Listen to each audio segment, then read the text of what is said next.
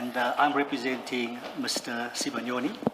I'm not alone today. I'm with my learned friend, Ms. Sampati Kofa Lebaking. I'm also with Mr. Svelishle Mfeka. I think he's sitting directly behind me. And then our instructing attorney is Mr. Mpoke Magani from the law firm Mpoke PK Magani Attorneys Incorporated. And of course, we have one of the other attorneys present as well, Mr. Wesley Manyaka. Thank you, Mr. Abrams, and good morning to you too. Good morning, Mr. Sibanyoni. Good morning to you too, Chairman. Thank you, thank you.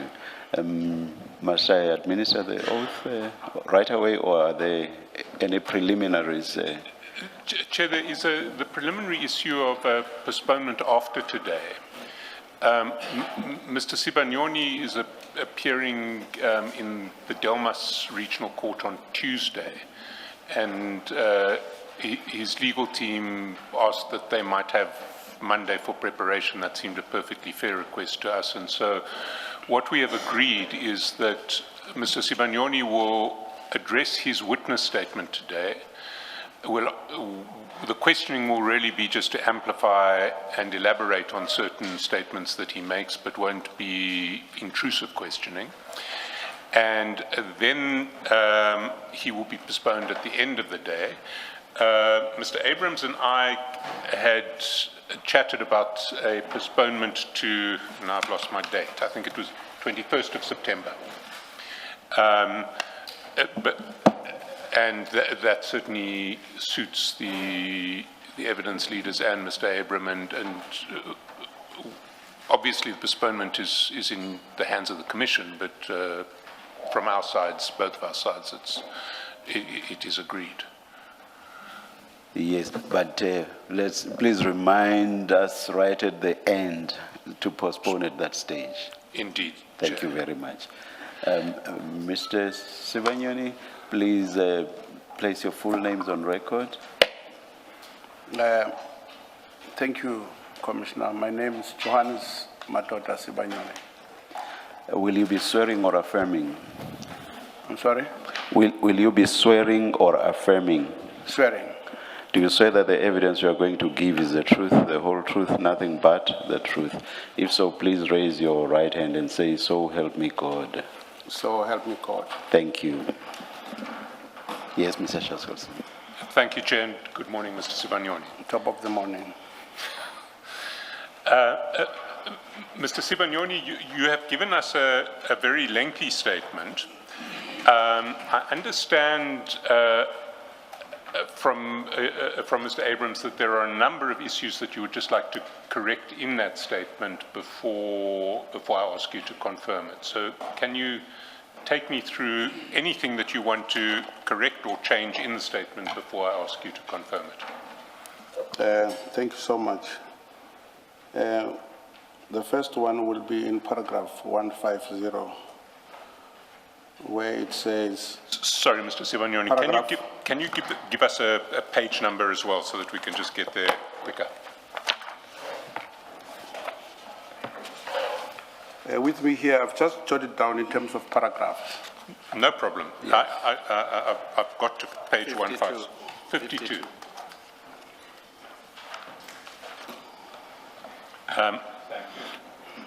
Yeah, in that one, what I wanted to clarify was me first meeting General Mkhwanazi. That was in the year 2020. 2020? Correct.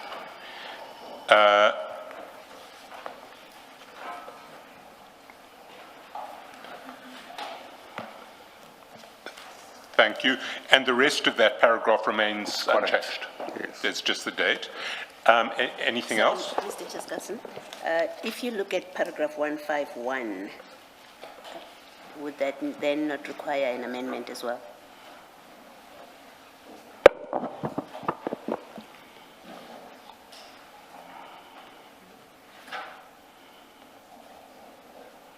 Paragraph 151. In the Which first one? line, The assassination attempt. you say, so 151, the context and purpose, you say the meeting took place in the period following the death of Mr. Msibi in 2024. Yes, And that's yet- the second one. That one is correct. Okay. So that would be a second meeting with That would be with a the second Lieutenant meeting. General. Yeah. Then can we also change in paragraph 150, because the first sentence says, I met Lieutenant General Nhlanhla Mkhwanazi on a single occasion. Yes, So you've met twice. yes, we met twice. So do we delete on a single occasion? No, we changed the first one. That says, that's paragraph 150. The first time I met him was in 2020.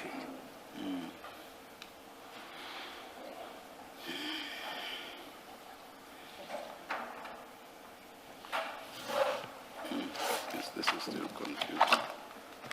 So it should read, I met Lieutenant General Nhlanhla Mkhwanazi for the first time Sure, around April 2020. correct. Okay.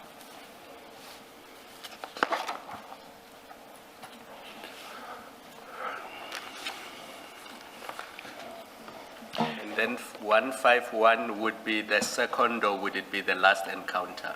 Did you meet him between 2020 and 2024? Yes, So 2024 referred to in 151 would be the last time you met him? correct. Thank you.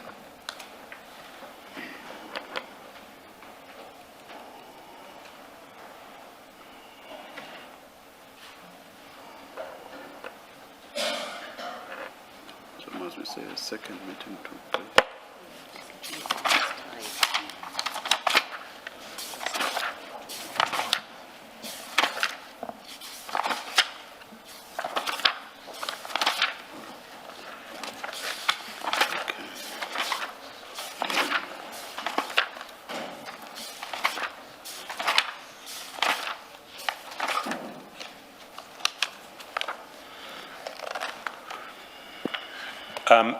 Anything else to correct, Mr. Then- Sibanyoni?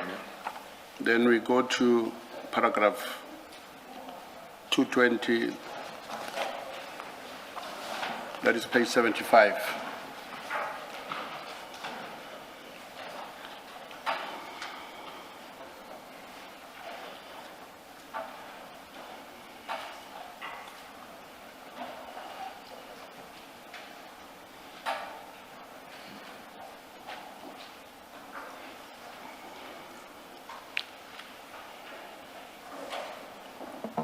And the correction? The correction is, please remove the first sentence at all.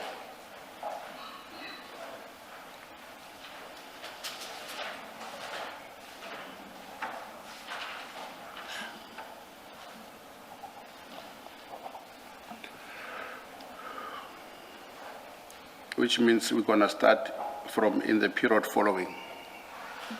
Noted. Then the third one will be 221, paragraph 221.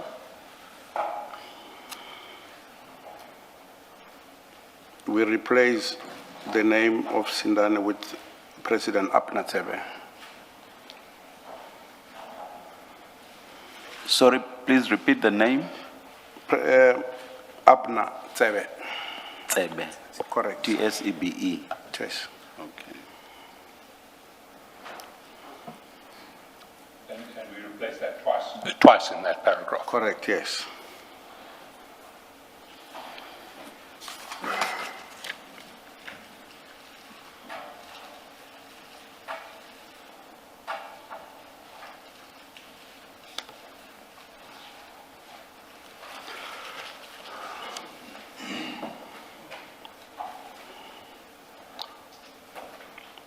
And is there anything else? Or is No, no, thanks.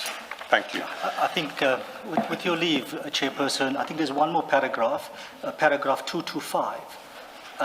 In the first line, the name Sindani also needs to be redacted and substituted with the name Tsebe.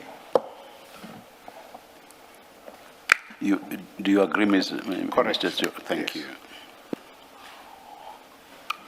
What do we then do with 226, the second sentence? Does it remain?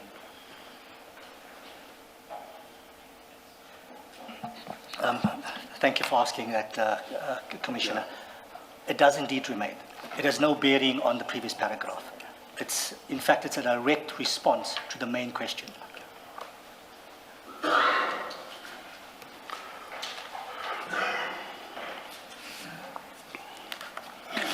You said that was all, Mr. Sibanyoni. Correct, Oh, Commissioner. thank you. Yes, Mr. Chaskalson? Then, Mr. Sibanyoni, can I ask you to go to paragraph 82 and just confirm that that's your signature at the end of the statement? Sorry, page 82, not paragraph 82. Oh, okay.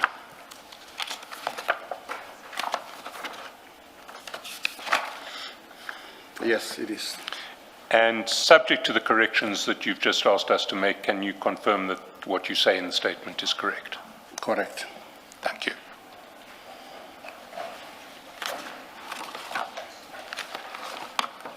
Now, your legal representatives have discussed with me the section of your statement from pages 1 to 15 that deals with the correspondence between yourself and the Commission and your reservation of rights that is recorded there.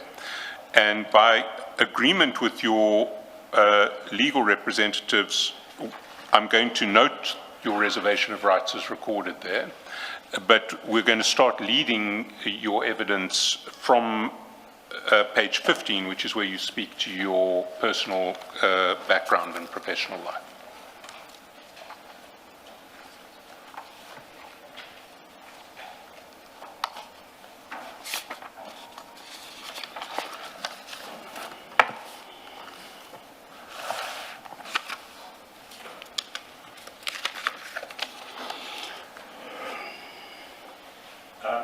And can I ask you then the first section that you speak to is your personal background and professional life, and maybe if I can ask you to read paragraph 23, which describes where you come from, and Page 15. at page 15, paragraph 23. Anti-flighting? Thank you, thank you.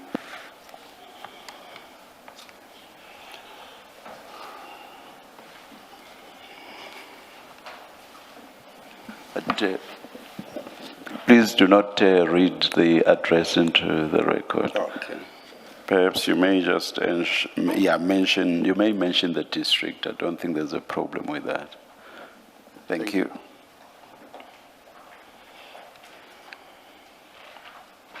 Can I start, Commissioner?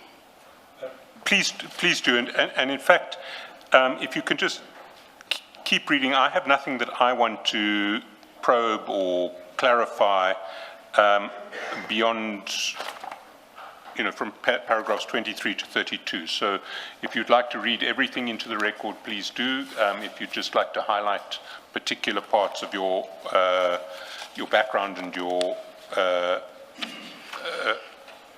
how you describe yourself and why you're here, feel free. You can read everything or as much or as little as you want. Okay, thank you. I was born in Katlehong, Germiston, raised in Kwagafontein, in the Nkangala district, Tembisile, Hani local municipality in Mpumalanga, which has been my parental home since the age of 5 years old, and which I regard as my community of origin. I've lived and worked in the Tshwane region for the past 25 years. I also maintained my parental home at Nkangala district, where I have built properties for each of my 3 wives. My roots in both Mpumalanga and Tshwane are deep, and my ties to both communities enduring. I'm a businessman and have so been for the past 42 years. My primary business interests encompass the minibus taxi industry and related services, property investment and development, community development. Specifically, I am the president of the South African Local and Long Distance Taxi and Bus Organization, abbreviated as SARBO. I'm a director of MJS and Sons Transport, a taxi business operating as a sole proprietor which owns and operates in excess of 80 taxis. I employ approximately 250 people across my business activities. I'm a director of Santaco Trading Property Ltd, trading as Taxi Choice, a specialized service partner of the South African National Taxi Council designed to formalize, secure, and streamline the taxi industry. I'm a director of the Taxi Recapitalization South Africa Pty Ltd, abbreviated as TRSA. I am the president of the Josie Banyoni Foundation, a non-profit organization dedicated to empowering marginalized communities addressing economic inequalities. I'm a director of Premiscan Pty Ltd. I hold property interest in the Tshwane region. I've built this business interest over more than 42 years through legitimate commercial activity. I'm proud of the business career I've built. I have at all times endeavored to conduct my affairs in accordance with the law. Before proceeding to address the substantive matters posed by the Commission, I consider it both necessary and appropriate to place on record who I am as a human being. Sorry, Mr. Sibanyo, you should please read the headings as well. Oh, okay. Thank you so much. My apology. No problem. Okay, we're back into A3. The man before this commission, faith, humanity, and personal identity.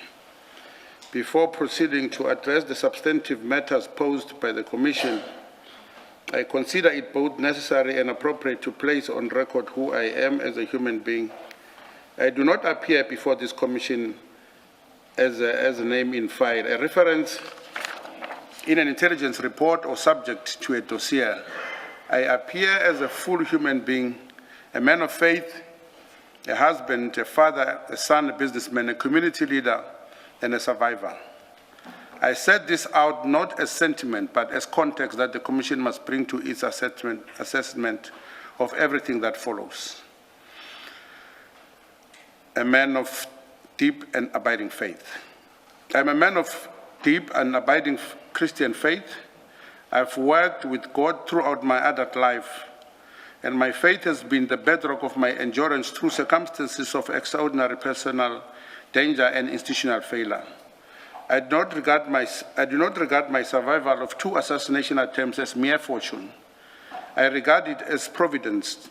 This faith is not peripheral to who I am. It is constitutive of it. It shapes the way I conduct my affairs, the way I treat people, and the way I approach this commission. Roman figure number 2, husband, father, and son. Equally important, I'm a husband and the father of my children. I've built a family and discharged my seriousness and care my responsibilities as a husband, as a father and a provider. I've also honored my obligations as a son to my family of origin. The violence and the persecution to which I've been subjected over many years has not been suffered by me alone. It has been borne by my entire family, who have lived for the years in the shade of threats that I've endured at extraordinary personal cost to shield them from. When gunmen opened fire upon me in 2006 and again in 2020, it was not merely a man they shot, it was a husband and a father. I know and understand the temptation to simply regard one as a mere statistic in an industry riddled with violence and simply contend that what must follow is violence that is not obvious. To do this will be a regrettable stance. Those who are compelled to appear before the Commission of Inquiry carry with them their families, their histories, and the human weight of everything that has been done to them, including the very after effects of life after Madlanga, with which this Commission must be acutely aware. The effect should not in the end be exacerbated exposure to danger and a multiplicity of attempts on one's life. The Commission must treat these issues with sensitivity they deserve, considering the actual circumstances that one and one family is likely to face after this. Roman figure 3, community leader and employer. Beyond my role in the taxi industry, I add that I'm a substantial employer of approximately 250 persons across my various businesses activities. A community leader and the founder and president of the Josie Banyoni Foundation, a non-profit organization dedicated to empowering marginalized communities and addressing economic inequalities. I've invested in the communities of which I operate with sustained commitment and personal conviction. The destruction of my industry standing and the ongoing threat to my life and liberty are not abstractions. They have direct and human consequences for the men and women who depend on me for their livelihood, and for the communities that have benefited from my commitment to development and upliftment. From figure 4, a survivor twice over. I have survived 2 deliberate attempts on my life in and around 2006 and on the 10th of August 2026, each time by the grace of God. 2022, sorry. Each time by the grace of God. I have returned to my family, to my faith, and to my community. The first time, the state failed to deliver justice for the attempt. As I address more fully in Part B, the perpetrators of the 2022 attempt were likewise not brought to justice for approximately 3 years. I have not been broken by these events. I have not sought private retribution. I have cooperated with every legitimate authority that has engaged me. That is not the posture of a criminal. It is a posture of a law-abiding citizen who has faith that the justice system, imperfect as it has been, will ultimately prevail. On figure 5, why I'm here. I am before this commission because, despite very clear and ambiguous willingness to assist the commission, I'm compelled to appear simply because could not be provided with the context and information that gave the rise to the Regulation 10.6 notice being issued to me. A subpoena was served upon me, and I appear under the legal obligations it creates. I do not minimize the obligation nor the Commission's authority to enforce it, but I appear not only as a compelled witness, I appear as a South African citizen who believes in constitutional democracy, who has tried over more than 40 years to build something of genuine value in this country, and who deserve, as every citizen to this republic deserves, the full protection of the law and the accountability of those who exercise state powers in his name. I appear with a sincere and deeply felt hope that this commission will be different from the institutions that have failed me before it. A5. The industry in which I've built... Sorry, Mr. Sibanyoni, if I can interrupt at this stage. From A5, you speak about the taxi industry as a context for a lot of the things that you're going to be speaking to in your statement. Correct. And I must say, from my side, I found what you had to say there incredibly informative and very, very helpful. For the purposes of going through it, I'm going to ask you to pick up, we're going to deal at length with the Shongwe Commission because you do at a later stage in your statement. So maybe on this section, if I could ask you to start at paragraph 35. And if there's anything, I mean, you don't say anything in 34 that you won't come back to in considerable detail later when we address the Shongwe Commission specifically. Unless you would like to, nonetheless, to repeat 34 and 33, I would ask you to skip to 35. Okay, should I start at 34, paragraph 91? That's what you said? No, page 20, paragraph 35. Where you speak to the... Just a minute, Mr. Chair.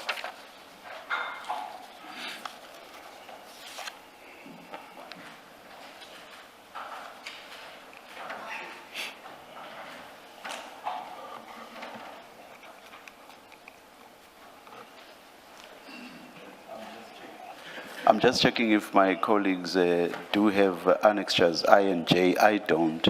No, and in fact, that was an issue I should have raised up front. Yes. Annexures I and J are on, we haven't been provided with annexures I and J yet because Mr. Sibanyoni and his legal team have been unable to obtain them. Oh, okay. But they are trying to source them from the two previous commissions. Oh, right. And when they're made available, we will, they'll be forwarded on to us.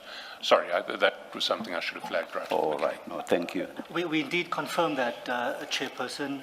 We have engaged the former secretary of the Shongwe Commission, as well as the author of the other commission that we make reference to, Yes.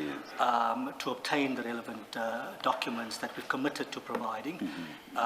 We have engaged some challenges in that regard, but we are working around the clock to retrieve the relevant documents and make them available to this commission. Thank you. Thank you. You were asked to continue from paragraph 38, Mr. Sibanyoni. 35, Chair. 35. In my head, I had 35.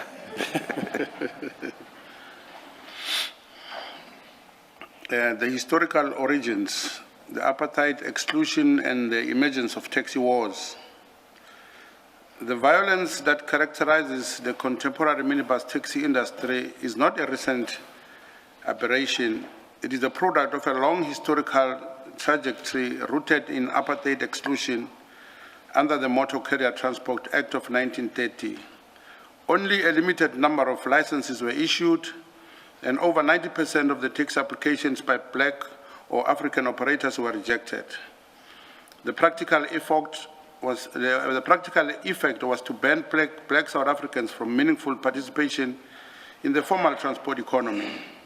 The industry that emerged under these conditions operated outside the formal regulatory framework out of sheer economic necessity and as an act of economic resistance and survival. The seeds of later conflict arising from issues such as contested routes, informal association structures, the absence of law dispute resolution mechanism, and the reliance on private enforcement were planted in this era of systematic exclusion. Paragraph 36. The Welgemoot Commission of 1981 limited its mandate to buses rather than minibus taxis, leaving the minibus operators without institutional support. Its recommendations contributed to the Transport Deregulation Act of 1988, as documented by the Shongwe Commission, drawing on research by Londega Princess Ngubane of the University of KwaZulu-Natal.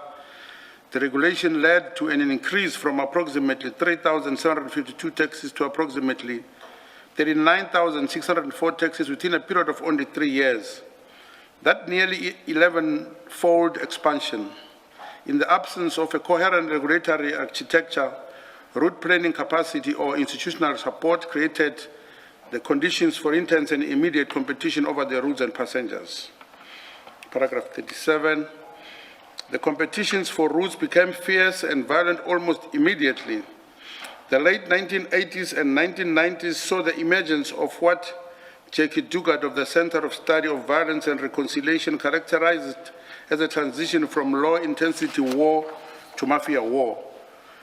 Taxi violence in South Africa between 1987 and 2000.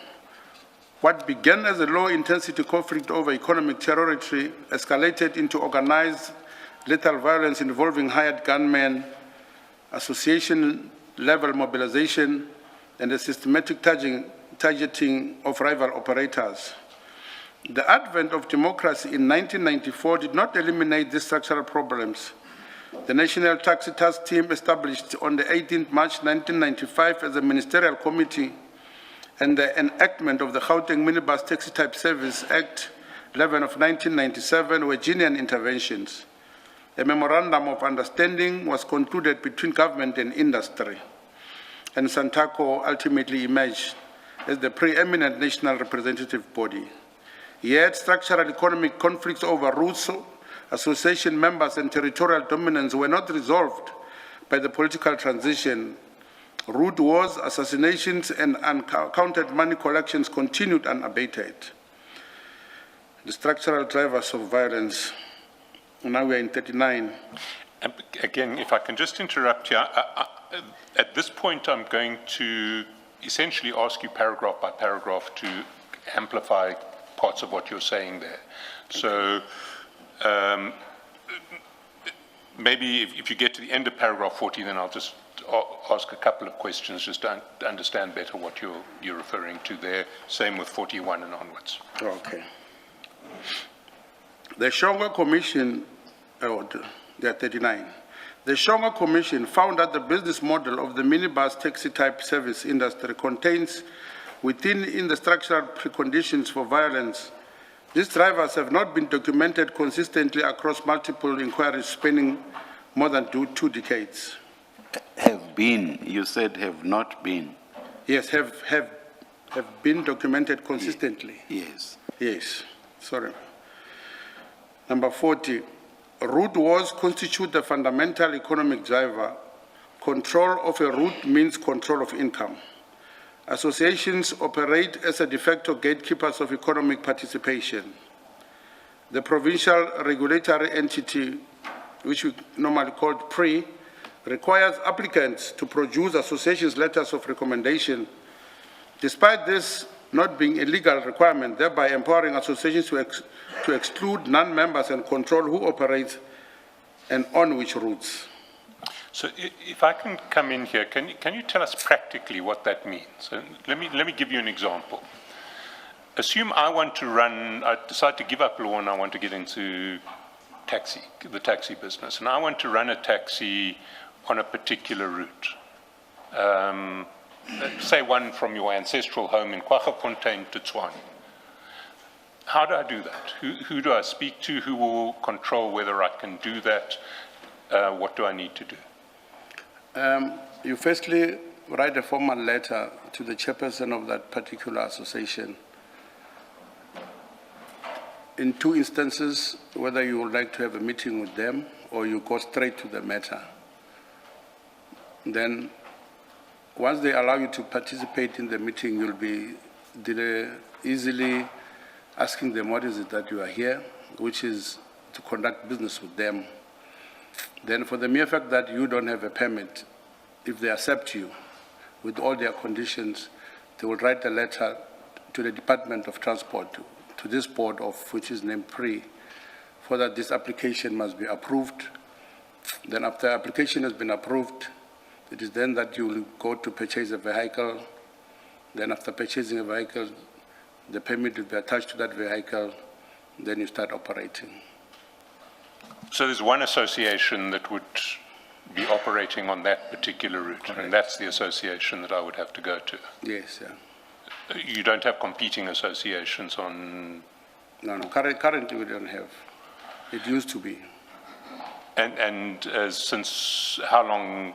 I mean, and is this one association, one route, a principle across the industry now, or is it sort of patchy across the country? It differs with associations, yeah. And so I go to the association first. Yes, you write a letter to the association. They they hopefully accept give it, me they an reply to you. audience, Yes. and I explain what I want to do, why I want to do it. Sure. They then assist me to apply to the department to get a permit. Yes, And the permit will be for that specific route, which is the route controlled by that association. correct. And I have to become a member of the association before they'll write me before they'll support my application. Correct. And membership of the association comes with what rights and obligations? The joining fee is there, yeah, which forms the backbone, because it has a receipt. And then are there sort of like monthly association dues that you pay as a member of the association, Yeah. or is it just the joining fee? No, there is that, but it differs with association to association. And you say in 40 that de facto, the PRE says won't look at your application for a permit unless it comes supported by an association, but that you say is not a legal requirement.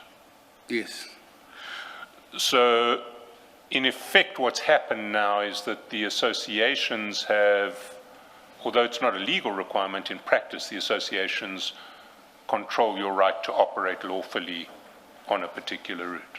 sure. Thanks. Sorry, before you move on, this process, this approval process, association and PRE, is it a once-off approval process that entitles you to then introduce further vehicles, or with each vehicle taxi that you want to introduce, you have to undergo the same process? No, not at all. It's a once-off payment. Then, as they accept you, you'll be getting some rules and regulations, because it differs from one association to another, in line that some associations, they operate with 10 taxis. You'll be given that latitude. Okay. Some others, 1 or 2, there it goes. Thank you. Can I then ask you to go to paragraph 41 where you talk about bucket money? And again, I'm going to ask you to possibly expand at the end of it. The practice known as imali yepakete, i.e. bucket money, involves the daily or the weekly collection of unaccounted funds from drivers by associations executives. The Commission found that associations have become a law unto themselves through this practice, that money is not properly accounted for and is used at the discretion of executives to fund security companies and payments of fired gunmen. A related practice, imali sugisi, sock money, involves drivers being given a daily target and paying themselves only after that target is met, insensitivizing reckless conduct and route encroachment. So again, just to clarify, you've got three different sets of players here. You've got the association, Yes, you've got the owner, who will employ some drivers, and then you have the drivers. correct. Now, the owner will be paying the association an entry fee and will probably be paying monthly fees as well that are formal fees in terms of the association rules. Yes, But of course, the owner's not physically present at the taxi rank or at every taxi rank. His drivers are the ones who are in the vehicles at the ranks. Now, as I understand what you're saying, bucket money is when representatives of the association, or at any rate of the association executive members, go to the ranks and say to the drivers, you've got to put money in the bucket. Is that correct? it's called the bucket money, not just like you've got your literal bucket. Yeah. Yes, it's Sure. just called like that. Maybe it started out that way. Yeah, it's not that, but it's called like that. Okay, Yeah. so they come and say, okay, where's the bucket money? And will they say, is it like a flat rate? Is it a percentage? What are we talking about? It's just a flat rate. So they'll go to a driver and say, I want 500 rands for you. No, it can't be like that. Sorry? Yeah, it's a flat rate. It's a just flat a flat rate, yeah. And everyone pays the same Everyone flat rate. pays the same. And that money is just, according to what you say there, is presumably is paid in cash. Yes, And then it is a sort of slush fund that the executives of the association can use as they want. yes, You talk about some of it being used to hire hitmen. yes. You talk, is some of it just appropriated by the executives and just kept for their own cash, or are there certain informal rules relating to bucket money? There are no rules, to be precise, but this is what is happening. And I must put it on record that, yes, we normally see those kind of actions. Hence, as leadership, we're preaching that this is not the only way to go. We've got very formal ways where we can address this thing, because these are the things that are leading towards violence in the industry.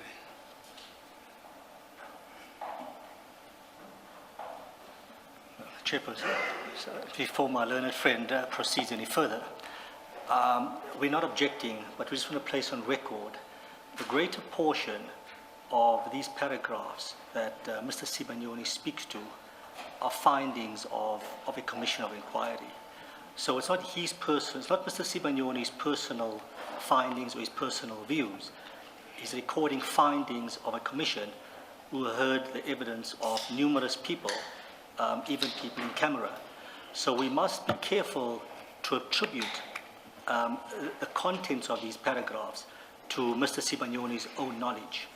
I would just like the Commission to reflect on that, and also my learned friend, just to be mindful of the questions posed to Mr. Sibanyoni and his ability to respond to some of these questions, because he certainly would not be able to respond to all of them simply on the basis that these were findings of a Commission of Inquiry and not his personal assessment or views or findings or position.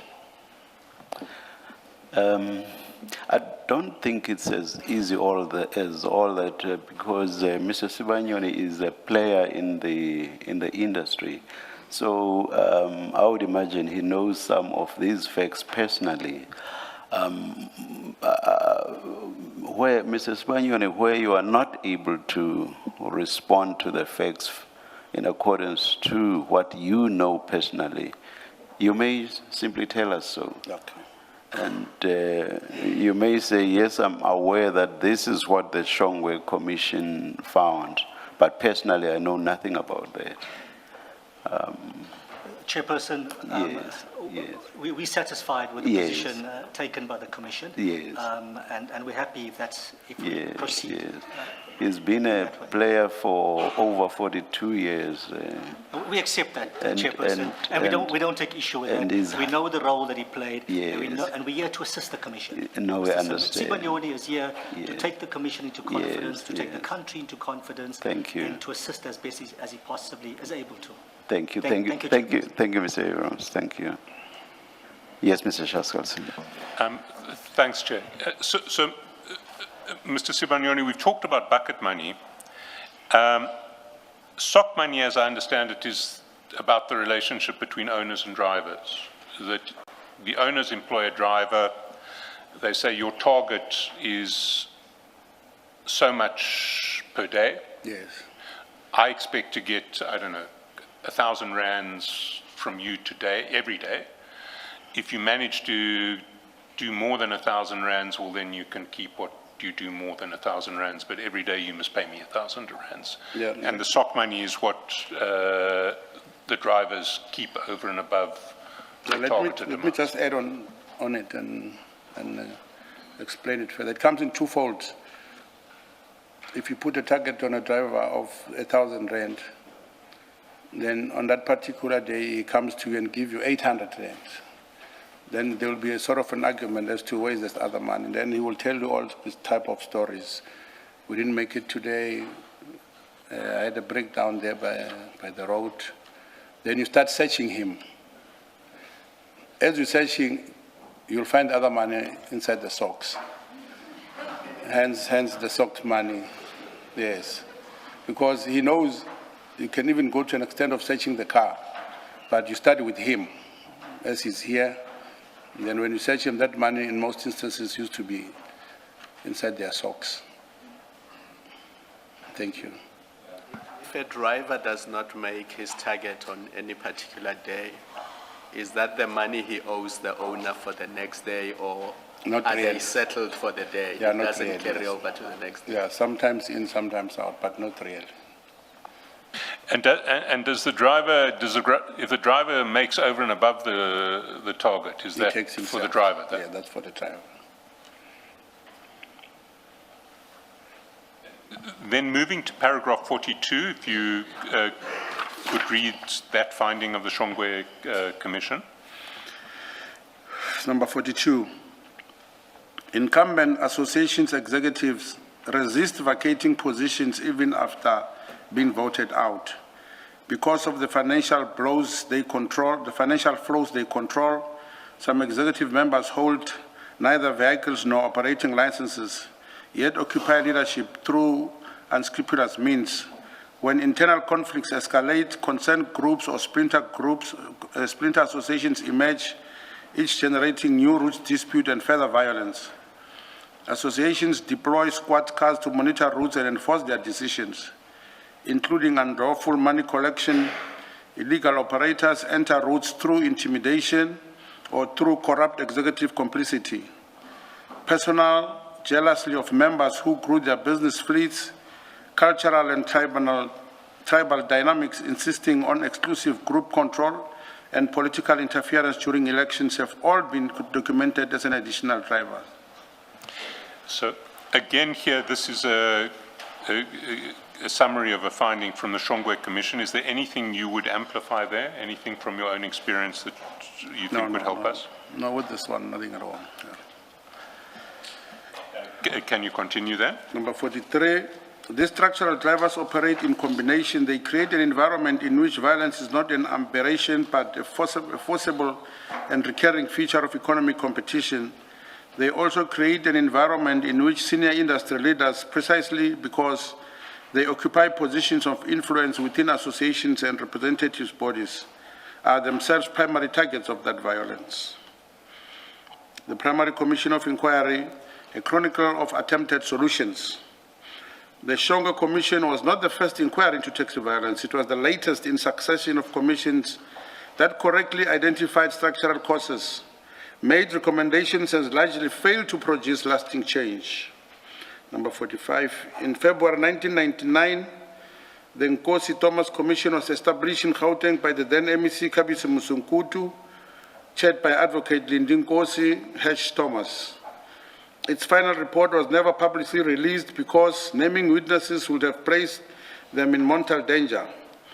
The suppression of that report is itself evidence of the depth of the security crisis surrounding any attempt to investigate taxi violence through public processes, a pattern of witness vulnerability that persisted for decades and that the Shongwe Commission would later address through extensive in-camera hearings. Number 46, in May 2000, a commission was established in KwaZulu-Natal. Its provincial significance is compounded by the fact that KwaZulu-Natal was subsequently identified by the Shongwe Commission as a primary source of hired gunmen deployed into Gauteng taxi conflicts, a finding that speaks to the cross-provincial structures character of the violence. Number 47, in 2005, the Western Cape Commission identified corrupt activities within the Western Cape Operating License Board as a central cause of conflict and recommended a semi-permanent dispute resolution body. That recommendation had still not been implemented when the Shongwe Commission reported in 2021, 15 years later. The Shongwe Commission itself made the same recommendation. The recurrence of the same prescription across commissions separated by more than a decade is itself evidence of a systematic non-implementation. Number 48, at the inception of the Shongwe Commission in November 2019, Justice Shongwe stated that he was not aware of any prior commission into the taxi violence in Gauteng that have produced a final official report. The industry has not suffered from a shortage of diagnosis, it has suffered from a shortage of implementation. Can I stop you there? Do you have any theories as to why there's been no implementation? Where have the stumbling blocks been? You specifically in this Shongwe Commission, or all of them? Across the board, you're saying there is a decade of systematic non-implementation of recommendations. Do you have a sense of why that is the case? If not, you don't, just say no. Yeah, from my side, all I know, in the Gauteng Commission that I was part of, giving evidence at the time as to matters of taxi-related conflict, I personally gave evidence there relating as to what is it that I see happening. But what happened when we are about to come to finality of that, ultimately what we found, it was on the day, it was supposed to be on a Monday, then we found a message that the commission has been disbanded. There's not enough money. So I'm explaining this because I was there personally trying to give guidance or advising the commission at the time. But as for any others, I will never be sure as to what happens to those. And when you speak to the Gauteng Commission, you're talking about the Nkosi Thomas Commission? Yes.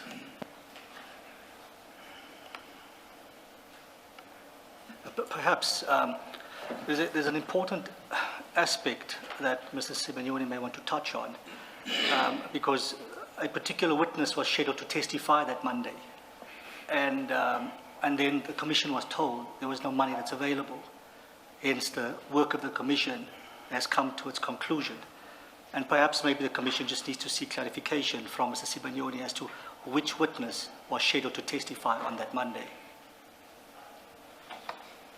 Thank you. Please respond to that. Yes, I'm responding to that. Yes, thank you. On that particular Monday, unfortunately, Mr. Jotham Si was the one who was supposed to come and testify. So all eyes and our ears were glued to hear his testimony. Because in his affidavit, when he replied, it was said he was no more a taxi owner, he was in the business of construction. So we were all eager to understand as to what the Commission is going to ask him about that, because he has licenses and all of those things. But unfortunately, a word came from above, the Commission has got no money anymore. Then we were frustrated, all of us, after that. And that affidavit presumably was submitted to the Commission? Was submitted to the Commission, yes.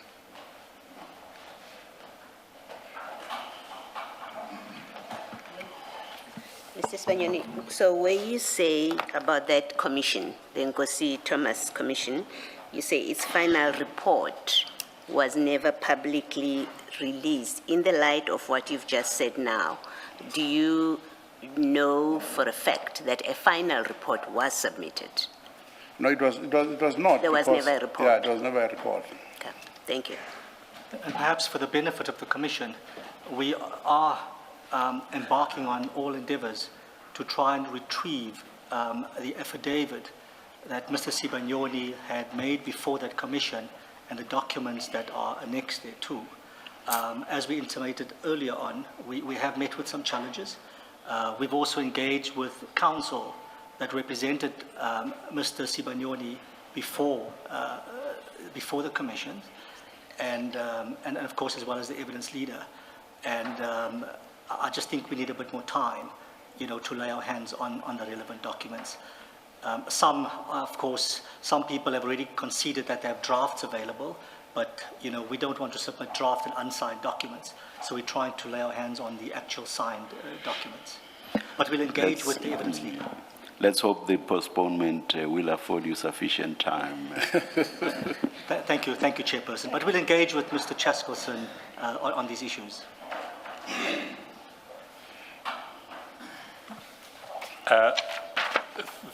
Thank you. Mr. Sibanyoni, you then moved to discuss the Shongwe Commission in quite a lot of detail. And you discuss the immediate factual context in paragraph 50. And you talk about 12 people being shot and killed in Gauteng in connection with taxi violence during November, December 2019 alone. Do you have any more detail in relation to those killings? Were they related to specific fights between specific associations, or do you not have that detail? We're in number 50. Paragraph 50, yes. Can I read it loud so that I familiarize myself? Yeah. The immediate factual context was stark. More than 12 people were shot and killed in Gauteng in connection with the taxi violence during November and December 29 alone. The immediate context for the Commission's establishment. What I can explain in this paragraph is, for the mere fact that I met the leadership of the industry, I'll pick it up when somebody has been shot at. So from different levels of associations across South Africa. So in this particular instance, all I was trying to explain was the number of people that they are on record and hearing that certain particular individual in Western Cape, in Gauteng, Soweto, something like that had happened. But for me in particular, to mention that in 2019, what I know about 1 or 2 members that have been killed that are maybe close to me, no. Thank you. And then if you can pick up at paragraphs 51 and 52. 51. The Commission sat approximately 14 months, encompassing 113 sittings at the MON Conference Center in Parktown, Johannesburg. It heard evidence from 127 witnesses.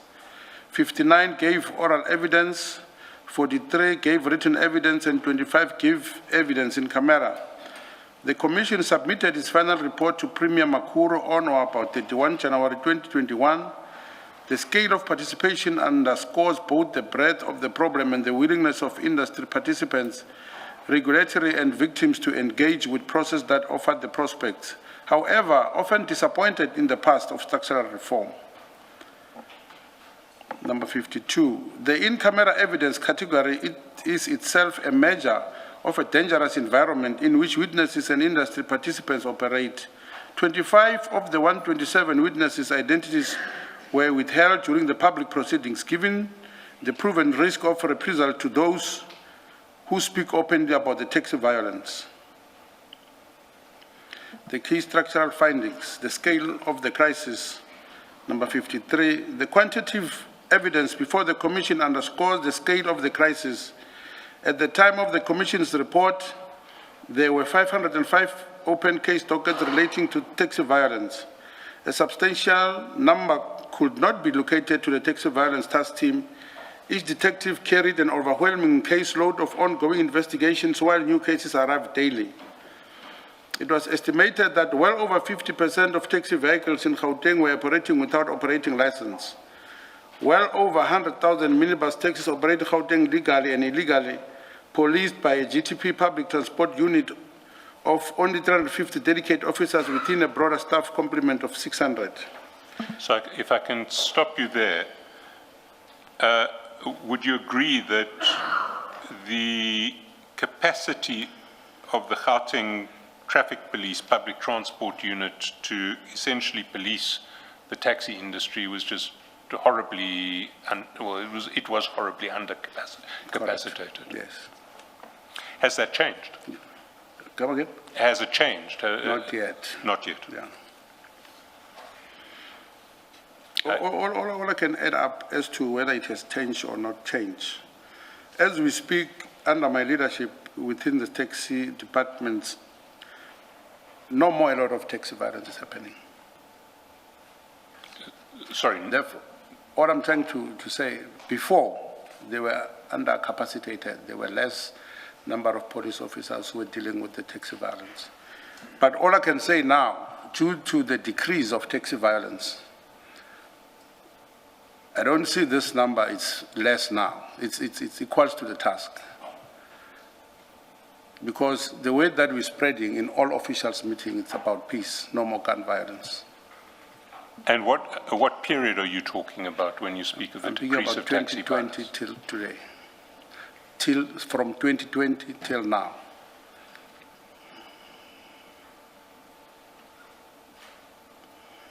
And your sense is that there's been a significant reduction in violence in the industry? Correct. If you can then continue to 50, sorry, 54. Did you want to add something? No. If you can continue to 54. Number 54, the PRI was found to have failed to operate lawfully and independently. It requires association letters of recommendation as a de facto condition for operating license applications. Despite this not being legally required, it does not appropriately vet applicants for criminal records. It does not monitor compliance after issuing licenses.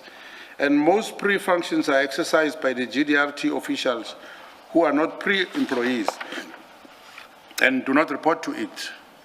The Operating License Administration System called OLAS and the Registration Administration System called RAS were found to be outdated, designed for the National Land Transport Transition Act, not the NLTA. Slow and vulnerable to fraudulent manipulation, with fraudulent entries found to occur on Sundays and evenings when no one should have been accessing the system. Number 55, fraudulent route allocations was also documented. The Africa Mall route was registered to 2 associations, with one apparently having occupied irregularly through the assistance of certain GDRT employees. Violence followed. Cases remained unresolved years later, and those responsible were likely still employed at the GDRT. The Inkabi phenomenon. Before we deal with Inkabi, or is Inkabi, what you've described here as Shongwe Commission recommendations, do they still reflect the status quo today? Has that changed? Not yet. It hasn't changed yet? It hasn't yet changed.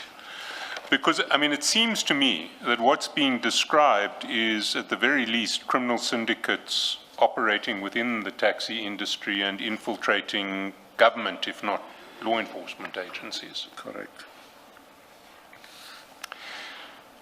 The Izinkabi phenomenon, the Shongwe Commission's findings, number 56, among the most significant findings of the Shongwe Commission and of direct relevance to any question before this commission employing the term Izinkabi is the documented phenomenon of hired assassins in tax-related violence. I address the specific question raised in notice paragraph 2.17 fully in part Q of this statement. I set out here the structural and factual background established by the Commission. Sorry, if I can just clarify, you're talking, when you refer to the commission there, it's the Shongwe Commission. Yes, yeah.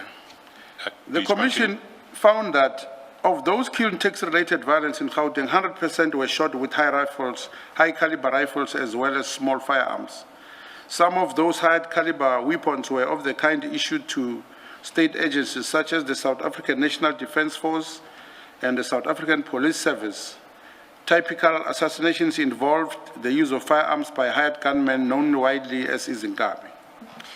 Can I ask again, can you just explain that first sentence? And I appreciate you reporting a finding of the Shongwe Commission, but do you understand that finding to mean that in every case of taxi violence, a high caliber rifle is used? That no Izinkabi team will go out without an AK-47 or an R4 or some high caliber rifle like that? Is that what is being said in that first sentence? Yes. Thank you. Number 58, Izinkabi are hired specialists in contact killing, brought in specifically for targeted eliminations. They are typically recruited from other provinces. KwaZulu-Natal was prominently identified as a primary source. They are paid large sums of money to take out operators as directed by those hiring them. In some instances, payment takes the form not of money but of being allowed to operate on certain routes, a practice that itself generates further violence. Hiring is done both by individual operators acting alone and by groups. Some of the money used to pay Izinkabi is sourced from the bucket money system. Security companies from KwaZulu-Natal have been hired by associations to instill fear at the ranks and openly display high-caliber firearms without permission. Certain killing... Sorry, again, can I stop you here? Because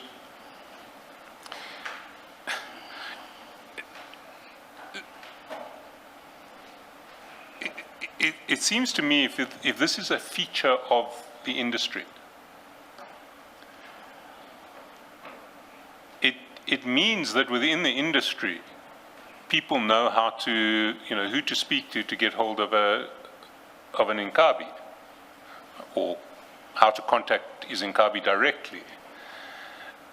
You can't have a system of this nature without knowledge of the identities or the associates of the Izinkabi freely available. Is that a fair assumption? No, not at all. No. Yeah. So how does the system work?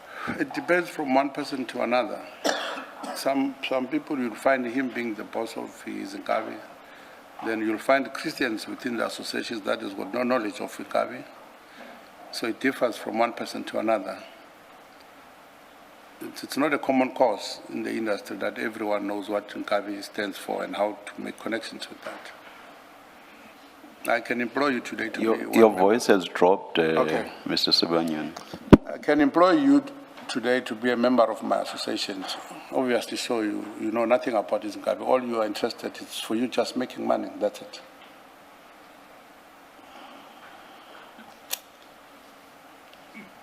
But if this, but there must be a substantial part of the industry Like what? that, well, I'm asking you, I don't know about the industry you do, but here we have a finding of the commission. Yes, yeah. Essentially saying that there is a systematic practice within at least large parts of this industry that people enforce control through violence and in particular through the use of izinkabi, which means there must be substantial sections of the industry that are at very least able to access izinkabi when they need them. Also, it depends on the leadership at the time. If you've got a leader that is used to fight his battles through Inkabi, then that particular space within that particular time will be led by Zinkabis through that particular leader, not everyone. So if you've got a leader that has got no clue to deal with the Zinkabis, then your association is at peace at all. Well, we'll get to specific cases later. Okay. When you talk to them. Maybe you can illustrate then. Okay. And if you can continue for now. Number 59, certain killings specifically target the hired assassins after the fact to eliminate evidence of who commissioned the killings. This cycle of assassination, counter-assassination, silencing of witnesses, and the hiring of new Izinkabi is a self-perpetuating and an extremely difficult to investigate. Number 60, the Commission also identified 10 specific violence hotspots in Gauteng, Johannesburg Central, Everton, GP, Tsakane, Moroka, Linasia South, Ivory Park, Oliven Woods, Posh, Alexander in Hillbrow, with Jamestown and Phosphorus additionally mentioned. Number 61. Maybe if you can amplify here. When I look at these, I don't see areas that I associate with you. Yes, yeah. Your associations haven't No, not operated at all. in any of Not at all, those. yeah, not at all. If you can continue then. Number 61. Critically, the term Izinkabi does not carry a single fixed meaning in all contexts within the taxi industry. In its criminal connotation, the connotation in which this commission employs it in notice paragraph 2.17, Izinkabi refers to contract killers. However, within the internal lexicon and established culture of the South African taxi industry, the word Izinkabi is also widely used to refer to guards deployed at taxi rank, individuals who maintain order and security at the rank facilities, protecting drivers, commuters, and rank infrastructure. This dual usage is well understood by those who with experience of the industry. Any engagement with evidence employing the term must be attentive to this distinction. I address this fully in Part Q. Law enforcement failures, the Shongwe Commission's findings, number 62. The Shongwe Commission findings on law enforcement are among its most significant. They describe a structural pattern directly relevant to this Commission's terms of reference, which concern centrally the infiltration of an undue influence over institutions of the criminal justice system by criminal syndicates. Number 63, Section 13.d of the National Land Transport Act 5 of 2009 prohibits law enforcement officials and their immediate families from holding any direct financial or business interest in the public transport sector. The Commission found that this prohibition is widely violated. The leadership of both the Gauteng NTA and the leadership of Santaco confirmed before the Commission that it is widely known in the industry that some operators are proxies of law enforcement officers. Can I stop you here? I mean, you're talking about a confirmation to the Shongwe Commission that some operators in the taxi industry are proxies for law enforcement operators. Are you aware of cases of this nature? Yeah, I'm aware of such cases, not particularly in my association, so to put it. No, but just more broadly, because certainly the Commission would be interested in knowing which operators are serving as proxies for law enforcement officers. Yeah. Would you be able to assist us in that regard? No, with that, I'm not 100% sure, because this is it's a known fact somewhere within the tax association that some are proxies. It's a known fact, but you need to be sure as to which associations and who exactly are those people. Then you'll find it in some of the conflicts. It will be, this matter will always stand up, that we are in this conflict because of this. But for the mere fact that we are not there local on that association, you can't pinpoint as to which officer for sure is a proxy to the taxi industry. But is this information that you would be able, through your connections in the industry, to be able to assist us with? Could you? No, unfortunately, that one, it's not possible. Okay, well, Because it's a man-to-man agreement. It's not easy to find it out. all right, if you can continue.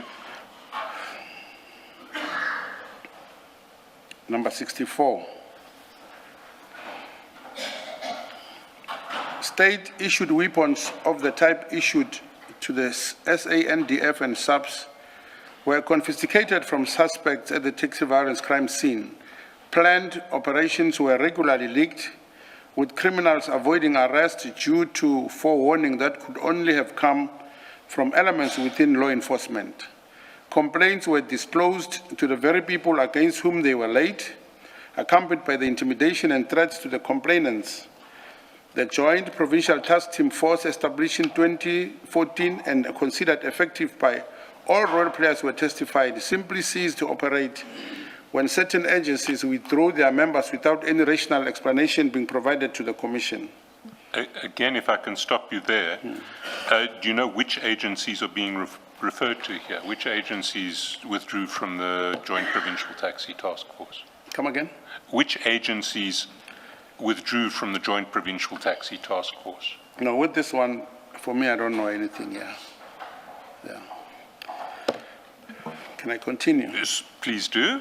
Number 65, investigative quality was found to be deficient throughout. Crime scenes not properly secured, witnesses not interviewed while evidence was fresh, exhibits not collected or recorded, CCTV footage not gathered timeously, ballistic links to other provinces not followed up, cell phone data not effectively utilized, crime intelligence absence from operations. SAPS management accepted all these findings unreservedly and without dispute. Some law enforcement officers were found to accept bribes from the errant operators as a matter of norm, to the point where taxi drivers budgeted for corrupt encounters. Officers of the GTP public transport unit are bribed at higher rates than others because they discontinue a vehicle from operating. Extortion is also practiced. Both parties to these corrupt exchanges have become brazen that they no longer conceal them. Number 66, these findings... And just before Mr. Sibanyoni continues, the question posed by Mr. Chaskelson in respect of paragraph 64 in relation to the members that withdrew from the Joint Provincial Taxi Task Force, that information is in the report, and we have annexed the report, so we'll be able to extract the information from the report. I thought I'll just place it on record that it is there. We couldn't, of course, include everything, in Mr. Sibanyoni's affidavit to this commission. Thank you, Mr. Abrams. Number 66, these findings describe not isolated rogue individuals, but a systematic pattern of conflict of interest, proxy ownership, forewarning of operations, and the use of state-issued weapons in taxi violence. That pattern is a structural feature of an enforcement environment. It is directly relevant to the Commission's mandate and to the evidence that will be placed before it regarding relationship between industry participants and the law enforcement officials. And these findings of the Shongwe Commission, are they consistent with your knowledge from your experience in the industry? They are not 100%. Which in particular would you take issue with? Okay, can I repeat it again so that I just identified clearly to you? More especially at 65, like it has been like the report, as my advocate has already indicated to you that it is in some of the annexes. Some of these things mentioned here, the late arrival of the police, the police not interviewing people on time, the CCTV footage not gathered timeously, some of the things, much as the findings of the commission has indicated, are not the core thing to identify exactly the perpetrators of violence. Sometimes, for an example, you can see someone in a CCTV camera, but it's not easy to identify him. At some point, people got arrested based on the information from the CCTV camera just because of the stature. Yeah, just because of that, not exactly the same people. At some time, people seem to be the same, but don't you find that they are not the ones? The broad picture described by the Commission is of criminal syndicates operating inside the taxi industry and infiltrating not just government agencies, but also law enforcement. Do you think that's like what? Well, what is reported? Yeah, hence I'm sorry about that. Hence I say not most of them. Some of them I can concur with them, some I will not concur with them. Why concur, why not concur, is because I know my dealings. If I'm not involved with these particular things that have been mentioned here, then therefore I particularly know nothing about that. It depends from one particular leader to another leader. How does he deal with this thing? No, I'm not asking you to say that you are part of a syndicate. You've made clear several times in your statement that you deny that. Yes. But certainly the picture that is described is that within your industry, there are criminal syndicates operating. Yes. And that those syndicates are able to infiltrate partly the transport department and associated institutions, but also law enforcement institutions. Yeah, I will concur with the Department of Transport, whereby you find that, as it has been mentioned already, that you find some routes, for example, the Midrand Mall, when it was mentioned that they issued 2 operating licenses from 2 different associations for one particular route. It tells you that there is an infiltration because permits were issued on a Sunday. It tells you that there is an infiltration. The system on its own. And what is said about bribing law enforcement officers and the like in the Shongwe report, is that not something that you hear about it? Yes. Yeah. If you're in that space, you will hear about it. For an example, one will just post about it that with me, I've got a connection, you won't do anything about that. You'll hear someone talking about it, but you won't exactly mention as to who his connections are. But it is a pattern that happens. Yes. Yes. But someone boasting about it is at least holding himself out to have infiltrated law enforcement. Let's continue on the recommendation. The Shongwe Commission's recommendation number 67. The Commission's key recommendations submitted in January 2021 included the following. First, at number 68, first, structural reform, 1 township, 1 association. Associations to be rationalized so that there is only 1 association per town or township, limiting associations to their lawful mandate and removing them from operational matters. This model is already practiced successfully in the Free State. Number 69, second, corporatization, individual operators to be encouraged to hold their interests through corporate structures, reducing the incentive for targeted individual killings and creating conditions for proper accounting, taxation, and regulatory compliance. Number 70. Third, a dedicated, well-resourced permanent taxi violence unit within the SAPS tasked with concluding all 505 outstanding dockets through prosecution-driven multidisciplinary investigations led by a senior officer with detective experience with active crime intelligence participation. Number 71. Fourth, money laundering investigation capacity within the SAPS for taxi violence cases. Some incidents of violence were preceded by moments of monies often collected illegally from the taxis in the ranks, tracing the flow of pocket money, security company payments, and the payments to Izingabi is indispensable to investigation the commission of violence. Number 72. Fifth, innovative witness protection to encourage eyewitness participation the current system being inadequate for the dangers facing witnesses in tax-related prosecutions. Number 73. 6, a complete overhaul of the OLAS and the RAS information system with integration into a NATIS and the Department of Home Affairs, elimination of all fraudulent routes registration and criminal charges for those responsible.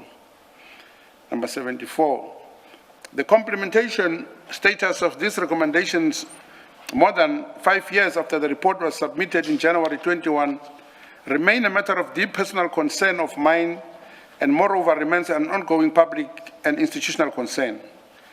The cycle of violence in the industry will not be broken until the structural prescriptions are meaningfully implemented. Mr. Banyoni, please read the first sentence again, 74. The implementation status of these recommendations, more than 5 years after the report was submitted in January 2021, remains a matter of deep personal concern of mine and moreover remains ongoing public and institutional concern. The cycle of violence in the industry will not be broken until the structural prescriptions are meaningfully implemented. Mr. Sibanyoni, what is OLAS and RAS information systems that you refer to in paragraph 73? And OLAS is a document that you found when you submit an application to the Department of Transport. Then that receipt that they give it to you, it's an OLAS. Then a RAS, it's a document that you get from the Department of Transport whereby all members of that particular association are written in that particular paper. Thank you. Just to assist Commissioner, OLA stands for Operating License Administration System, and RAS is the, I think, Registration Administration System. They are terms that appear earlier in the statement. My own engagement with the Shonga Commission and its relevance, I recorded... Sorry, Mr. Sibanyoni, if we can just pause here. I'd like to deal with your engagement with the Shonga Commission, but I'd like to do that once we've located Annexure J. Oh, okay, cool. So maybe if you can move to paragraph 77 and pick up there. Okay. It is submitted in the context of all that follows in this statement that the structural facts set out in this part are of foundational importance. A senior industry leader who has spent 4 decades in this environmental necessarily operates in daily proximity to its risk, its organizational dynamics, its conflicted enforcement landscape, and its violent fault lines. The mere fact of operating at the highest level of this industry cannot, without more, be construed as participation in criminality. The attribution of criminality to any individual must be assessed carefully against the full structural context this part has described. Number 38, I deny emphatically and absolutely that I am or have ever been a member of any criminal organization, the cartel, the syndicate, or grouping. I've never directed, financed, commissioned, or participated in any unlawful activity. I've never been tried or even convicted of any criminal offense. The Delmas charges are charges which I deny and I intend to contest fully so. Number 79, I'm known by the nickname of Joe Ferrari. I confirm this.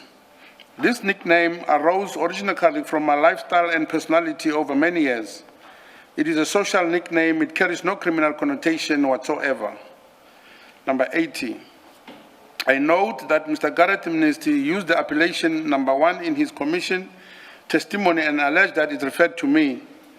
I do not use that name or allies to refer to myself.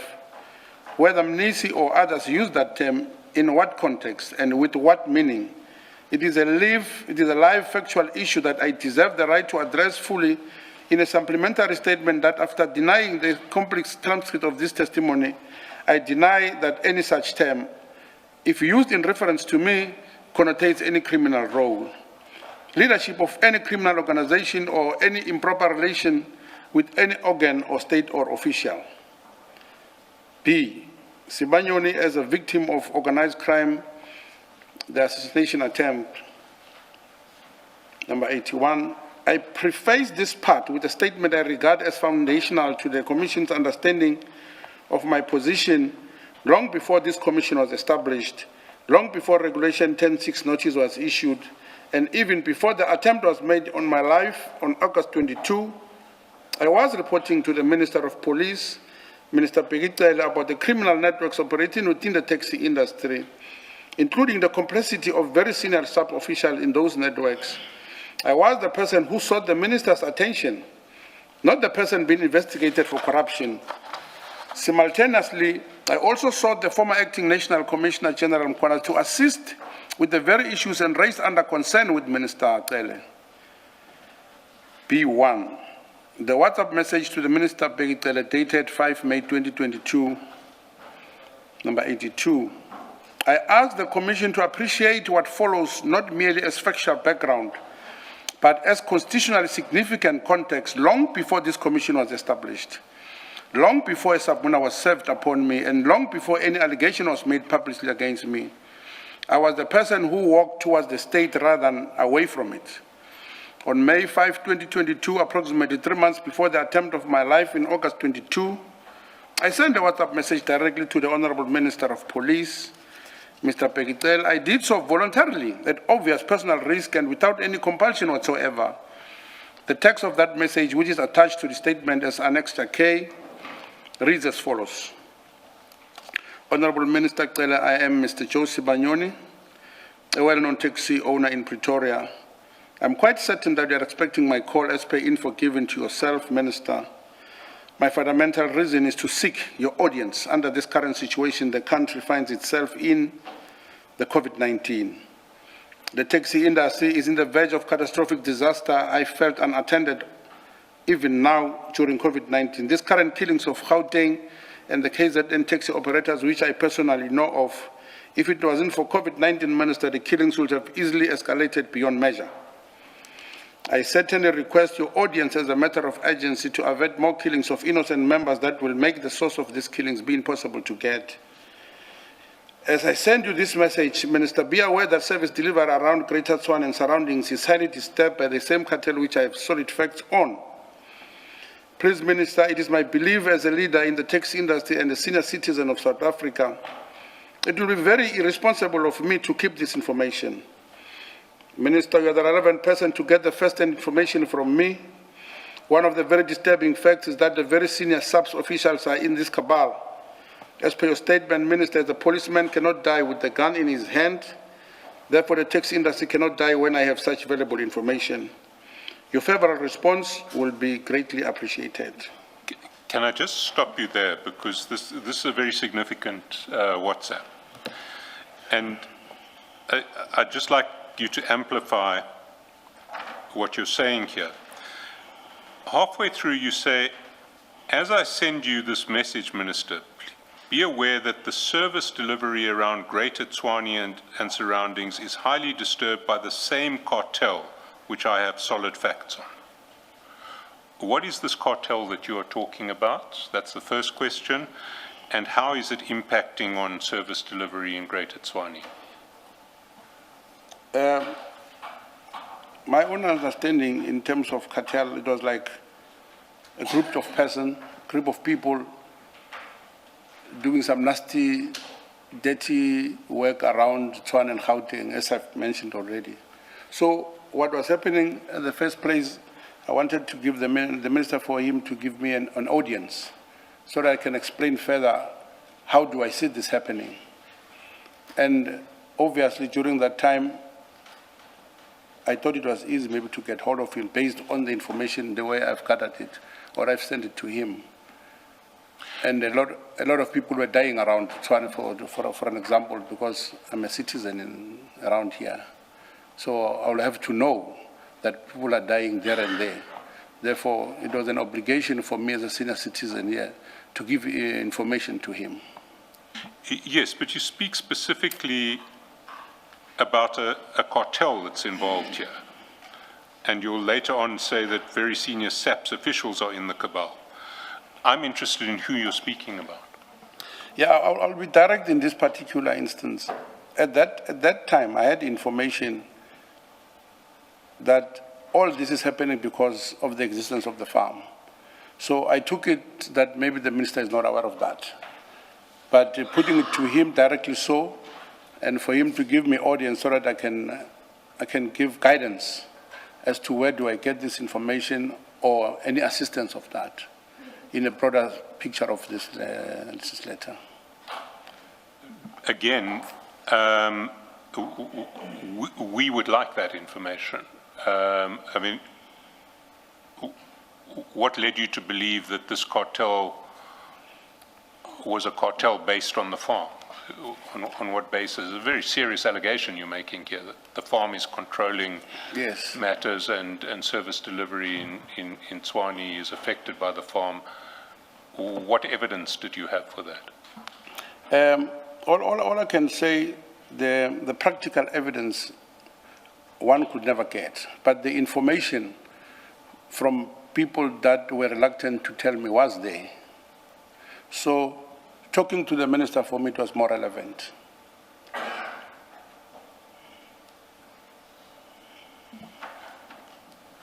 Can you please say more on the open quote, solid facts, close quote, that you told the minister you had?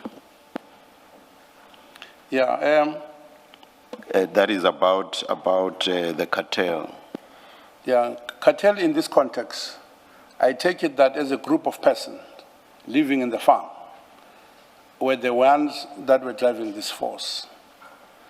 Not to say that this particular person, but being there, and from the information that I gathered from one of my friends who is a deceased now, I was quite certain that this matter comes from them.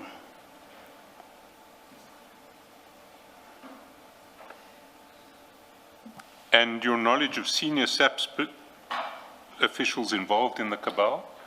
Who No, are you I referring heard about that. From the information that I gathered, one will be knowing exactly that police are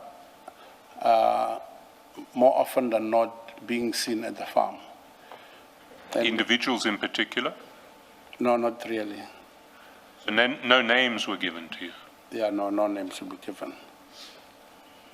So if General Cele had given you an audience, what would Yes. you have told him? I was going to indicate to him, given the history of my taxi experience first, so that I take it into confidence as to what I'm going to talk about. To start with, it's something that is happening.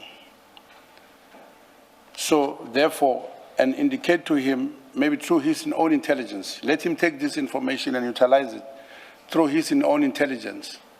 But the place will be clear that it doesn't originate from Cape Town or Durban. This thing originates from one particular place.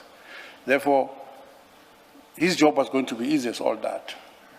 That was my understanding. And when you refer to the farm, you're talking about Mr. Msibi's Correct, farm. yes, yeah. But it seems to me, I mean, I must confess I was hoping that you would be able to give us a lot more detail than you just have. Because it seems to me from what you're saying now is that the only specific information that you had in relation to this was that a cartel organized around Mr. Msibi is infiltrating service delivery in Tshwane and has access to senior SAPS officers. Did you have any more information than that? No, not more information. It can be specific, direct to this particular person, or because that's a broader picture of what I've heard. Because, I mean, what your WhatsApp speaks of is solid facts, first-hand information. What was the first-hand information you had? How do I understand it? You've got your colleague here next to you. I mean, if he talks to you as a brother, to start with, you've got no reason to underestimate his statements as to whatever he gives you, because you'll be interrogating him, then you'll be at the end of the day convinced that it is exactly this thing is happening. Okay, what do I do next after that? I approached the minister as an umbrella to this whole thing. No, I understand that, but what I'm really concerned about is essentially the lack of detail in the information that you had. You had no more information than Bigger than that Mr. Msibi is running a cartel out of his farm and infiltrating law enforcement and Tswani service delivery. Yeah, 50-50 in a sense that the information was clear to me that whatever was happening was from the farm. The information was clear and I was convinced with that. Therefore, I need to take it to another level to assist.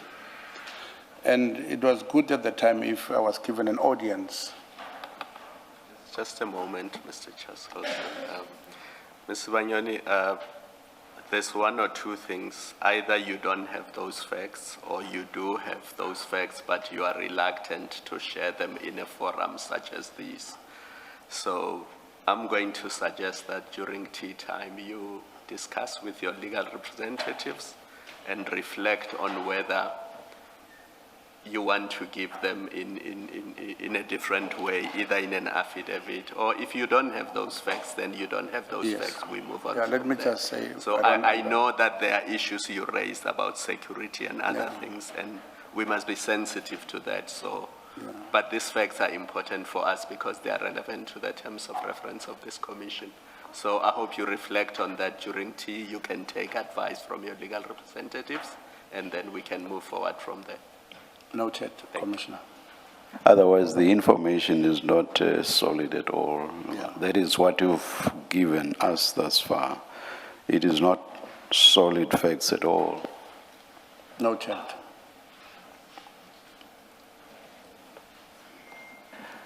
Let's take the adjournment and resume at 11:40. Let's adjourn.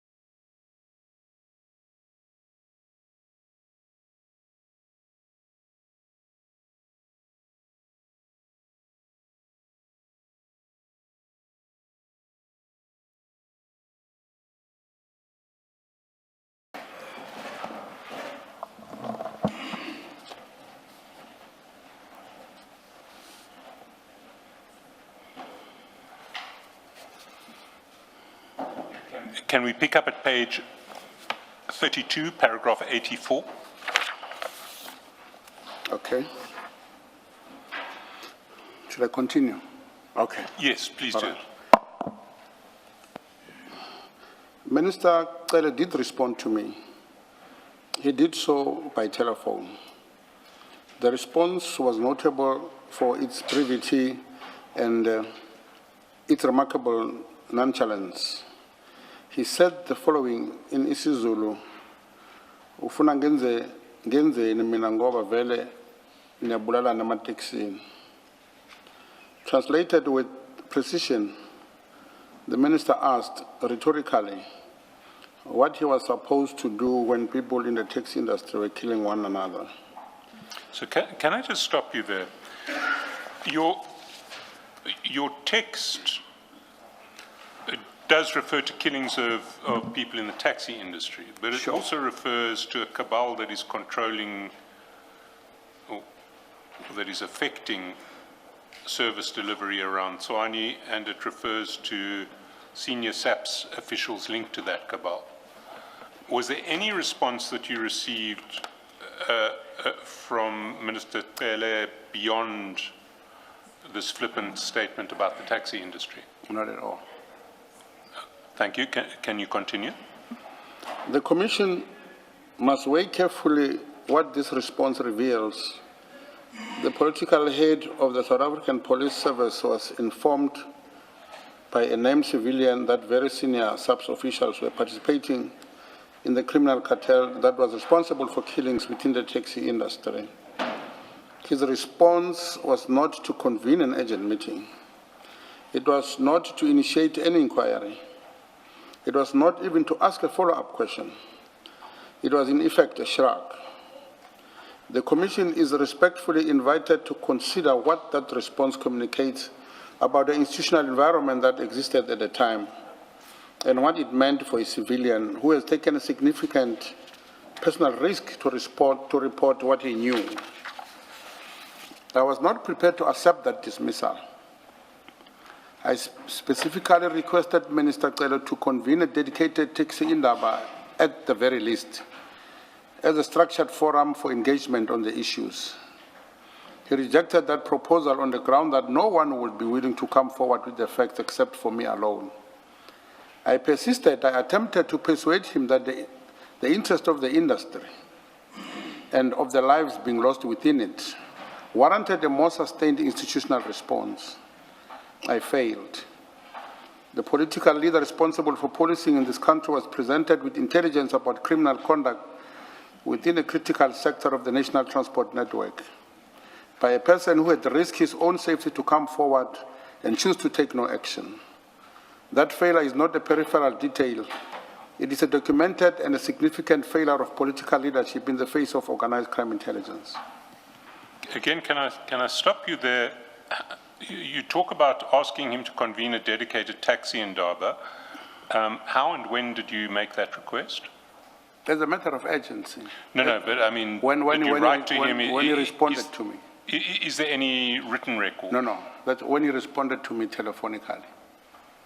Yes. So that statement that you attribute to him was a telephonic statement? Correct. And in that conversation, you asked for the taxi indaba? Correct, yeah. And he said no. Please continue. Approximately 3 months after sending that message to Minister Cele in August 2022, gunmen opened fire on my vehicle. I was shot twice. I survived. I record this sequence with the precision it deserves and for a specific reason. I'm accurately aware that this commission may ask whether there is any connection between my reporting of criminal intelligence to Minister Cele and the subsequent attempt of my life. I do not speculate on any casual link. I make no such allegation in this statement. I simply record the sequence with exactness and under oath because the sequence in the evidence I reported 3 months past I was shot. The Commission may draw its own conclusion from the proximity of these events. I ask only that it note them. 87. After the attempt of my life, with no resolution in sight from the Minister of Police, I went to meet the Minister of Transport, the Honorable Minister Sindisiwe Chikunga. I did so in a capacity as a political principal of the department responsible for governing the taxi industry in which my life has been endangered. This meeting was in marked contrast to my engagement with Minister Cele, substantively fruitful. Minister Chikunga listened, she engaged with the information I provided about the state of the industry, the pattern of killings, and the institutional failures that had enabled them. Most significantly and most constitutionally troubling, the minister disclosed that she was aware that certain officials within the Department of Transport have divided allegiances and that some of these officials answered not to the department, but to the farm. That disclosure was solicited. It was volunteered by a cabinet minister about her own officials. The Commission must understand the constitutional weight of that revelation. The cabinet minister responsible for governing a national significant transport sector was acknowledging in direct terms and that her own officials had been captured by a private individual operating from a private farm. This is not a footnote. It is a direct evidence of institutional capture at the highest level of department governance. And can I ask, did the minister identify any particular people who were answering to the farm? No, he didn't mention. He just mentioned bluntly so. And when you say that you reported to the minister about the patterns of killings and the institutional failures that had enabled them, what institutional failures were you referring to? The same, the minister of serving it. I was giving that example because I was from Minister Cele. So you were referring only to the fact that Minister Cele was apparently uninterested in the issue? Correct. Okay. Can we then proceed back to,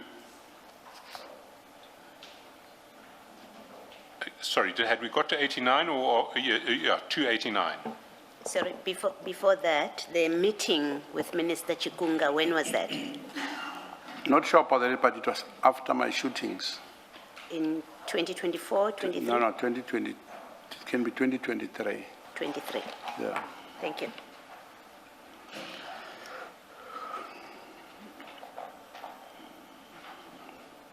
Can you pick up at paragraph 89? Okay.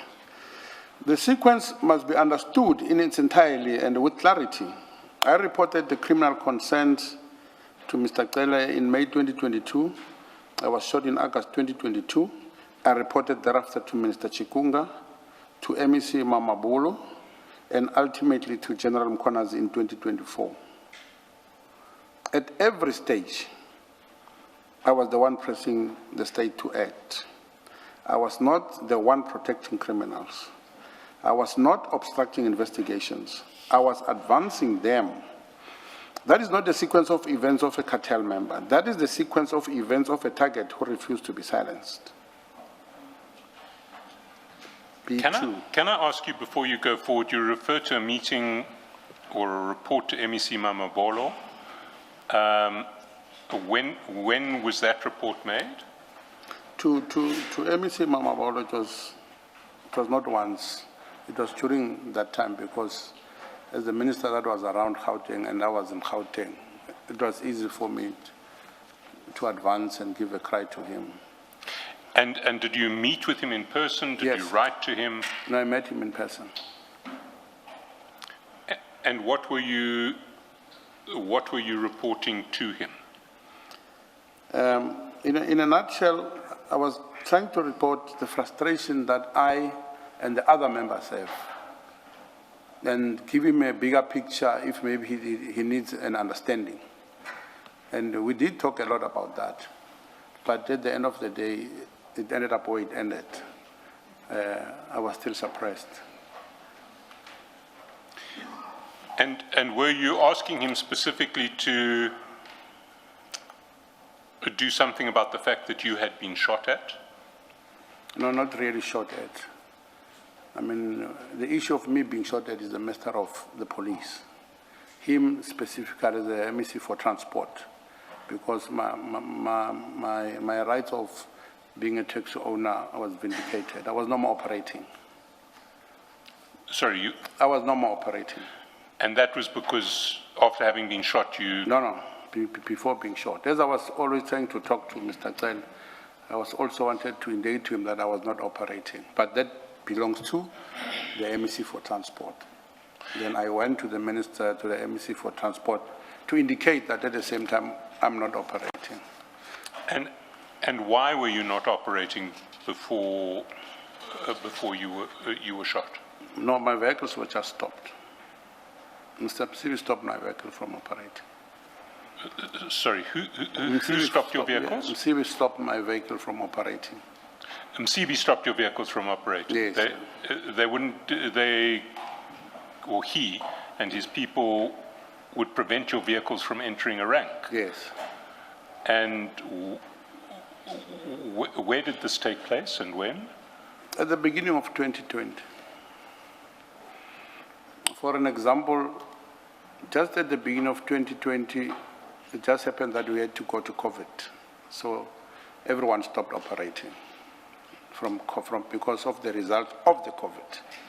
But when everything was coming down, COVID-3, COVID-2, as the president was always saying, my vehicles were totally not allowed to come back to operation up until 2024.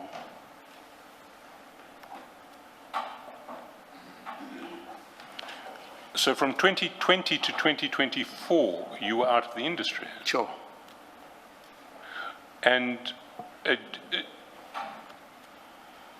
physically, how did this happen? I mean, was it with threats of violence to the drivers? Yeah, at the time I couldn't go and access the taxi rank at that time. So once you send your driver to the taxi rank, easily as all that, they'll chuck him away. Perhaps if I could assist. I think the witness will go, Mr. Sibanyoni will go into detail about when he was out of the industry for the first time, when we speak about the 2006-7 attempt on his life.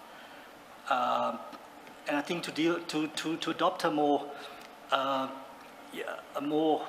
systemic approach to his evidence, perhaps if, with respect, perhaps if Mr. Chaskelson could maybe go to that event, because that leads into whatever happens in 2004. And and I think it's very important that the Commission gets that background. 2004, 2022. 2022, 2024, because there's quite a bit that happens in that time frame. So I think we do deal with it. I think from paragraph 91. It's the next paragraph, so let's go there, and if we need to come back to anything, we can. Okay. So if you can pick up at paragraph 90. I'm sorry about that. Okay, B2, the first assassination attempt of 2006. In August 2022, attack was not the first time criminal forces had tried to kill me. In or around 2006 or 7, I was a victim of a first assassination attempt arising from the taxi industry violence. The attempt was not casual, it was targeted. It succeeded in wounding me, and it succeeded in forcing me out of the industry for approximately 2 years, during which period I removed myself from the taxi environmental in order to survive. I only returned to the industry in or around 2008. The Commission must also understand what returns represent.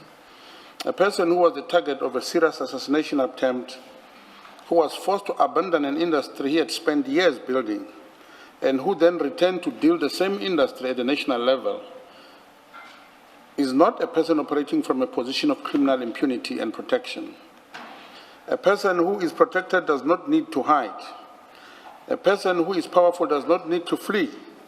The fact that I fled and that I returned is itself evidence of the position I occupied, not as a predator within the industry, but as a target within it. The precise details of the first attempt are confirmed through the records of the Madlanga Commission and will be provided in Annex J. Number 91, a person who was targeted in and around 2006 or 7 who was forced out of an industry for 2 years in order to survive, and who then to return to lead and build that industry through legitimate organizational structures, is not and cannot, on any rational analysis, be understood to be a person who operates from a position of criminality, power, and impunity. The conduct of a criminal boss is to consolidate, to expand, and to deploy violence against others. The conduct of a person who flees, survives, returns, and builds is the opposite. That return was not the act of a criminal boss. It was an act of a committed community leader who refused to be driven out of the legitimate industry he had chosen as his life's work.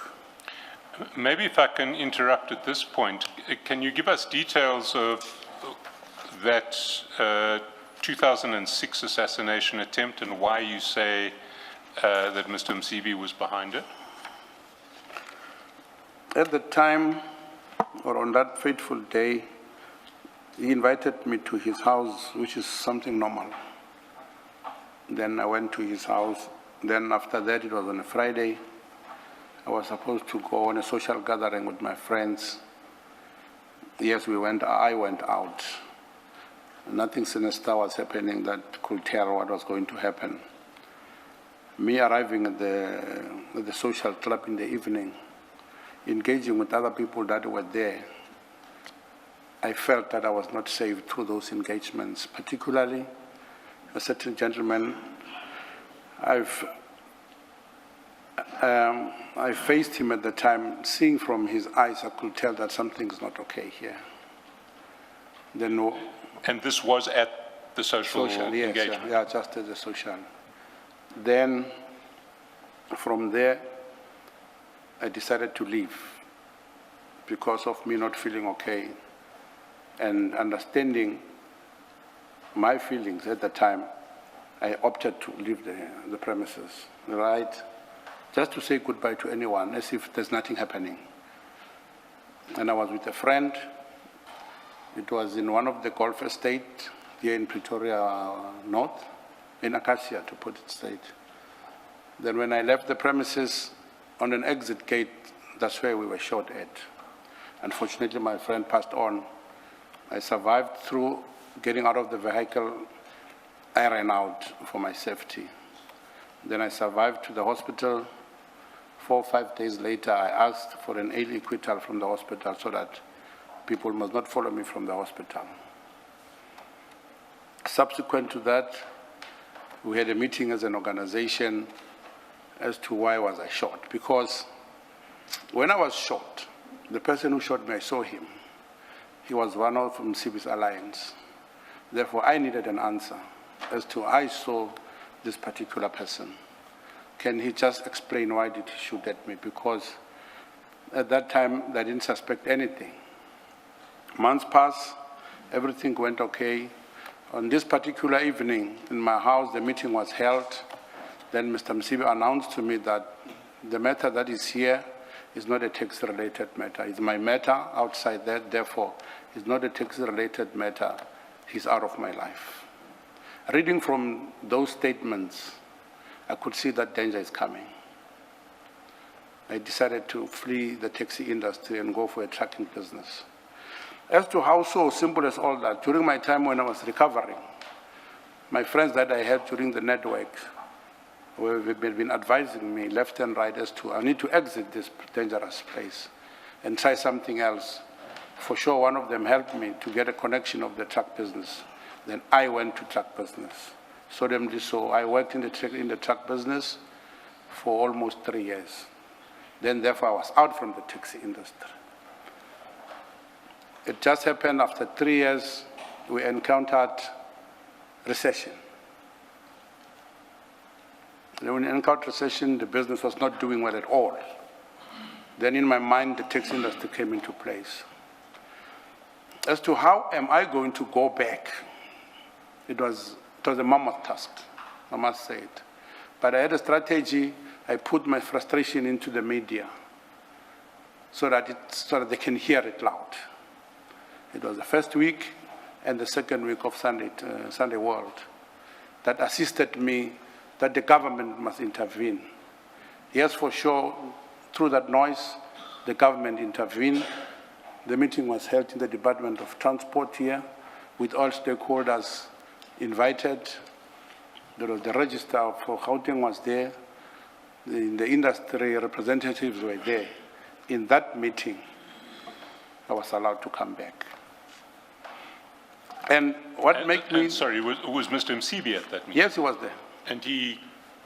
I pointed him outright in that meeting that I'm not operating just because of him. Therefore, so that the politics within the taxi industry must be directed to him or me, that's it, nobody else.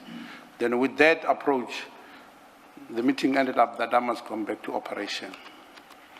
And what made me to be comfortable coming back at the time, though it was dangerous, most members of the organizations were no more there. Therefore, there was no danger for me. It was for a matter of me concentrating on one person or two, that's it. That's why I decided to come back.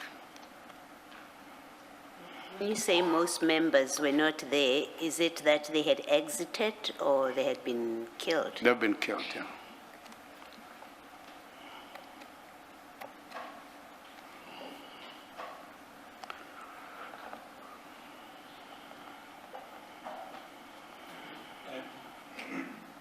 And you say you were able to identify the shooter. Yes. And did you lodge an attempted murder case? The attempted murder case was there or automatically so. Did you give a statement to the police? No, I didn't give the statement. Why not? I was afraid of Msibi at the time. And it's not that I didn't give a statement to the police, but to them I told them what I saw and what I think did happen.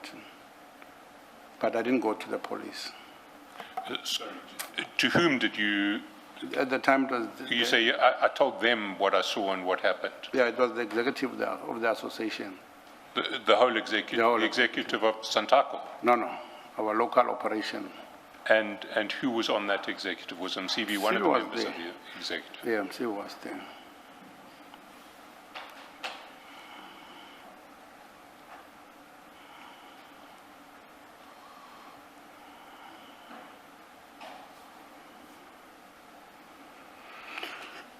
And is that person who shot you still alive today? No, he's not alive.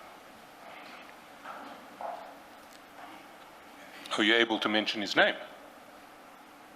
I would remember it just now as we talk, but I know his name very well. And you know his relationship to Msibi? Yes, I was a very close person to him.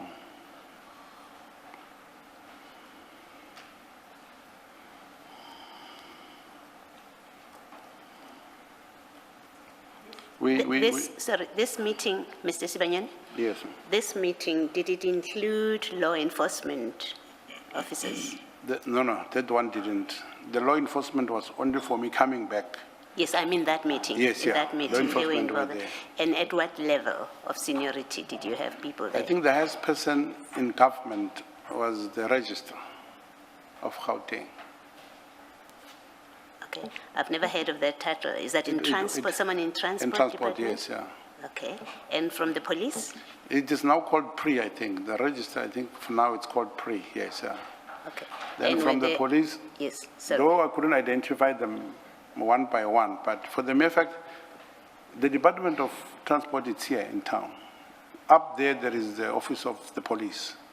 So I consulted with them prior to the meeting so that they must come and give assurance of the movement of the meeting and making sure that I'm part of the meeting so that I can also divulge what I need to tell them so that they can understand the broader spectrum of the industry. Yes. And for me, doing that action made me easy because it was not difficult for me to mention that it's him who's taken me out. Therefore, he was supposed to respond on that allegation. Then the end result was I must come back to the operation. But it was commissioners, police commissioners at that level. A provincial commissioner? No, national commissioner. Their offices are here at the Department of Transport. Yeah. So you had engaged with the National Commissioner around this issue before you had the meeting with the Yeah, Department of Transport? not particular the head of national. You've got commissioners within the stages of the police force. Yeah, I'm quite aware with that commissioner that I was speaking to. He's a commissioner. His title is a commissioner. And who was that police officer? Come again? Who was that commissioner? I've just forgotten the name now, but I can get the name because I was used to communicating with him at the time. But it was a police commissioner.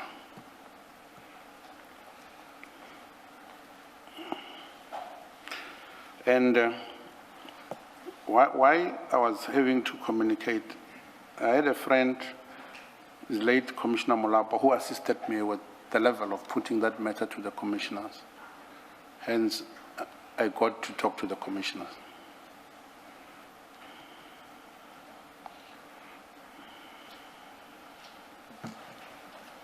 So after you returned in 2009,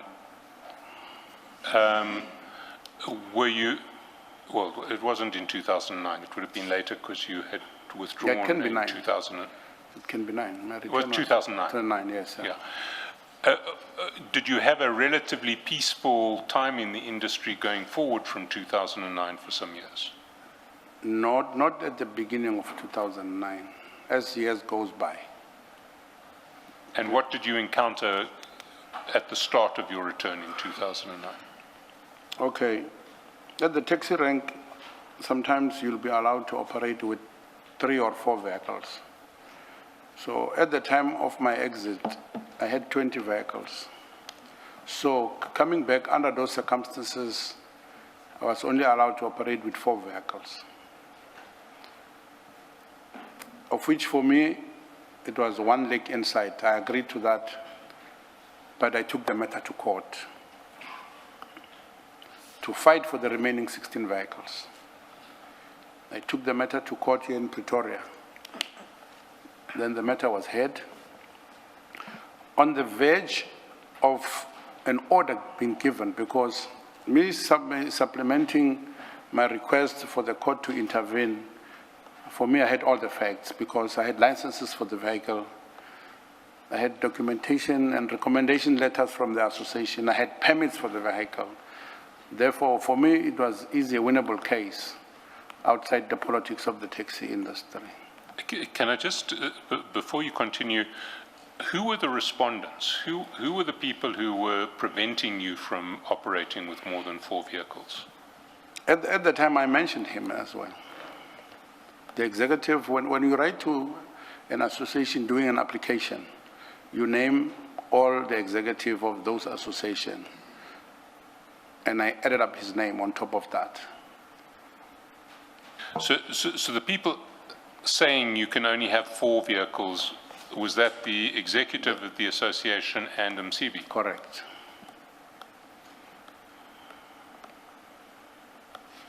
Sorry. And, sorry, Mr. Chaskalson.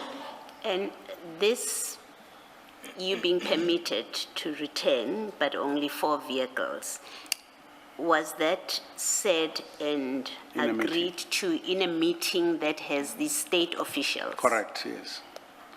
And I even raised it up to them that I'm not satisfied. And hence I also indicated to him, that officer, that I'm taking this matter to court. But for the mere fact that 1 leg is in, for me it was better than nothing. Hence fighting for the court to solve my issues.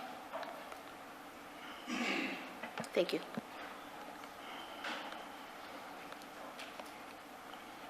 And what then happened? You start off, you're getting to the point of winning this case, and yeah. and does the case settle?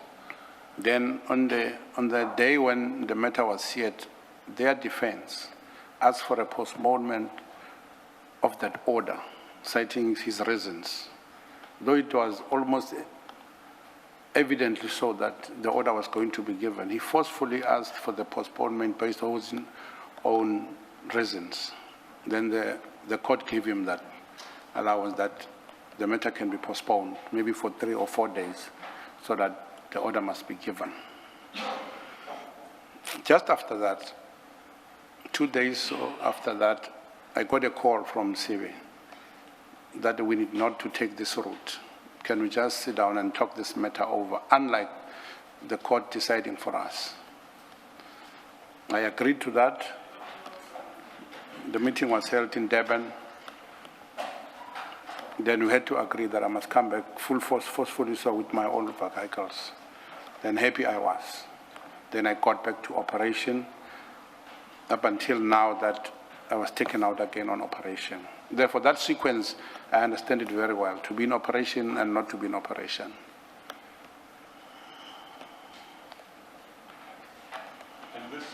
This meeting at which he agreed that you could come back in full operation, when did that take place? It was in the same year. It can be the same year, but I will never agree with the date, but same year towards the end of the year.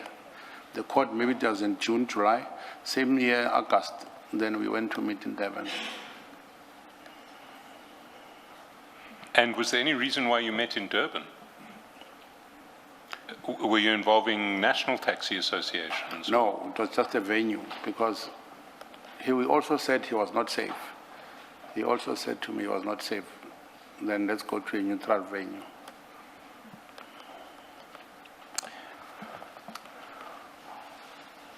And how did your relationship develop with MCB after that? This is 2009. Yes. You've come back into the industry. Your statement jumps to about 2019. Okay. What happened in the 10 years in between? So, me coming back after that, I've mentioned that a lot of people were no more there. That forced me out of the industry in 2006 and 2007. So, me coming back as an operator, he asked me to be his assistant because no more senior people are in the industry. I accepted that. Then, as you normally meet and talk and move the industry forward, we develop a kind of a friendship. And I was given some specific tasks. And the tasks that I loved more was taking care of the widows that we had at the time. There were many. I took upon that task upon myself as to I must make their life better, which was the task that I did up until 2019 or early 2020s. And some other engagements within the taxi industry. I was there in terms of making sure that there is peace in the industry where I could assist. And then if you can go back to your statement, paragraph 92, you talk about the lead up to the second attempt on your life. Should I read it loud again? Yes, please. Yeah. Number 92, the circumstances leading to the first attempt on my life and the events that escalated towards the 2022 attempt are deeply intertwined. In and around 2019, as Mr. Msibi approached 60 years of age, he communicated to me that the mutual agreement we had made in good faith to the effect that each of us will retire from the industry upon reaching 60 years of age was no longer operative. His words, as I clearly recall them, were to effect that this is a taxi business, we die working. I received those words not merely as a change of plans. They were spoken by a man who had years earlier already sent people to kill me. In that context, we die working was not simply an expression of commitment to the industry, is communicated with unmistakably implication, a change disposition towards me, that the agreed upon terms of our coexistence were being unilaterally revoked, and that the protection I had understood to exist within the framework of our mutual agreement could no longer be assumed. I received those words as a communication of renewed and escalating danger. So, can I just stop there? You say you and Mr. Msibi had previously had an agreement that you would each retire at 60. Correct. And did you expect to succeed Mr. Msibi when he retired before you? Yes. And then as he approached his retirement age, he decided he didn't want to retire. Correct.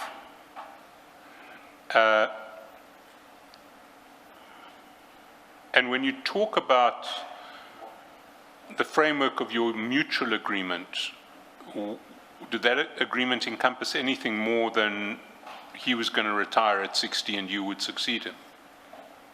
Was there anything, I mean, what was this mutual agreement you're talking about? As I came back to come and assist, working closely with him, we become friends. Though he was a little bit older, we became friends. Then therefore, as we planned, we need to have an exit plan because the industry is not a nice space to be. You cannot live and die within the industry. Therefore, we as friends, as we were speaking, we agreed that we cannot die being in the industry through the barrel of a gun. Therefore, what the plan was, which age do I think can fit us both? We came to agree that 60 years will be a very fair age, whilst you're still energetic. Now you can start traveling the world, you can start engaging other people outside of South Africa, Africa, and the whole world. That age even suits me better at the time we agreed upon that. But it was a verbal agreement, which at the time, as friends, you can agree upon that. It's normal. And that was the extent of the agreement, that Yes, he yeah. would step down at 60, you would take over at that point. Yes, sir. Sorry, I don't quite see the escalation of danger from his words. This is the taxi business, we die working. Why is it that those words merely meant that he no longer wanted to retire? Where's the escalation of danger to you in particular in those words? Yeah, I offered an alternative to his words, that if he's not retiring, can I retire then? I offered that to him.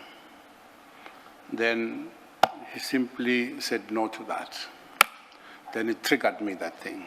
Why should I, when I want to retire from within this space, should I not be allowed? How so does this happen? If you retire, it doesn't mean that you stop operating. You just retire from the point of influence, from the point of having meetings of the taxi industry. You take a step back so that you continue just to enjoy your life. Because once you become a leader in the industry, your normal life stops. Your day-to-day life stops. You travel a lot, you sleep outside, you're into making decisions that are not favorable to other people. Therefore, you always make enemies directly and indirectly so. Therefore, for me, it doesn't sound good when it comes to that. At the point, I just need to retire and live my life with my family like any other person after that. So him not allowing me to retire after he said he will die here triggers a lot to myself, that it cannot happen like this. I cannot foresee something 10 years ago and come again and renew it now.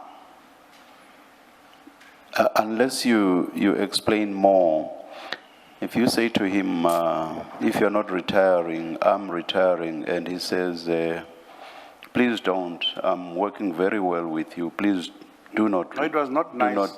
So you've not explained that, though. Yes, so that's why I still don't see the escalation of danger, escalation by him towards you. It was not nicely outspoken to me. I can give an example, Commissioner. Maybe you are giving me a question about that. I will just repeat as if it's him talking to me now. Please do, please do. Okay, here we are now. Brother, I think as we have agreed, we are now closing to your retirement. Do you have anything that we can talk about it? Because we have been talking about it, so now it's coming closer. That's him responding to my statement. What do you mean? I taught you the ins and outs of this industry. Now you're putting back into my face that you want to retire. You will retire after me being retiring. This is the taxi industry, Papa. Do you get me what I'm saying? So he was putting, I was a little bit frightened. I could hear him what he means that. Therefore, those words on its own and the facial impression about him uttering those words were too dangerous to me. And from that instance, because we were nice in talking about that, if you were to get into where we were talking, you will be convinced that I swear at him. But knowing me, talking to him in that way, I could see now that things will never be the same. Because the year is coming now, then I must still be here. Then I must start thinking the other way around. And I offer this gently so, because maybe he feels energetic. Let me then retire. Me retiring means I will leave my vehicle operating and go enjoy my life outside the taxi industry. It's still trying to understand that conversation and what you made of it. If you are to offer an opinion, why would he not have wanted you to retire if that was your wish? And he was tying you down to the security, to the industry in the way that you understood him? It triggered me back to 2006 and 2007. It triggered me exactly to that point, as if I see 2006-07 coming again. And why so coming? Because within our space, me coming back, a lot of taxi owners were no more there. I was the only person senior to him in terms of operation. Hence, I'm explained my years of being a taxi owner in the industry. Even as we speak, you'll find that 2% of the ownership of the people of the industry are my age and the experience we've got. But 95, 96, all of them, they are new. I'm not sure whether you get me, Commissioner. No, not quite.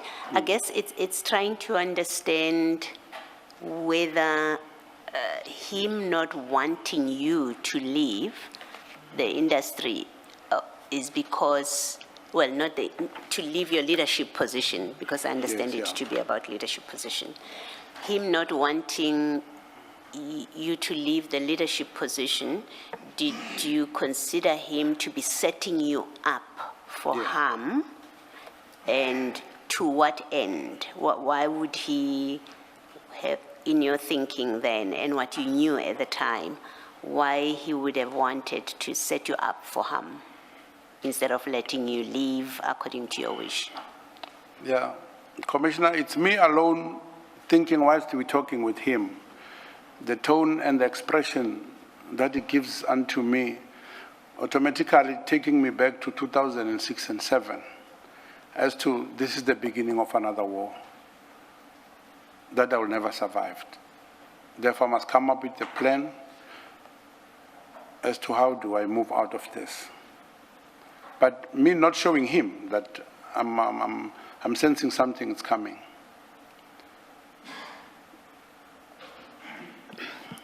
Did you think that he may have been thinking you're leaving, if you left, you would go and set up something which is competition with him, and he would rather therefore have you inside, so to speak, than you saying I'm retiring, and then he runs the risk that you would go and be a competitor in something else that he's involved with? Yes, he knows exactly when I was saying I was retiring, for sure. Because I'll map up my way forward so that I don't participate anymore. Not even with an inch, I'm not participating, Commissioner Beloy, Chairperson, may I be of assistance to may we be of assistance to the Commission? Perhaps Mr. Sibagnoni must be given an opportunity, and I know what the Commission is trying to establish from him and the nexus that the Commission wants him to draw for the benefit of this Commission. I think it would be prudent, and if one reads further on, and there are a few things that are not in his statement, perhaps Mr. Sibagnoni can speak about the transition of Mr. Msibi from his residence in Pretoria to the farm, which was from 2019 to early 2020. And May I say this? Please be careful, though, not to, in your suggestions, to at the same time suggest answers to Not at Mr. all. Sibi. Please be. It's a very thin dividing line. It's a Absolutely. very thin. I dividing appreciate that, It may Chairperson. not be intended. I'm not suggesting that it's intended. Absolutely, and I appreciate that, and I'm Yes. very cognizant of that. And I don't think Mr. Sibanyoni has a problem with me assisting the Commission in this regard. And perhaps he can talk about that, and the nexus will then come to fruition with regards to further discussions between himself and Mr. Msibi in relation to the very issue in which the general belief or further belief or fear had been instilled, where he genuinely believed that his life was in danger. And perhaps maybe he can talk a bit about that. But are those facts that are around the same incident of the announcement that Mr. Msibi was no longer retiring? Absolutely. Because we are asking questions that relate to that conversation. It's pertinent. And Mr. Sibanyoni's belief that there was now, after this statement by Mr. Msibi, there was now an escalation or renewed danger. Absolutely. Because if it's facts at a later stage, those will not necessarily answer the questions we are putting to Mr. Sibanyoni. Do you get my point? I appreciate it very much, Yes, Chairperson. yes. And it's very much correct, because there's an intrinsic link to that conversation that took place between Mr. Msibi and Mr. Sibanyoni. And on that very day, and subsequent events that followed immediately thereafter, it's intrinsically linked. One cannot separate that meeting, that discussion that took place between Mr. Sibanyoni and Mr. Msibi, which instills the fear. So You see, I would understand you referred to other issues which, from what you say, appear to have been at a later stage. But of course, you do also say there is something, or there are facts that were on the same day. Yes. I would understand only the latter. But subsequent events, I would understand if we were to say, and this is further supported by. But that's not the point Mr. Sibanyoni is making. Mr. Sibanyoni says, I was told by the late Mr. Msibi that he is no longer retiring. Yes. In this industry, we die working. That's what he said. And then he says, from that I deduce that there was an escalation Yes. of danger from him towards me. Absolutely. That is why we are engaging him. And that is why I say, your point will only make sense to me if it is around that same discussion, nothing later or on some other day. Do you see what I mean? Because there is a definite conclusion founded specifically on the utterance.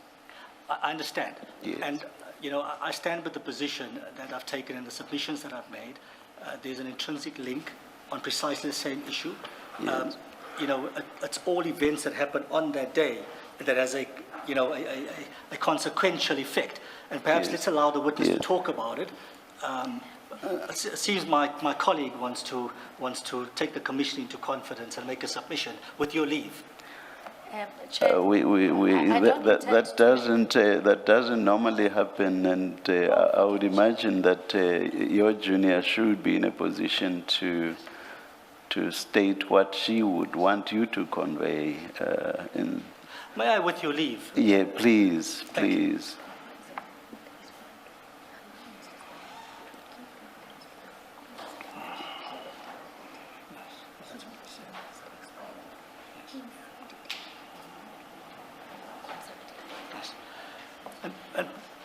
Thank you. Thank Yes, you. We're yes. most indebted to your indulgence, Chairperson. yes. And perhaps let's allow the witness, let's allow Mr. Sibanyoni then maybe to explain the full extent of that engagement with Yes. Mr. Msibi. And I'm sure the picture will become all the more clearer. Thank you for the opportunity, Chairperson. Thank you, thank you. I will ask this of you, Mr. Sibanyoni. From what you say in paragraph 92, it seems, in fact, it's quite clear, it's quite plain, that your inference that there was renewed and escalating danger, that inference comes only from the fact that Mr. CB had now said, he had gone back on his undertaking to retire when he turned 60, and the manner in which he responded to you when you said, if he didn't retire, then you were going to retire. That is all you have told us. Correct. And that is all we understand to have caused you to draw this inference, the inference that there was now renewed and escalating danger.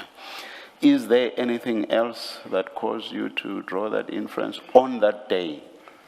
No, On that day? nothing more or less on that day. My decision from that day, I will start moving back, not like cooperating as normal, because at the very same time, that was 2019, Commissioner. And in that space of hours communicating, at the time I was buying a farm. So therefore, for me, it tells a lot when you can't agree, there is a farm in between, I can't retire, a lot is coming to my mind. Okay, now let me ask the next question. Your counsel, Mr. Abrams, said there's something in addition to the basis for you drawing this inference. There's something additional to that, which, based on what you've just said now, must be something that happened on some other day. What is it that happened on some other day that buttressed the inference that you had drawn? Commissioner, I've just mentioned that he's now buying a farm. In the mix of things, we're not agreeing. He's buying a farm far away from Pretoria, and our fundamental business is here in Pretoria. If we were to leave to another place 1 hour away from here, it's going to be difficult for me and him to operate based on that distance. Therefore, knowing him back in 2005 and 6, me leaving Pretoria, always traveling to his farm was going to be dangerous for me. Then what I need to do is to start not meeting him regularly as we used. Yes, we will meet, but no more regularly, because we were at the center of the taxi industry. Our daily meeting at almost was 99%. Therefore, I must start reducing that. No more callings at night, no more leaving my duties to attend his duties, and just start to try to be protective at all costs. The only way for me to be protective was only to do that, no more being with him, start doing my own things separately, so for my own safety. That's all. So what you mean is that traveling between, was it Pretoria? Yes, and the farm. And the farm expose you to the risk of physical harm. Correct, yeah. All right, thank you. Anything else? Anything else? No. Thank you. Yes, Mr. Charles.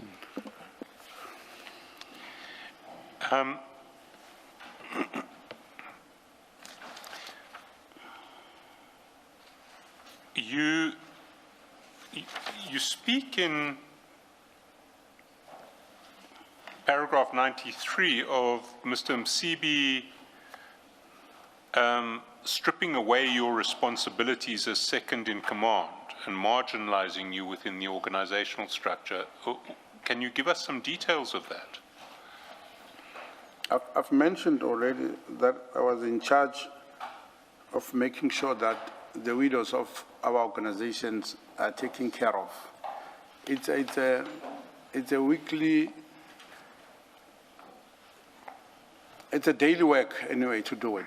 So it needs someone who is operative every day in making sure that whatever promise we promised to deliver for all the widows, and subsequent to that, the elders of the industry must be taken care of. So it was my primary responsibility of making sure that there are no complaints in that regard. And was this taken away from you? Yes, And when was that, and to whom was it given? beginning 2020.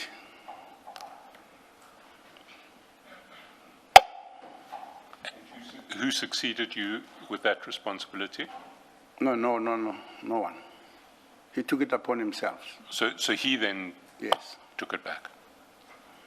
Just find out, these positions, your, Mr. Msibi's and yours, including the one that, the responsibility that eventually get taken away from you, were those elected positions? No, his was not elected. His was not elected. Okay, let me say at the time, it was not an elective position. Yes, I was assisting someone elder as an experienced someone else. So therefore, the position that he was, it's a position that it's not going into election processes now and then.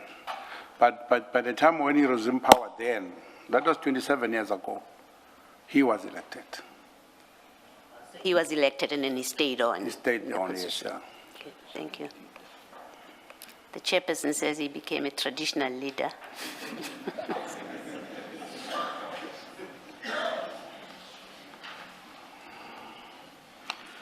Thank you, Mr. Msibi. Did you have any elected position within the association at that stage? No, he was still there, 27 years. Yes, but I mean, there's a whole exec. No, Did you have any formal elected position? Okay, it differs this way. On local association, the local association that belongs to the organization where I'm the president now, there are elective processes in line with the constitution of Santaco.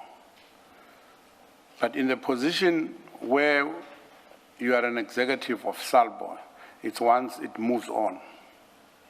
Like the chairman has said, it's a tradition kind of situation. No, please. This was for Commissioner Baloi's ears only. I'll be in trouble with traditional leaders. And it was said in jest. So we've established that the position doesn't give you any status within COGTA, but does it have, I'm struggling to understand, did he engage you, as it were, privately as his assistant while he occupied that position? Yeah, it's easy to do that. Like me coming back within the taxi industry, as people were coming in for consultation with their problems or whatever, he will just inform them that in my absence, Joseph Banyon is there. And So you were essentially an assistant to him? correct.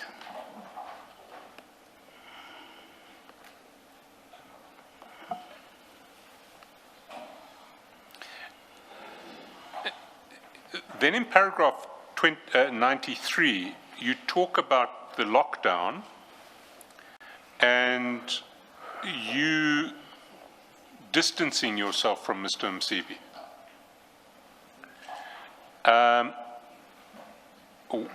What was that distancing beyond deciding that you weren't going to commute daily for meetings at the farm? Yeah, the order of COVID-19, when it started, no one was visiting anyone. It was a national order. So for me, it helped me a lot. Even if we can communicate, we can't see each other. And the COVID lasted for quite a number of years. So for me, it became the buffer always it's the reason, because there's COVID. I mean, when there's COVID, obviously there's danger. I can come visit you, I inherit COVID, I go back to my family, then there's danger. Therefore, for me, it helped me a lot. I use the COVID-19 reason as to the main reason of no more visiting him. Even when it gets relaxed, I also insisted that COVID is too dangerous, because every day you find in the news a number of people are dead. Therefore, you can't force me to come see you based on those reasons. But I at the back of my mind, I know as to why I'm doing that. And then you speak about a telephone call where you confronted him about his attempt to assassinate you in 2006. Do you know approximately when that call took place? It was a call during 2020. It's not me calling, it's him calling. Because of me no more assisting him, no more coming close to him on the telephone calls. Then in that call, as he was calling me, what he said was, you can see that nowadays I'm playing a distance figure out of him. Then yes, I agreed that yes, one reason was I mentioned COVID, but he didn't take that lightly. It's like he didn't take that as a reason, because we could take a mask and go visit. Like, life was normal that other way. But I refused just to be closer to him. Then number two, he asked me, what is it that I'm going to do because if I'm no more in contact with him or having a good relationship, I will not operate my taxis. Then I said, no, brother, I know I will not operate, because it happened in 2006 and 2007. Then, and I know that for a fact, I came back after 2006-07, which was 2009, and operate. So I was putting it to him that he can repeat that as he wants, but come years later, I will come back and operate again. And as to how will I come back, at the time I didn't know, but what I said to him was he must never call me again, so that we're no more discussing these things of visiting one another or each other, and be in the space of a broader taxi industry. So essentially at that point your relationship Broke up. Yeah. Can we then pick up at paragraph 96? Because you talk then about the involvement of Mr. Matlala and Mr. Molefe. Maybe if you can read paragraph 96. The events that followed that confrontation are significant and must be understood in their proper chronological context. Following the telephone call in which I had confronted Mr. Msibi directly with the first assassination attempt, Mr. Msibi substantially reinforced his personal security apparatus. He surrounded himself with individuals known in the taxi industry in the criminal connotation of the term as Izingabi. Among those whom Mr. Msibi engaged for his purpose was Mr. Ket Matlala, it was Mr. Katiso Molefe. The Commission should note the sequence with care. The reinforcement of this security apparatus occurred immediately after I've confronted Mr. Msibi with his responsibilities for the 2006 attempt. The deployment of armed men around him immediately after a direct accusation of attempted murder is not coincidental. It's preparatory. The Commission need to accept the characterization from me. The subsequent events speak for themselves. Please read it again. I think you missed the word "not."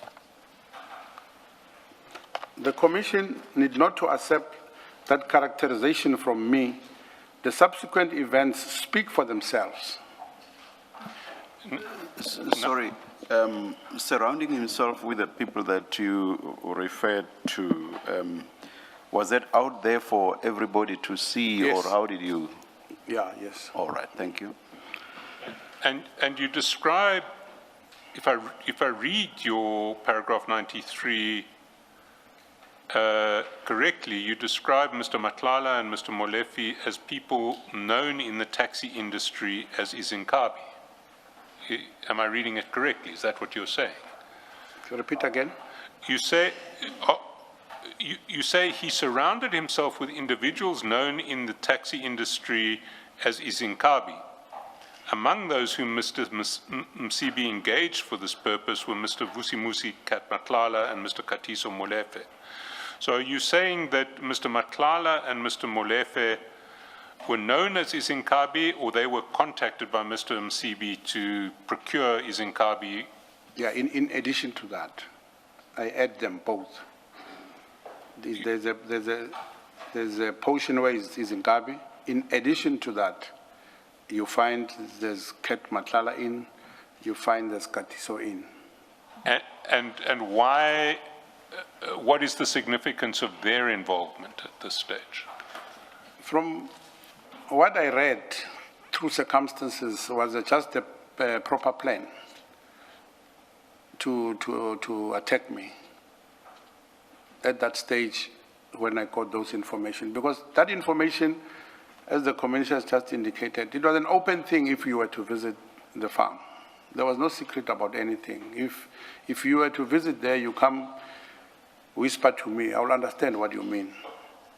And it was easy for me to get information because all people that were visiting the farm were not in support of what was happening. So they were alerting me that the game is up now. There's the involvement of this one. There's the involvement of this one. And what was the significance of the involvement of well, let's take Mr. Molefe first. What did you understand when people said he's now bringing Mr. Molefe close? Yeah, with Mr. Molefe, I cannot be that much specific because me knowing him, there was no any element of this kind. But with Mr. Who's this other one? Matlala. With Mr. Matlala, if you read, he's from Mamelodi, and at the time people in Mamelodi were dying, and everyone was talking about him. Therefore, him associating himself with Katiso, for me, it says the game is up.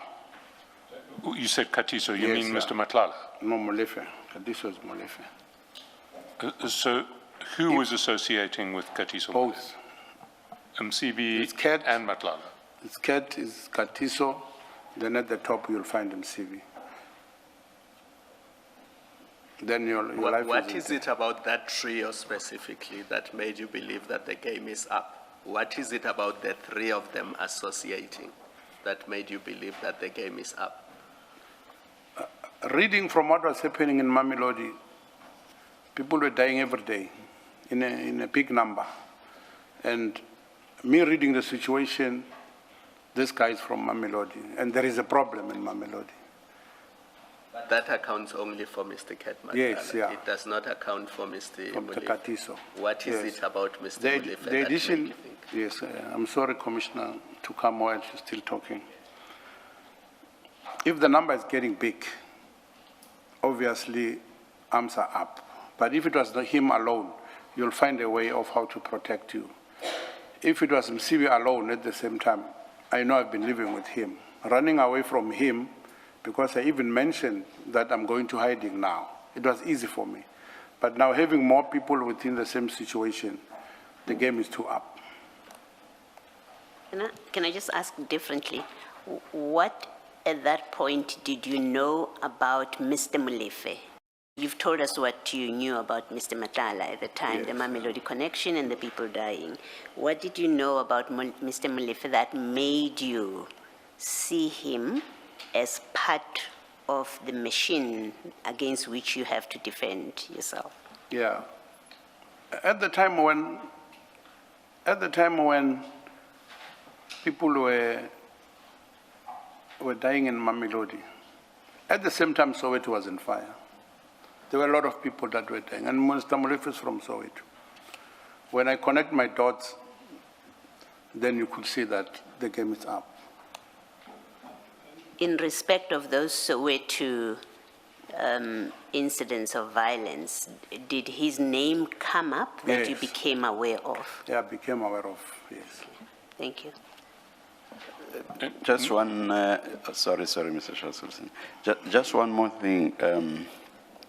You see this deployment of Izinkabi and in addition, Mr. Matlala and Mr. Mulife, you see this as preparatory.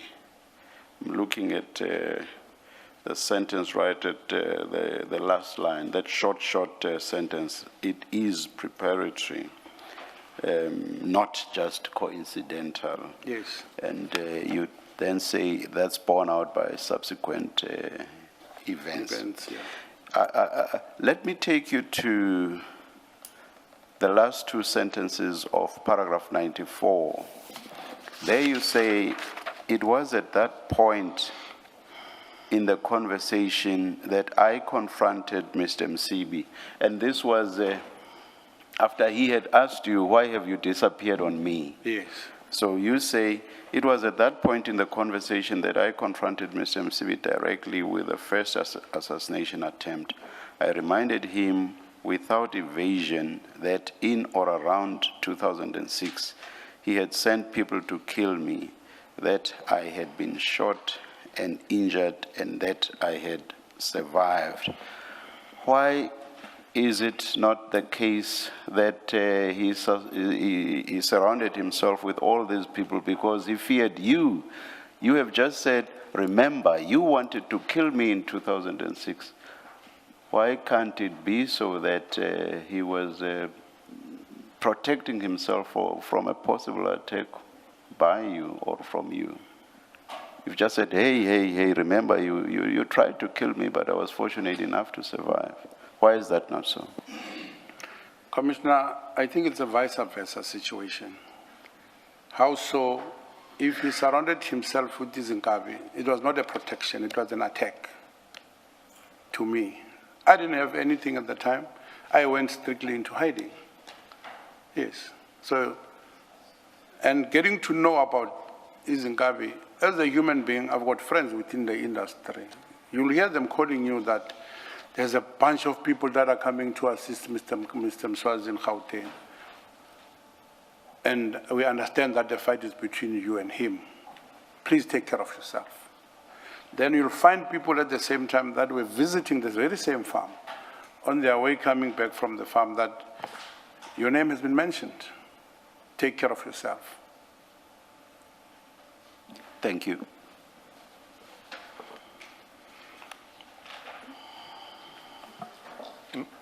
Now, you deal from paragraph 97 with the second assassination attempt, and I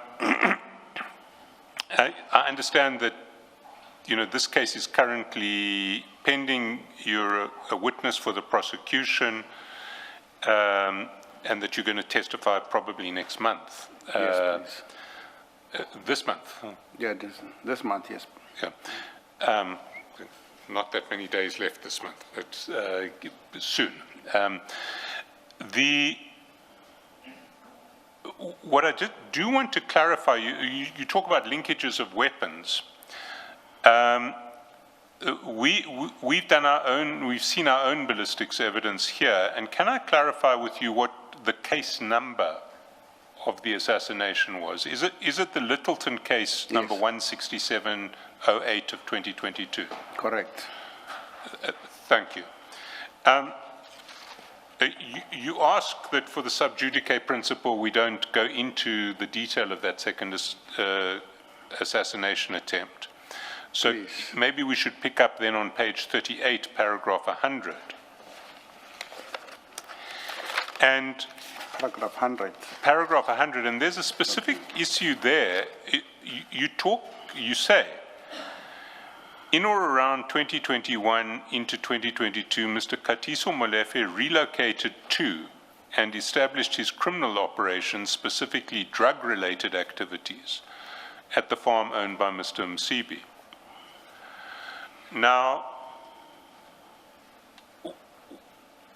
can you give us some more detail about this? What do you know about Mr. Molefi's involvement in the drug industry, the illegal drug industry? What do you know about the activities that he was conducting from the farm? Yeah, commissioners, remember at the time I was not there, physically so. I would rely on the hearsay, I rely on the intelligence, at least to have a clue as to what is it that is happening. And at the same time, I know that when you get an information from a second person or the third person, the information can be infiltrated one way or the other. Therefore, the information that why I was looking for, it was for safekeeping of my site as to, I must know, Commissioner, when I see you at the mall, for example, or when I see you in my estate, we are one of those dangerous people. Therefore, I needed that information day and night just to keep myself safe. So it is one of those informations that you'll probably get because it was of necessity for me to be safe. This suggests that you knew for a fact that before this date, Mr. Katiso Molefe was conducting these activities somewhere else, and then Yes. you were told that he moved them to the farm. Yes, that was So the... just take us a step back. Okay. You knew that he was involved in these activities, and then presumably somebody would have told you that those activities have moved to the farm. Okay, I'll put it in two folds. Why people were dying in Soweto, why people were dying in Mamelodi. I'm a very concerned citizen, and at the same time I'm in danger, and these people have colluded. So the information that I was digging, or the information that I happened to get, is related to same thing. In Mamelodi, you'll find people telling you about Taka, something like that, or illicit, something like that. In Soweto, you'll find same people dying about that. Their names are mentioned within that space.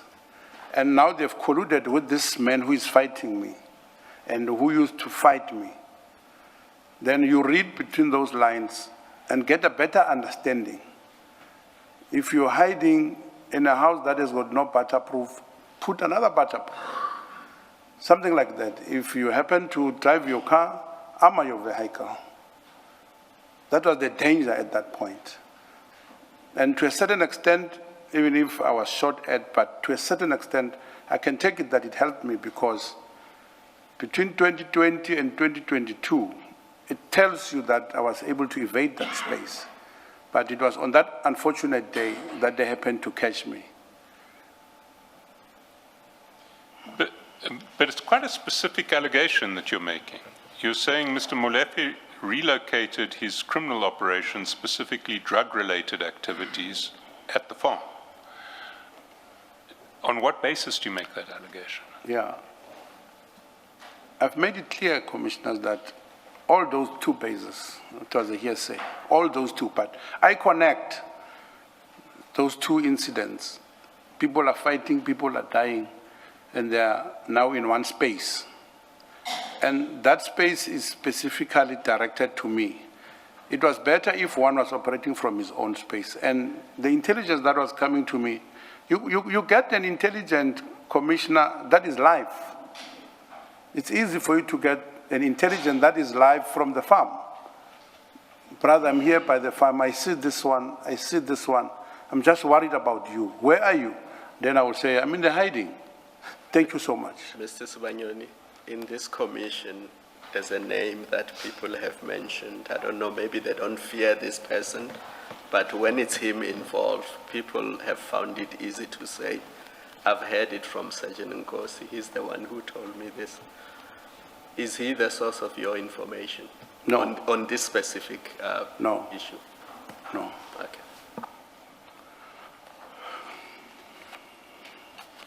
But did anyone specifically tell you that Mr. Molefe is running his drug trafficking operations from the farm?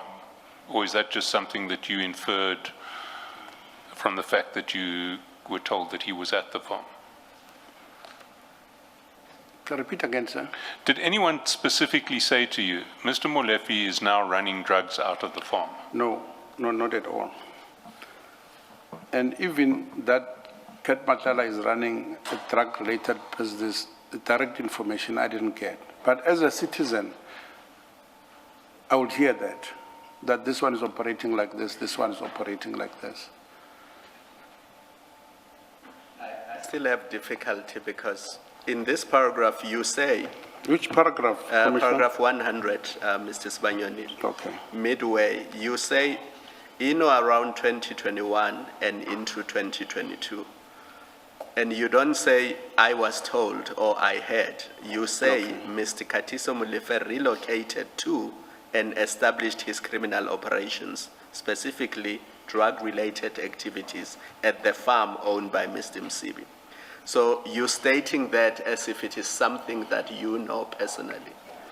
And that's what we're trying to clarify. Do you know this personally or did somebody else tell you? No, and if somebody else told you, who is that person? Somebody told me, to be precise, because 2021, 2022, I was completely not there. So let's take it that somebody else told you. Yes, Are you yeah. prepared to tell us who that person is? It's an easy thing to do because I'm trying to assist the commission as well. Yeah. It's not that unfortunate part, it was my chairman at one of my associations, and he's passed on recently through natural death. Yeah, he was a close confidant to myself. All right, thank you. Yeah.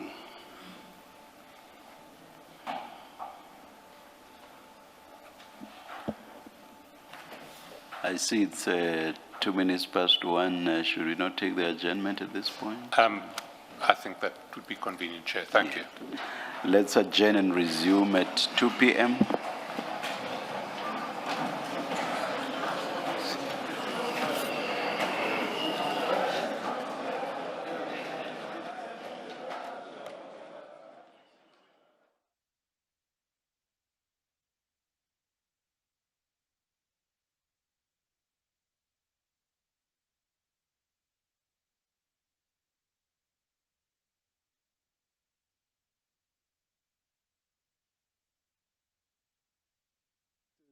By 5 to 2.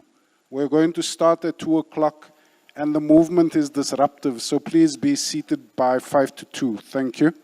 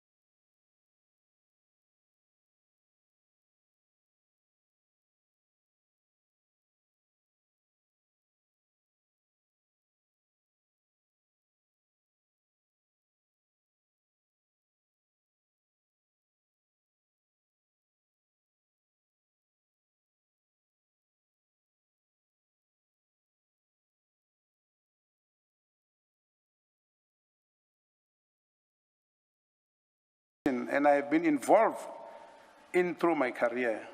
Meetings that required me to attend in circumstances of exposing me to further personal risk, Sergeant Nkosi's proximity to the police, and in particular to Commissioner Mkwanazi, was relevant to my ability to arrange necessary safety assurance for those fragile KZN peace meetings.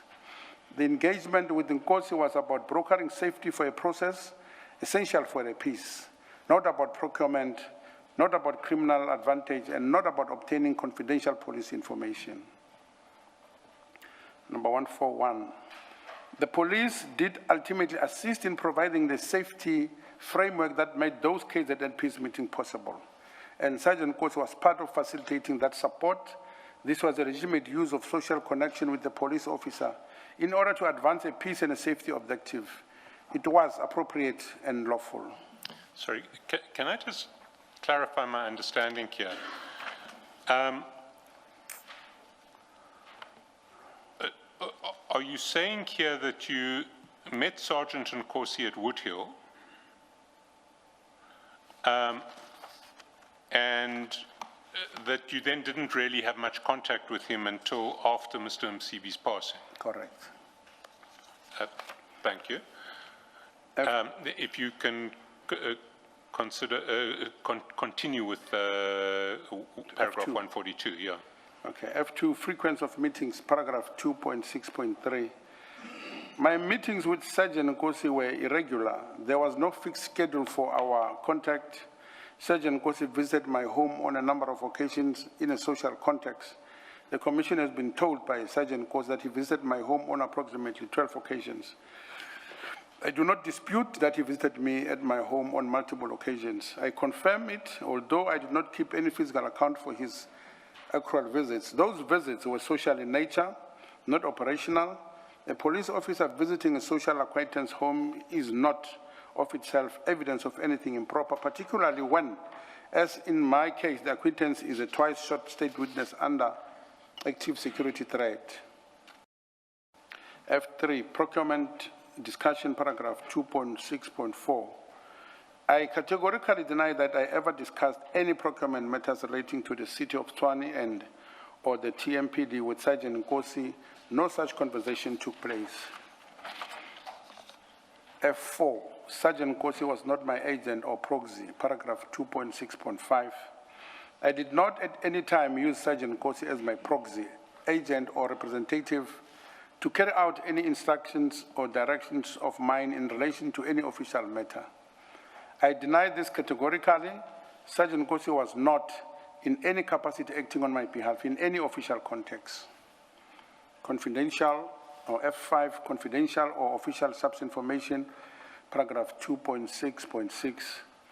I did not request, solicit, or procure any confidential or official subs information from Sergeant Nkosi or from any other member of subs.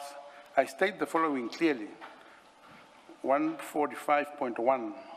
Any message that Sergeant Nkosi may have sent me referring subs activities on matters of potential sensitive nature was sent by Nkosi as a unilateral act, not at my request. I was not in a position to identify, verify whether any information in any message I received from Nkosi was classified, official or operational sensitive. 145.2. Regarding the Laduma message, Laduma is a universally known South African exclamation used to celebrate a goal in football. I categorically deny that I had any arrangement with Nkosi involving pre-coded signals relating to police operations. Any informal celebrity message from a social acquaintance is not a conspiracy. 145.3. Regarding the message allegedly sent at approximately 02.00, referencing Special Task Force movement, to the extent that such a message was sent to me by Mr. Nkosi, I received it in the context of informal social communication from a social acquaintance. I did not act upon it. I did not use any information in it to evade or frustrate, warn any associate about, but interfere with any police operation or investigation. I've never paid Sergeant Nkosi or any person any consideration, whether money, benefit, or favor for police intelligence or confidential subs information. 145.5. I'd raised on numerous occasions the concern about the lack of any arrest on the attempt on my life. I've raised this with Sergeant Nkosi, as I would with any person I know. More so, the fact that Mr. Nkosi was a member of the police did not entail any request for any special attention on the matter. Be that as it may, Nkosi knew my frustration with the delays or failure by the law to bring the book, the perpetrators who had made an attempt on my life. This is why I must be clear that I did not respond to Mr. Nkosi after he said message was sent. I did not solicit the message as so receiving it did not entail. 145.6, I pause to highlight that having been a victim of such a violent crime, I saw wrong nothing with asking and engaging everyone, hence they reach out to the various ministers, MECs, and even Sergeant Nkosi. 146, the mere social contact between civilian and a police officer, including visits, conversation, and informal messages, does not constitute corruption of the solicitation or confidential information. What matters is the substance. The substance of my relationship with Sergeant Nkosi was social and, at relevant times, directed at legitimate safety and peacekeeping purposes, not official, not improper, not directed at obtaining confidential information or official favor. G, my relationship with other SAPS members, notice paragraph 2.7, 147.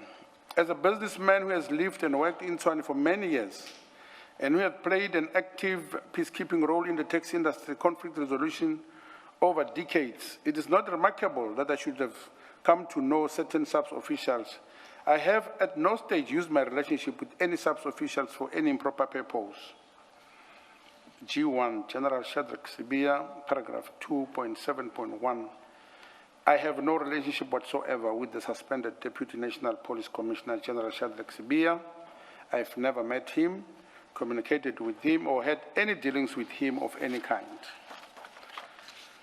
G2, paragraph 2.7.1, 149. I met General Khan on one occasion only in a professional context. He came to inquire about my matters relating to the taxi violence in the course of his official functions.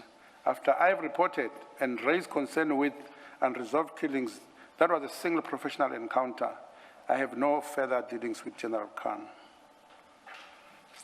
G3, General Mkhona's paragraph 2.7.1.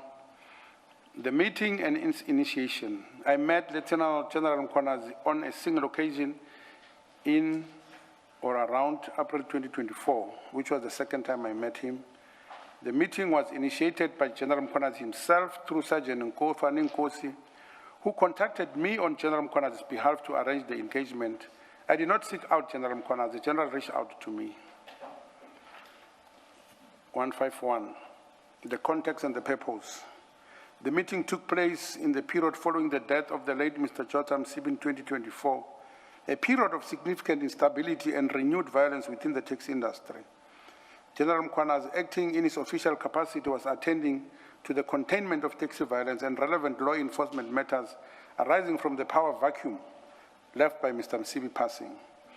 The specific subject matter of the meeting was the status of approximately 5 to 6 taxi violence cases in respect of which criminal investigations have been conducted, but in respect of which visible progress at the level of National Prosecution Authority had been frustratingly absent.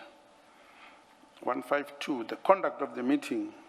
What distinguished this meeting from every prior engagement I had with law enforcement officials was the quality of the General Mkhona's engagement. He listened, he asked questions, he took extensive and careful notes.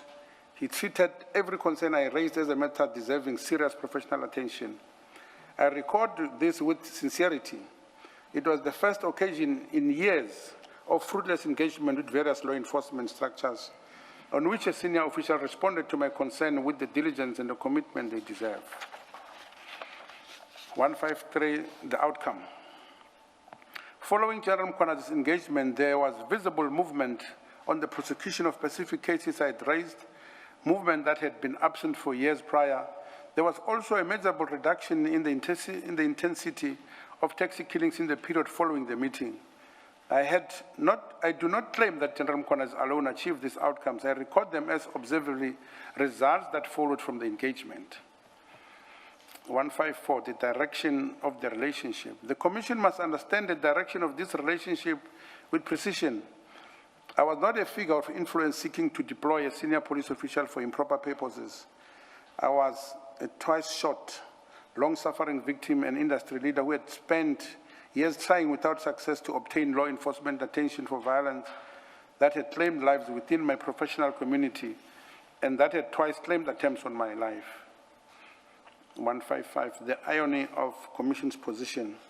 It is a matter of deep personal significance that the very General Mkhwanazi, whose public allegations on July 6, 2025 led directly to the establishment of this commission, was a person who, only 1 year prior, had personally reached out to me to seek my assistance in addressing taxi violence. I answered that call. I provided information, I cooperated, and it is a consequence of that general subsequent public allegations that I now sit under subpoena before this commission.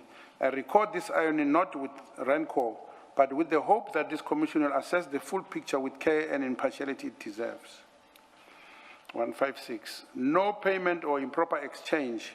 I confirm, as I do in part G5 of this statement, that I have no time made any payment to General Mkhwanazi or provided any improper benefit or inducement of any nature in connection with any official matter.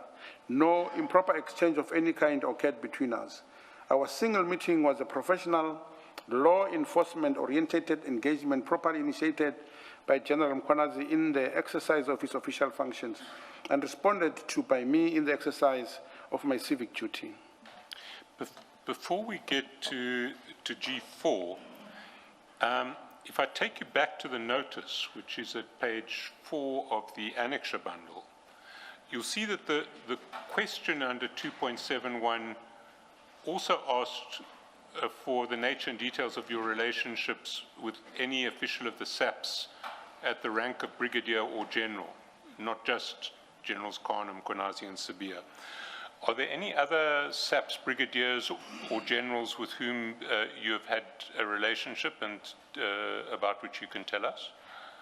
No, not that I can remember. So the only generals that you've encountered at SAPS are Khan, Mkhwanazi, and Sabia? No. Sorry, not Sabia. You've never met Sabia. You've met Khan on one occasion. Yes, yeah. Not Khan once. And Lieutenant General Mkhwanazi on a couple of occasions. No, it's twice, before and after. Yes. Yes. Thank you. And then if you can move on to the question about police escorts. G4, police escorts, paragraph 2.7.2. Police escorts have previously been provided to me on occasions when I attended meetings to resolve the taxi conflict and industry disputes in my well-established role as a mediator, a role I have discharged for many years, involving contending factions in an industry where violence has at times been tragically common. Police escorts in that context protect the mediator and signal official endorsement of conflict resolution efforts. Police escorts were also provided in the context of the credible and ongoing threat to my life following the August 2022 assassination attempt. A person who has been shot twice, whose assassin's weapons were linked to 18 other serious crimes, is encouraged to accept lawful police protection on the face of ongoing violence targeted at his life. I pause to add that this was not a benefit unique to me. It was a government decision to provide security to taxi industry bosses and leadership due to the killings that were meted on them without fear. 158. I deny that the provision of police escorts to me reflects any improper relationship with any member of SAPS.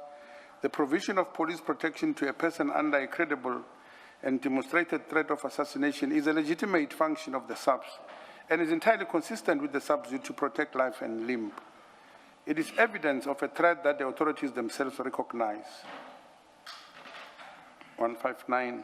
There have been various reports and articles that show the police actively providing protection to members of the taxi industry after having identified the killings that were taking place within the industry. 160. The then MEC, Ms. Faith Mazibugo, had initially made safety and security arrangements, including the police escort arrangement for taxi bosses, including the late Mr. BJ Mkonza, who was the chairman of Santaco Gauteng, due to the fragility and unsafe environment within which he operated and the violence in this industry. I must add that the late former Gauteng Santaco chairperson, Mr. Mkonza, who sadly passed on in November 2024, has assisted in arranging police escorts and protection for me when we attended various mediation and peace talks. Knowing exactly what was happening in the industry and the violence therein, Mr. Mkonza extended a hand to assist with protection under the help of the MEC for safety. After his passing, the treasurer of his association, that was Mr. Lefe Matimane, who also sadly passed on in or around September or October 2025, kept us assisted through his connections to receive police escorts in periods when violence was looming large. Following his passing, I have since sadly not been assisted by any police escort and have bolstered my own personal security through the employment of Kubus 85. If I can just come in here, can you explain to us how this police escort system operated? How were you told to arrange police escorts? Who would you contact? What escorts would be provided? What were the requirements for escorts? Yeah, from where I'm coming from, when the MEC gave the former Gauteng chairperson, Mr. Mkonza, a right to be escorted to serious meetings of taxi violence because they were so rife. What I've learned is he invited all, if they were not generals, I don't know at which level, and gave them a mandate that they must assist the chairperson of Gauteng, Mr. Mkonza, with all escorts that at the time Mr. Mkonza will need in relation to the meetings of taxi violence. Then, therefore, I was not privy to that as to who the police are. Then, me being closer to him as we were doing this, he gave me one of his assistants that I've mentioned, Lifa, to assist me. So for me, it was just to call Lifa, and he knows exactly who to contact. But ever since after the passing of Mr. Lifa, no further communication.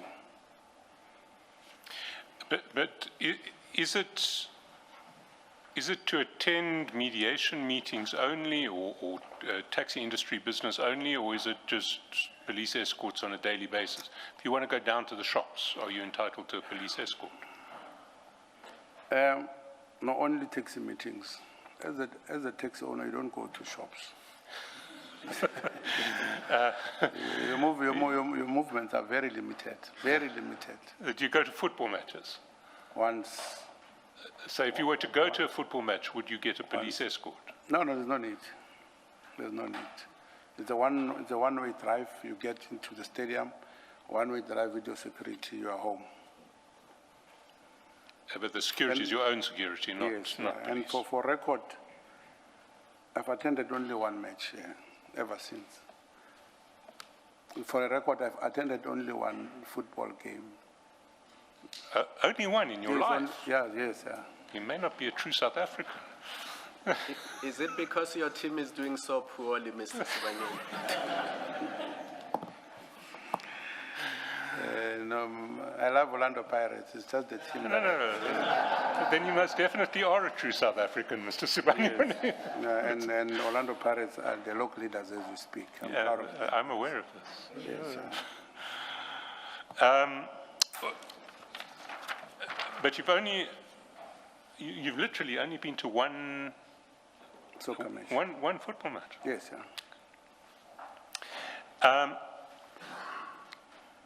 Okay, let's pick back. Let's go back to the statement. 163. Okay. 163.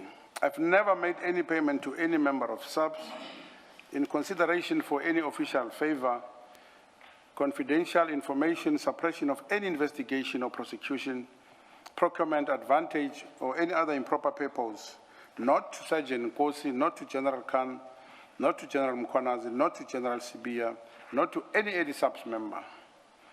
H, my relationship with further named individual, notice paragraph 2.8, 164, I deal with each of the individuals named in paragraph 2.8 in 10. H1, Mr. Calvin Madlanga, paragraph 2.8.1. Mr. Calvin Madlanga is the founder of Kubis 85 Solutions, which provides me with security services as described in Part E. He is also my homeboy and from the same community in which I grew up. My relationship with him combines a legitimate professional client service engagement with a genuine social and community-based friendship that predates the Kubis arrangement. I deny that I hold any beneficial ownership interest in Kubis 85 Solutions through Mr. Madlanga and any other arrangement. H2, Mr. Madlanga Commission, paragraph 2.8.2. Mr. Madlanga Commission is my first cousin. His father and my mother are siblings. Ours is an entirely family relationship. We have no business dealings of any kind. In the event there has been any financial transaction between us, it's purely on a familial arrangement as family and nothing more. Can I ask what you mean by that? Well, first of all, have there been financial transactions between you? Come again? First of all, have there been financial transactions between you? Yeah, based on the relationship of being the first cousin. And what do you mean based on the relationship? And like I will ask assistance, he will ask assistance.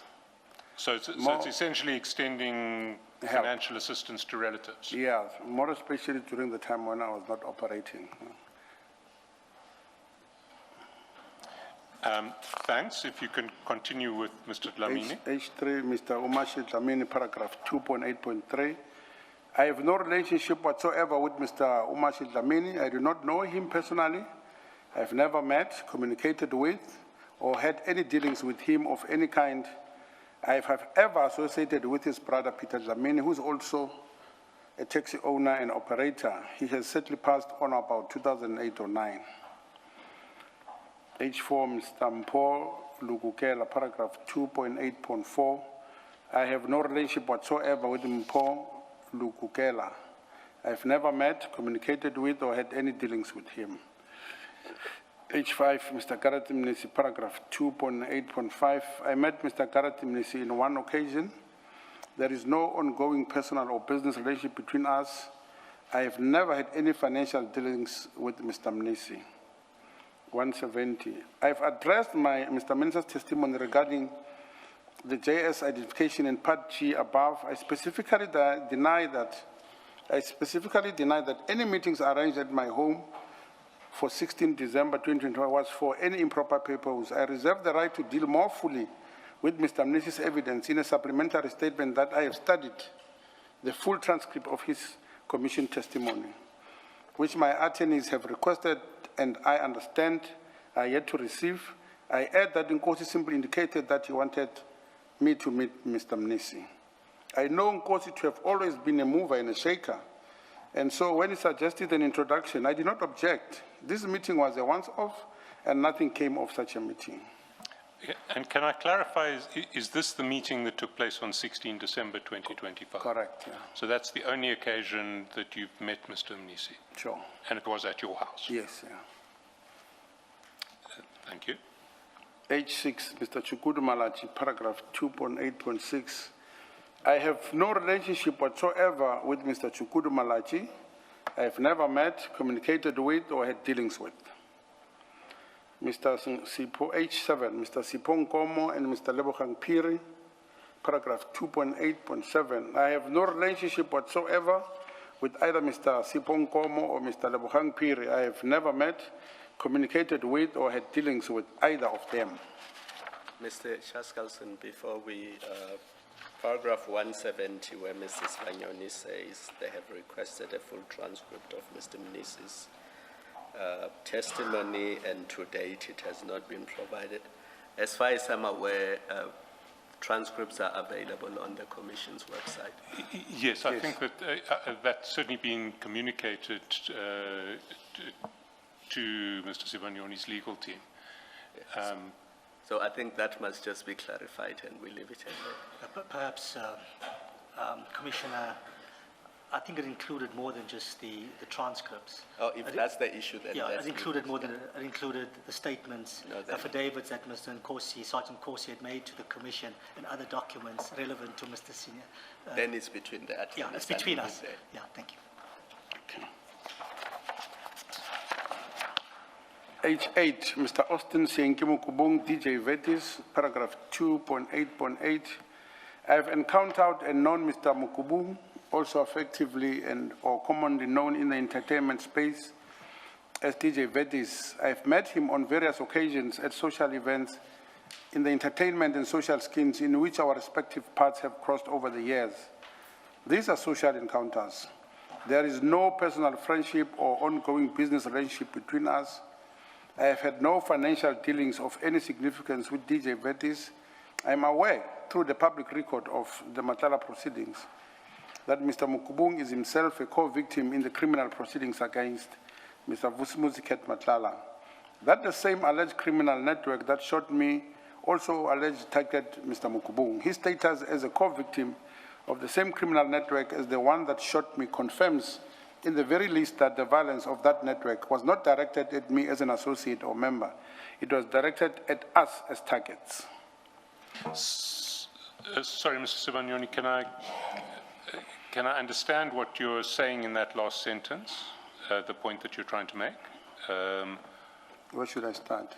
His status. Let me start. Yes, his status. His status as a co-victim of the same criminal network as the one that shot me confirms in the very least that the violence of that network was not directed at me as an associate or a member. It was directed at us as target. Let me also add H9 so that it adds up to your question as well. 174, I knew DJ Somebody's father, Mr. Sifuka, who was a member of our association, Pretoria, Mabupani, Petersburg, PMP Texas Station, and an operator with us. I know him from as far back as almost 8 years ago, where Mr. Sifuka passed on as an operator. His son, Opa Sifuka, was introduced to the industry. Despite having been introduced, Opa did not carry the baton of the work his father was doing, and instead the work within the industry was taken over and instead carried on by his mother, Mrs. Sifuka. What I'm trying to explain further here is Mr. DJ Vetis there was an attempt of in his life, and I knew him from social events, and he was close to me based on that, very close. Same as Mr. Sifuka, DJ Somebody. Same space, same everything. Therefore, the attempted life of DJ Vetis and Mr. Sifuka being unalived, it was a matter of people that are close to me, irrespective whether they were in the taxi industry or were socializing together. And it did not end here, it's just that I put these two on records so that the Commission can understand. Are you conveying that they were attacked because of their proximity to you? Correct. Is that what you're saying? Yes, yeah. Okay. Number 175. Sorry, can I clarify that? So your belief is that DJ Vetis and DJ Somebody Yes. were targeted because of their relationship with you? Yes, yeah. Thank you. 175. I therefore clarify that indeed I knew the late DJ Somebody. I liked him as a young man who was good at his craft and music in general. He was a celebrated South African music and entertainer who passed away in and around November 2022. I came to know him even deeper through the entertainment and social scene. We moved in broadly similar social circles and met at various events and functions in that environment. I knew him as a highly successful entertainer. Our relationship was one of social familiarity. We had no business dealings of any material kind, as set out in Part B. And as I have come to now understand, the weapons used in the assassination attempt on my life in August 22 were subsequently linked by ballistic evidence to the murder of the late DJ Somebody in November 2022. As I understand, we were linked not by any criminal association, but by the weapons of the same criminal network. 176, I need to poster the above by stating that I met and associated with a lot of people. I truly cannot be expected to know each and every person that I may have met, associated with, or having met with. I will be greatly assisted by the Commission to provide me with the evidence, as I believe the information will serve to assist me in remembering whatever it is I may have missed with various personalities. 1. The Toyota Baki Notice Paragraph 2.9.177. The vehicle bearing registration number MG31JWGP is a Baki, specifically 2025 Toyota Hilux double cab. It is not an SUV. I respectfully draw this factual correction to the Commission's attention. 178. The Baki was gifted to me by Gubi's 85 Solution Pty Ltd on the occasion of my 59th birthday. It was a birthday present, a gesture from my security service provider to mark a significant personal milestone made in the context of both the professional relationship and the genuine personal friendship between myself and Mr. Calvin Mashangu, my homeboy. Gubi's 85 Solution purchased and financed the Baki, paying the installments on the vehicle over time. The legal transfer of ownership into my name was affected only after all installments had been paid in full by Gubi's. This is commercial relation arrangement accurately reflecting when the encumbrance of the vehicle was discharged. 179. I confirm that the acquisition of this vehicle was entirely lawful. I deny that it represents an improper arrangement, financial benefit derived from public funds, or gratification under the Prevention and Combating of Corrupt Activities Act. It was a personal birthday gift from a service provider with whom I have long-standing and a genuine relationship. 180. I will attach as Annexure B all available documentation relating to the donation of the Baki to myself by Gubi's 85. Can I take you to Annexure B? It's in the Annexure bundle. It starts at page 10.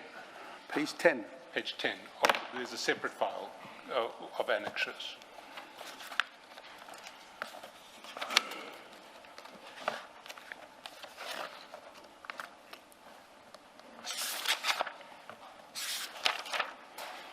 Yes.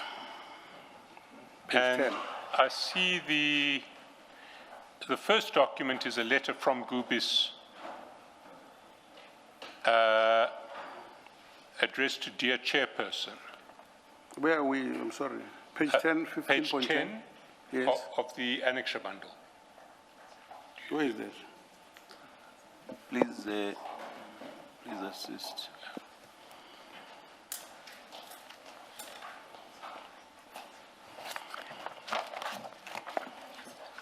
I'm over there.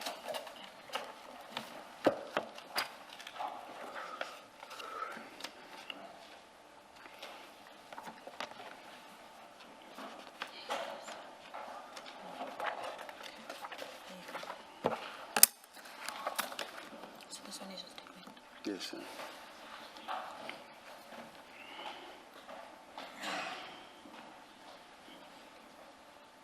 And that's a letter dated 1 March 2025 from Gubis, and it's addressed to Dear Chairperson. Do you know which organization the chairperson? It's my foundation. Your foundation. Yes, sir. So it's a letter to the chairperson of your foundation recording a gift of a Baki to you. Okay. And is the Baki a gift to the foundation or to you? Because the letter seems to be a little bit ambiguous in that regard. The second paragraph describes it as a birthday gift to Mr. Joe Sibanyoni, and the last paragraph suggests that the chairperson is requested to accept the gift, and presumably that would be on behalf of the foundation. Yes. Did you understand it as a gift to you? Yes, I understand that way. And if it was a gift to you, why would the letter be addressed to the foundation? I just don't get it, because in my understanding, the foundation doesn't need a bucket at all. The foundation needs some buses as far as the way it operates. So as to up to this far, in line with the buggy, I take it that the buggy, for the mere fact that I'm using Kubi's security, in some of the compartments of that buggy is the safety for rifles. Therefore, solely for me and for my protection and the safety keeping of those rifles, not anything else. I see. In fairness, this is a question we should ask Gubis, not you, because they're the ones who wrote the letter. Correct. But if we go to the next page, Same here. same page. next page, page 11 of the same bundle. Okay. This is also given to us as Annexure B, and this is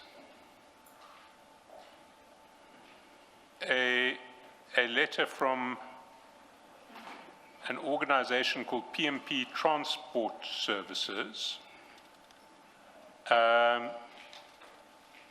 and it's addressed to Gubis. It's not clear to me how it relates to the donation of the Baki. Can you explain? What does it say? The letter serves as the formal appointment of Gubis by whoever the client are, which is left blank to render specialized VIP protection, escort and events security services.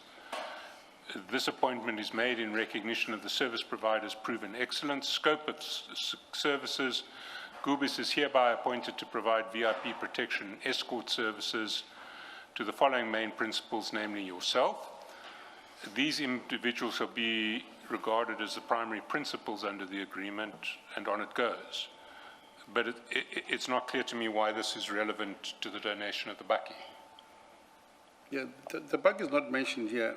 What I can clarify you is PMP Transport Services is an association where I operate.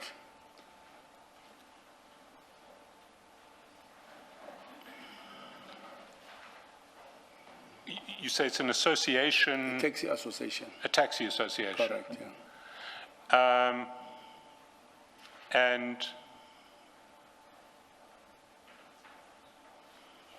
But again, if one looks at the executive members, I don't see your name on it. Yes, I'm So not an you're executive. not on the executive. I'm not an executive. This is an What's your local- relationship with PMP?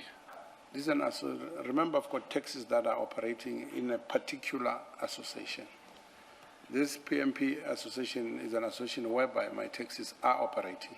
So you have taxis running Pretoria, Mabopane, Correct, Petersburg. yes, yeah. So you're a member of this association. Correct. But I still don't, maybe we're talking at cross purposes, but paragraph 80 says Annexure B is documentation relating to the donation of the Baki. Yes. So I'm trying to see the connection between this document and the donation of the Baki. This document of PMP does not talk about the Baki. If I No, that was what I thought, which is why I found it doesn't talk paragraph anything about it. It talks about the security services that, Yes. that is provided by Gubis to me. Yes. Yes, yeah. So there's nothing of a Baki in this particular. Yes, then Yes, paragraph 180 needs to be corrected in that respect. Because Okay. paragraph 80 suggests that this document is Talk relevant. to this one. Sorry, Paragraph 180 says, of your main statement, Yeah. page 58 of the main statement. if that's the case, then it needs to be rectified. But there is relevancy in these two documents. PMP is an association that I work with, and is the one that pays directly Gubis on my behalf. Therefore, it was good for them to have this contract, so that if they don't get payments, they know who to call. Or if there is a complaint, I know how to direct that complaint. So that's the relevancy of that. So you say PMP pays Gubis on my your behalf? Yes, yeah. But perhaps I can also be of assistance. I think it's an administrative error. because in our on the list of annexures, this document should actually fall under Annexure H. So it's an administrative error. That may resolve some of my confusion.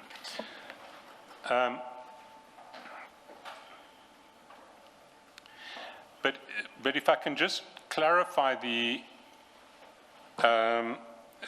arrangement.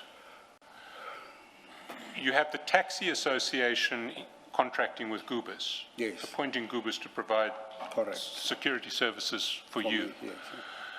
Who pays for those services? You or the taxi The association? taxi association. The taxi association. And then do they come back to you and say, well, we paid Gubis Yeah, then- 20,000 rands this month, you need to pay us 20,000? No. No. No. So it's the association. The association, yes. And when you speak earlier about your relationship with Gubis and Gubis providing security services for you, is there a separate contract between you and Gubis for other services? No.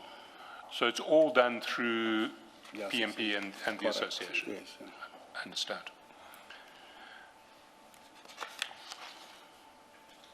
Let's get back to the statement, page 59. Maybe Mr. Chaskalson and Mr. Adams, maybe just to flag for later correction, that PMP document is, which Mr. Adams says is H. If you look at H, there is an H, and H is a different document altogether. Just to flag it for whatever corrections may need to be done later.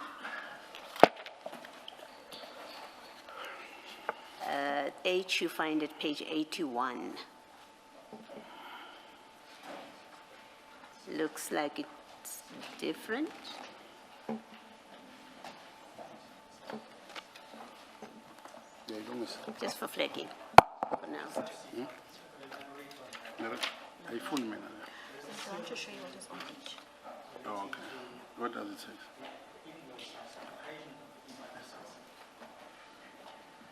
Thank you so much. I apologize for that. That is the service level agreement that forms part of the bundle of documents to which the invoices or proof of payment is annexed. So in the main, it ought to have formed part of Exhibit H. All right, so we move PMP, page 11, to Annexure H. That's what I you're saying. beg your pardon. So we move the current page 11 up to 13. We move it to Annexure H. We would to be appreciate it part very of much. that. Thank you. Okay, thank you.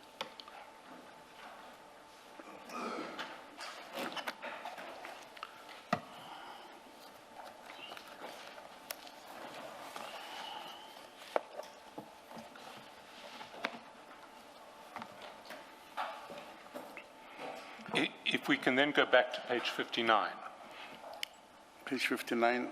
and the presidential cartel. Presidential cartel, notice paragraph 2.10.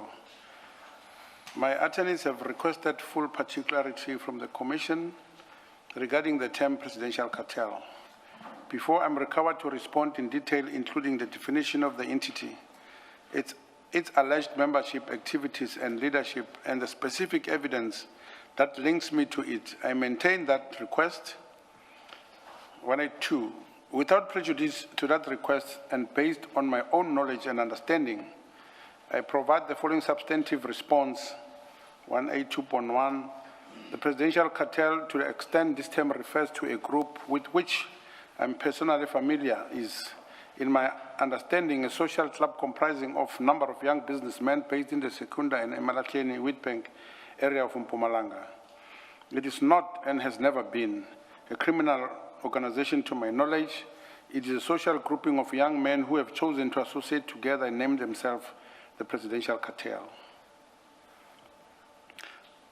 182.2, I have no business dealings with this group as a collective entity.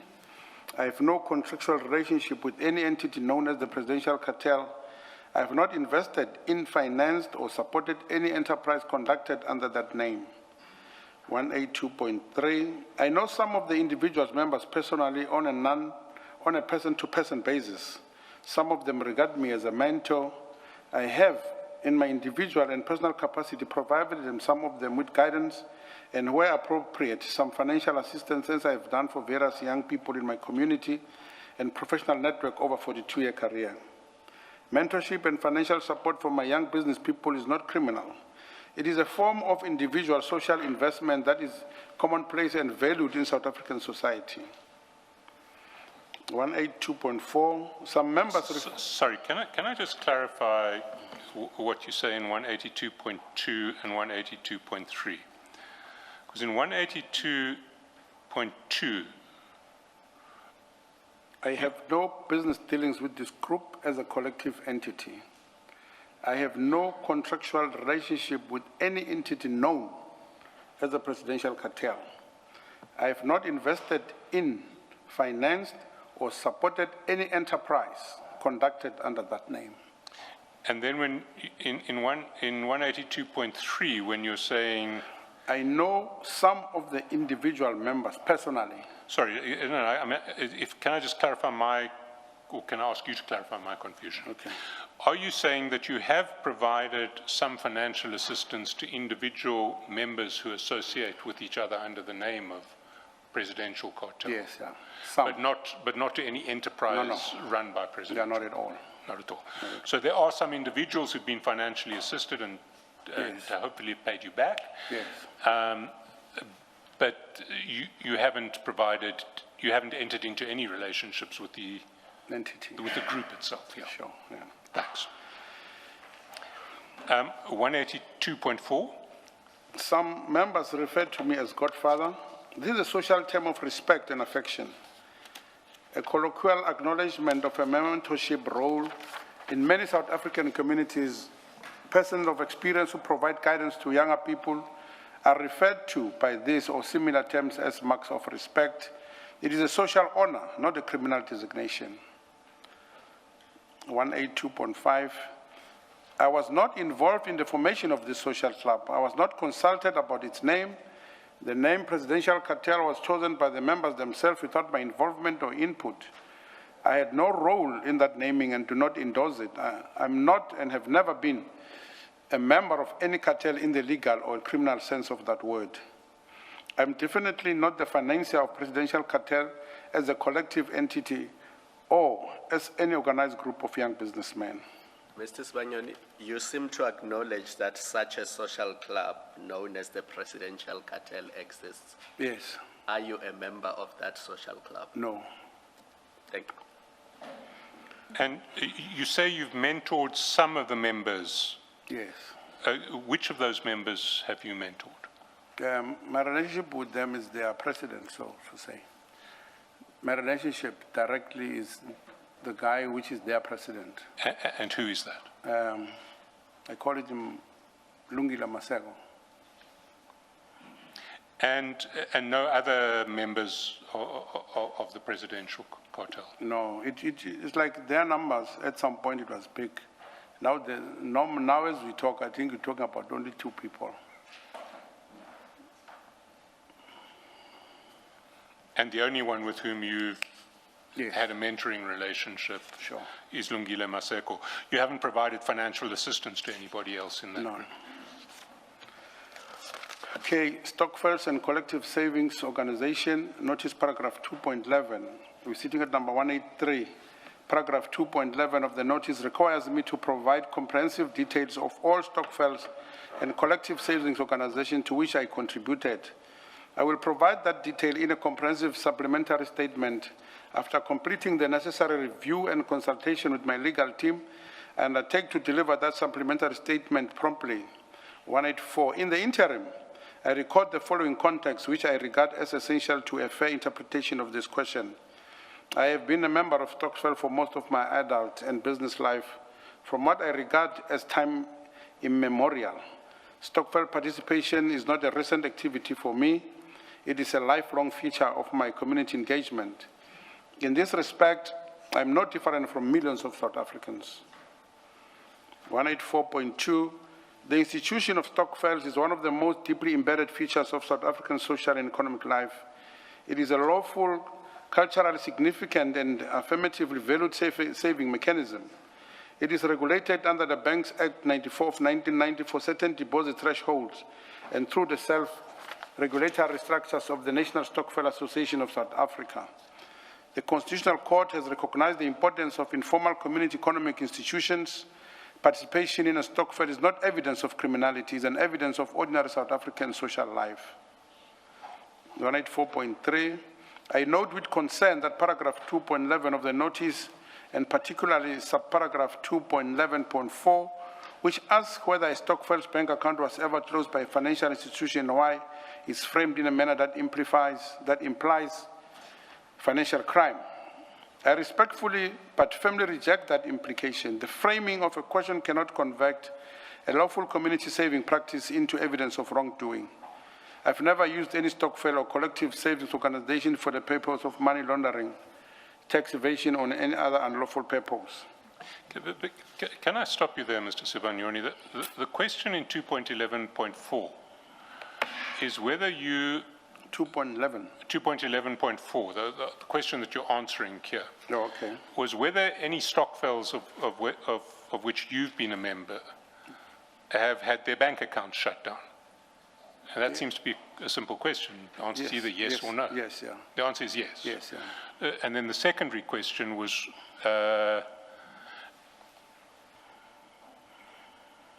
by which financial institution It was APSA. and when and for what reasons that were communicated to you. They just gave me what I call an exit letter. Other than that, I didn't entertain the... And when would that have have been? It's last year early, I think. Last year. 2025. Sure, I think so. And which stokvel was it? It was Shosholoza, if I'm correct. Yeah. Shosholoza, put two names, Shosholoza or Siapambili. Shosholoza or? Yes, or Siapambili. Siapambili. Yeah, I'm not sure about the name for now. And they didn't give you any reasons? No, they mentioned all the legal reasons, which I was not, I didn't want to pursue all those legal terms. Once I got that exit letter, then I had to follow the instructions and move. Can we ask you for a copy of that exit letter? If you, Is it not long time ago? yes, well, it was last year. Presumably it was emailed to you or not? Yeah, it should have been emailed, yes, but due to some matters that are arising now from the police, they took my phone and all these things. I didn't find anything when my phone was given back to me, so I've started afresh.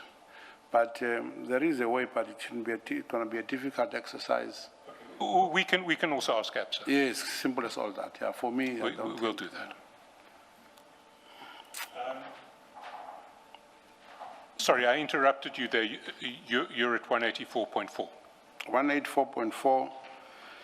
There is a deep irony in the fact that a man was born, raised in Kwaggafontein in Mpumalanga, who has participated in stokvels as part of the community life since he was a young man, is now being required before a judicial commission with prosecutorial consequences to account for his stokvel participation as if it were suspicious. Stokvel participation is not evidence of a criminal mindset. It is evidence of a South African life. If stokvel participation were evidence of criminality, a very large proportion of the South African adult population would need to account for themselves. I will provide complete details once I have clarity from the Commission. It is truly impractical for me to have to go back 42 years and provide information of this nature with no direction of what is being referred to at all. Sorry, Mr. Sibanyoni, that paragraph 184.5 Yes. would suggest on its face that in addition to the 2025 case that you're talking about, there's other cases where a bank has closed. Is that what you're conveying? Because you say you're required to go back 42 years. Yes, in terms of me being a stokvel person, only in that in that reference. Okay, not specific to the to closing of closing normal, accounts. yeah. Okay, thank you. L, relationship with Edin Construction and Tengani Mining, notice 2.12, 185. The criminal charges currently pending against me in the Delmas Magistrate Court arise from the alleged conduct connected to the Molodo Road 573 aggregate supply project and involve Mr. Thomas Tengani Ntuli, whose name features in both Tengani Mining and paragraph 2.13 of the notice. I've been advised that answering questions about my relationship or any of my company's relationship with Edwin Construction Ltd and Tengani Mining Pty Ltd may constitute or contribute to self-incriminating evidence in those proceedings. 186. Can I just raise something there? I have a difficulty with these three paragraphs, and there are Which one? 185, 186, 187, and then it's a difficulty that's more is broader than these three paragraphs because the same difficulty arises elsewhere. The first issue, and that I think I've clarified with Mr. Abrams, this commission can't grant any use immunity, doesn't have the power. So the request in 187, even if the commission was inclined to assist you, just can't.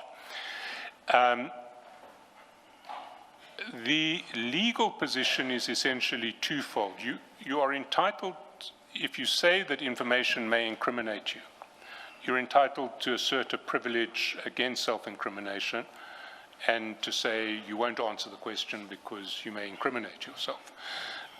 But you have to make out a case that is sufficient to satisfy the commission that there's a risk of incriminating yourself there. If you choose to say something on a question like this, whatever you say can't be used against you in any criminal trial. So any answer that you give to this question will not be something that the criminal court in Delmas can have regard to. But my problem arises here.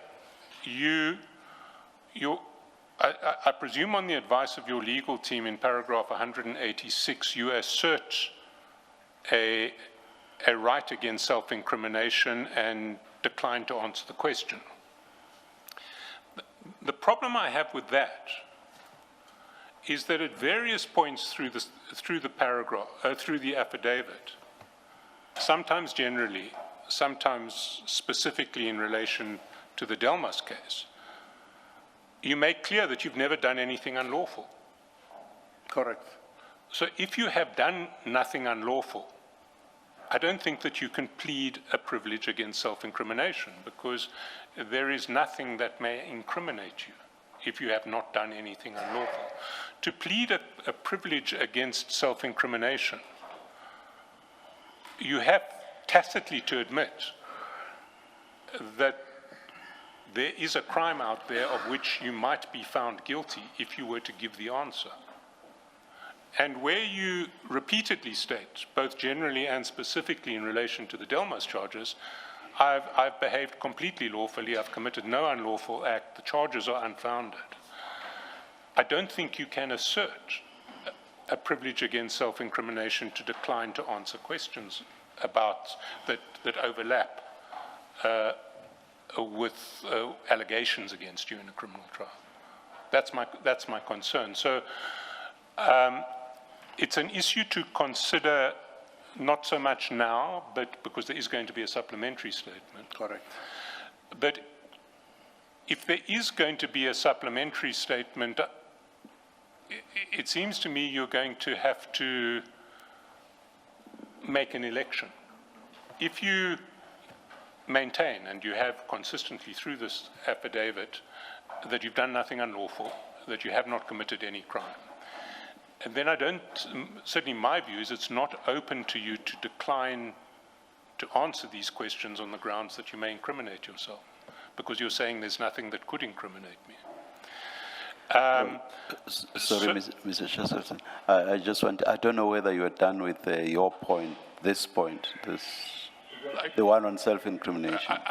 I would like to just All right, all right. amplify it. So both in relation to the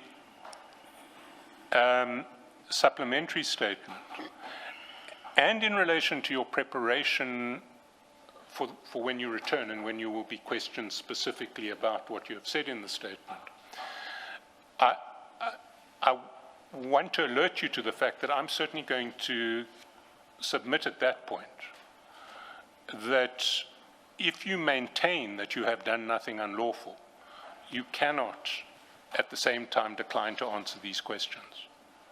It's not for you to answer now, because there's nothing for you to answer now, but I do want to put it on record so that your legal team understands both what we expect of it, or of you and of them advising you in relation to the supplementary statement, and how we intend to proceed when it comes to questioning you. I think what I wanted to suggest that you might be minded to respond, because this raises a legal question that may, in a sense, have been addressed by what Mr. Shaskalson says right at the tail end, because he says he will submit at a later stage, and assume at a stage when there may be a supplementary affidavit. So maybe you two might want to address us at that stage. Should we leave it at that for now? Thank you, Chairperson. We may leave it at that, but we definitely will make legal submissions at the appropriate time, in defense of the position that Mr. Sibanyoni will be taking on the specific issues that are raised with him in that regard. And of course, we'll prepare Mr. Sibanyoni appropriately in that regard. Thank you. Thank you, Chairperson. Thank you. Thank you. Chair, just to clarify, it's not just in relation to the supplementary affidavit, it's also in relation to the next round of questions Yes, when all right, Sibanyoni all right. returns, because that's where it will really arise, I think, most prominently. Thank you, thank you. Can I continue? Certainly, and we're at 188 now on page 62. Okay. Communications with Mr. Ntuli and the meetings. Notice paragraph 2.13. The allegations, 188. The allegations in paragraph 2.13 directed at WhatsApp communications with Mr. Ntuli, all meetings held with or by Mr. Sindani with Mr. Ntuli, and any payments made at my direction or Mr. Sindani's direction directly traverse the subject matter of the extortion and money laundering charges presently pending against me in the Delmas Magistrates Court. I formally invoke my right under section 35.3J of the Constitution in respect of paragraph 213, 189. However, consistent with the approach I've adopted throughout these statements, providing non-incriminating context wherever I'm able to do so in the spirit of genuine cooperation, I record the following factual background regarding how I came to know Mr. Ntuli, which I'm able to provide without prejudicing my criminal defense, and which I believe materially assists the Commission's understanding. The Commission should know from the outset that Mr. Thomas Tengani Ntuli came to me. I did not go to Mr. Ntuli. Mr. Ntuli was seeking me.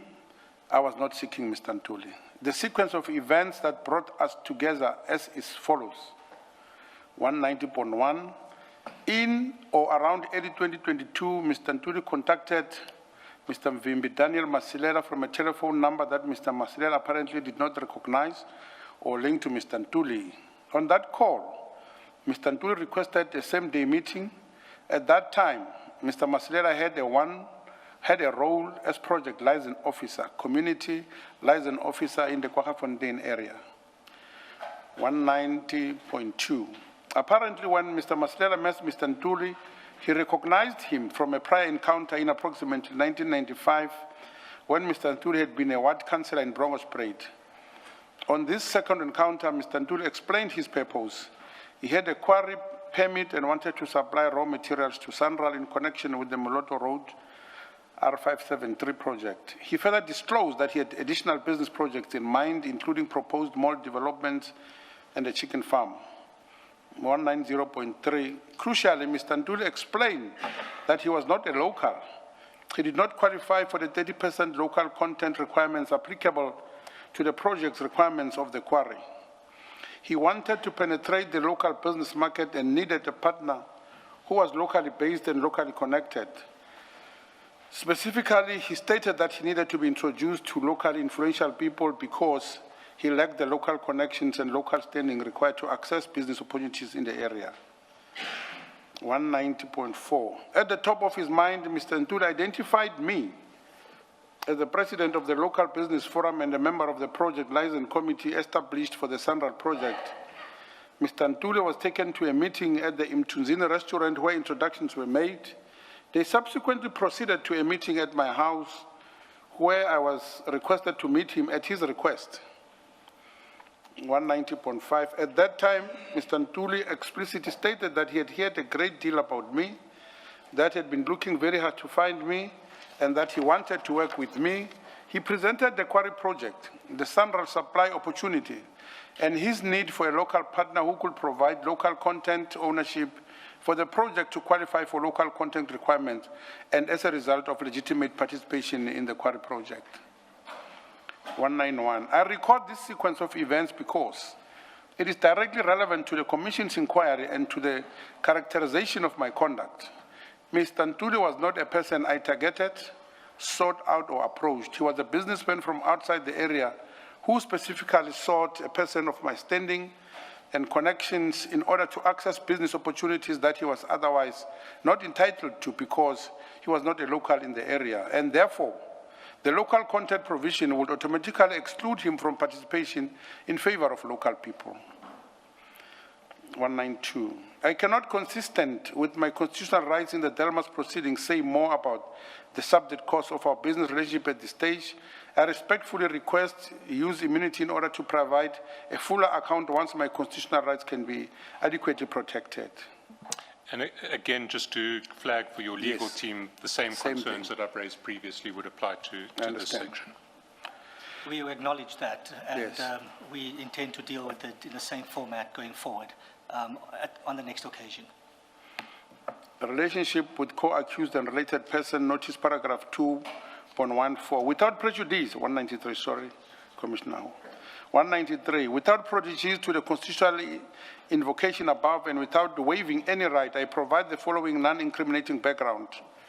193.1, Mr. Mvimbi Daniel Masilela, paragraph 2.14.1, Mr. Mvimbi Daniel Masilela and my brother are connected through marriage. Their families are linked by marital ties. Our families are thus connected through that familial bond. This is a matter of family background and public family record.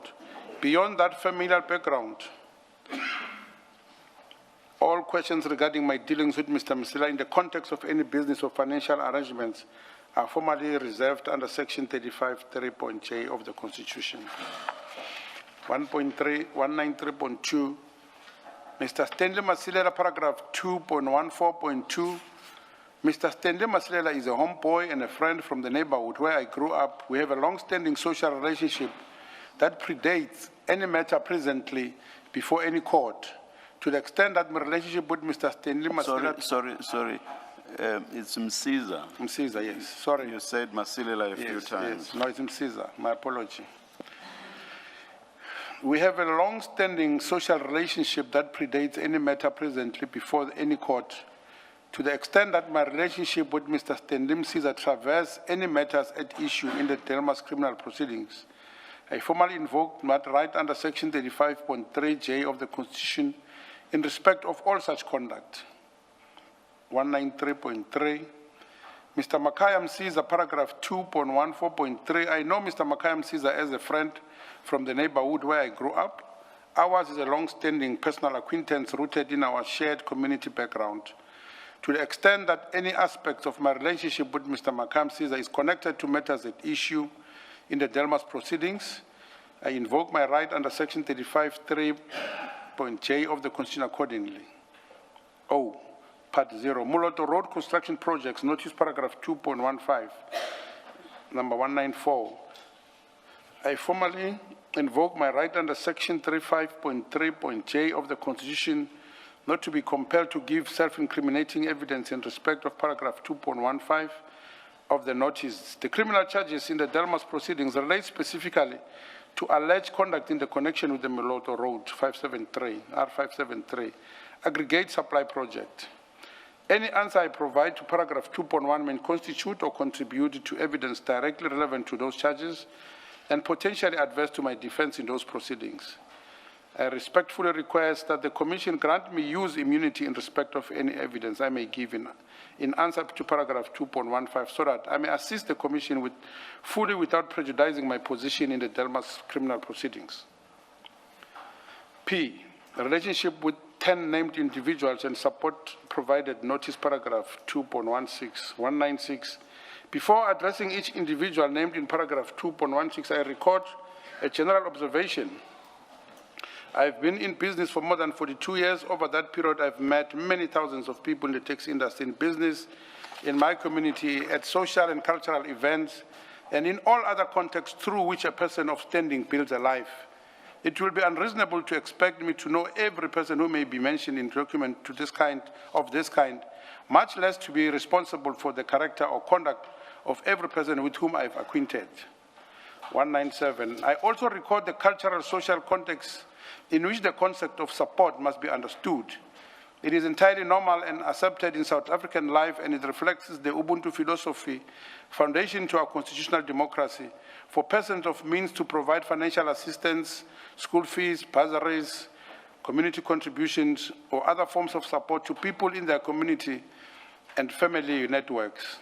Where I've assisted any person financially, I did so as an expression of genuine care for their well-being, not as a form of criminal inducement. It will truly be regrettable to term assistance of this kind to people as having some criminal connotation. 198, in respect of each of the 10 individuals named in paragraph 2.16, 198.1, Mr. Chabu Kwabu Madlanga, 2.16.1. I know Mr. Madlanga is the son of the late friend of mine. My acquaintance with him is through that filial connection. I have not provided any financial or material support to Mr. Madlanga. 198.2, Mr. Mandla Mtsweni, 2.16.2, Mr. Mtsweni is my nephew, the son of my sister. Ours is a family relationship. Any assistance I may have rendered to him is as an uncle to his nephew. In the ordinary course of family life, entirely consistent with Ubuntu and with normal family relationship.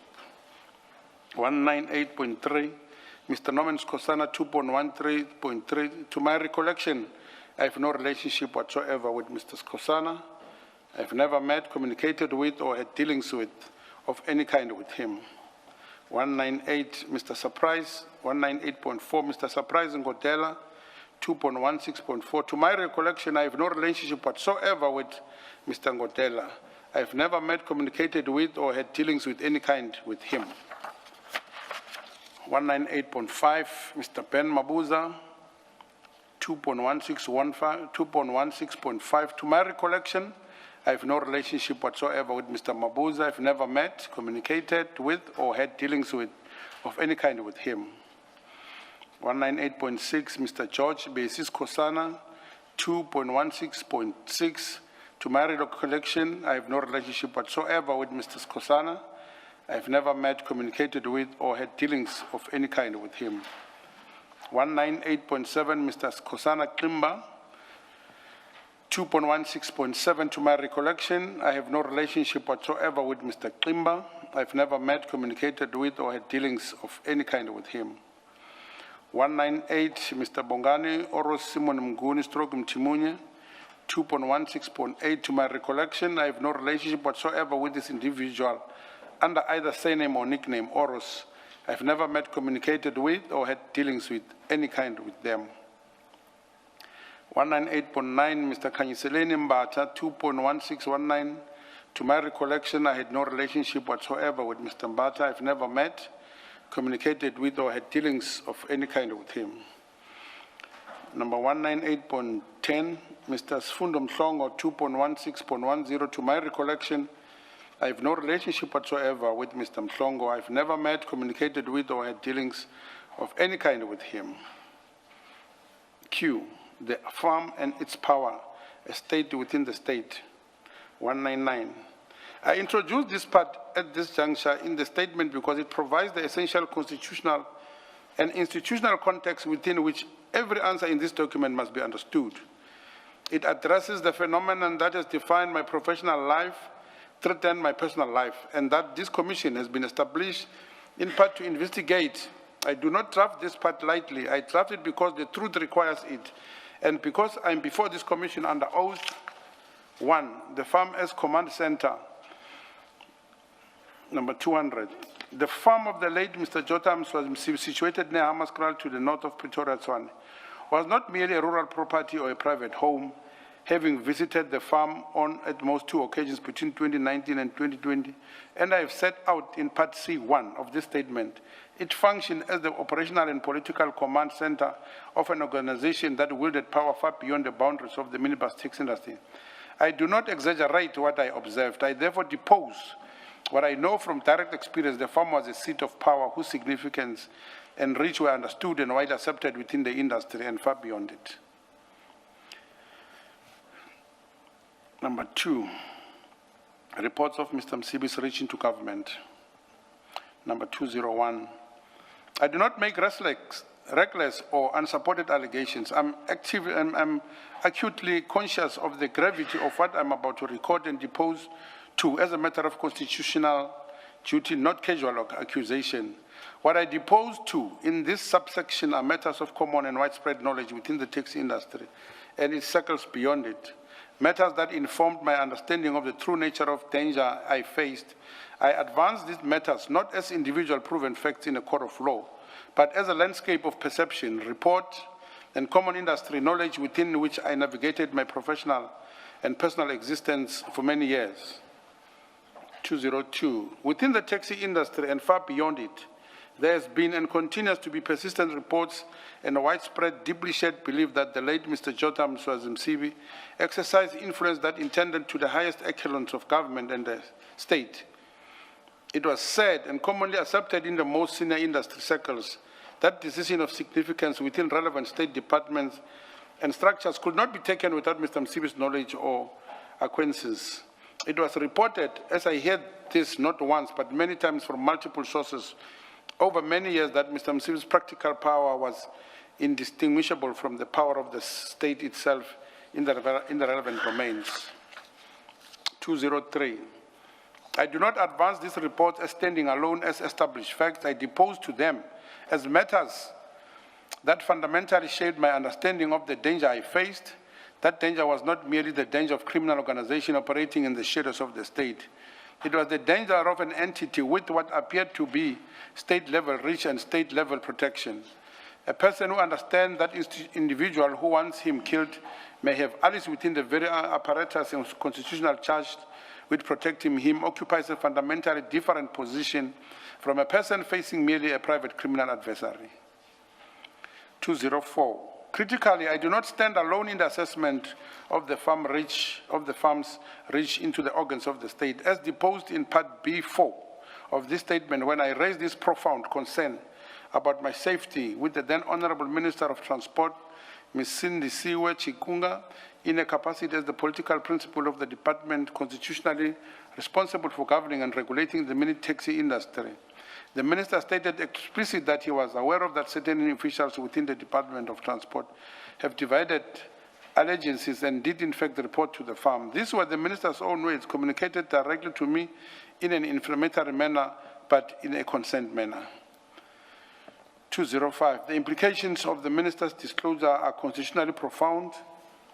The very arm of the state responsible for regulating and governing the minibus taxi industry was, on the state's own admission through its political principle, compromised with the officials answering not to the Constitution, not to the law, not to the minister who was their constitutional superior, and not to the South African public, but to a private individual operating from a farm outside Pretoria.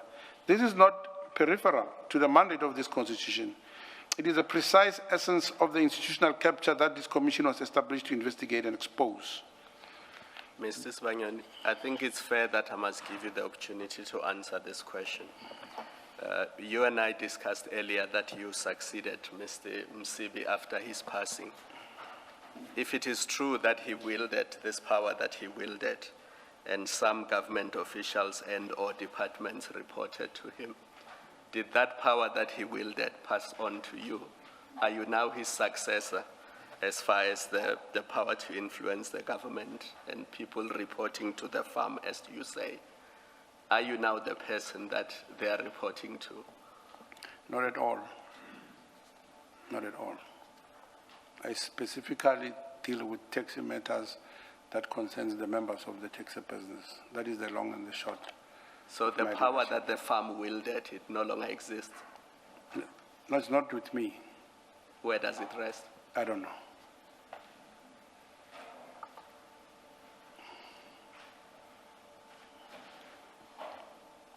The Shongwe Commission's findings, independent systematic confirmation, 206. The Shongwe Commission of Inquiry into the minibus taxi type services, violence, fatalities and instability in the Gauteng province made detailed findings that are wholly consistent with and independently corroborative of the picture described in this part. The Commission found in Part E, Section 6 of its final report that some victims of the taxi-related violence testified to and provided anecdotal evidence of collusion between some law enforcement officials, especially members of the SAPS, and those responsible for provoking and fanning the flames of violence. That complaints were informed on the details of their confidential complaints by the very persons against whom they have made those complaints, often accompanied by intimidation and threats that many witnesses hold a firm belief, backed by many examples, that some law enforcement officers actively collaborate with criminal elements, aiding and abetting their criminal activities while protecting them from the law. And that planned law enforcement operations within the industry were on multiple occasions compromised by leaks emanating from within law enforcement itself. Information about raids and roadblocks being communicated to targets so that they could take precautions to avoid arrest.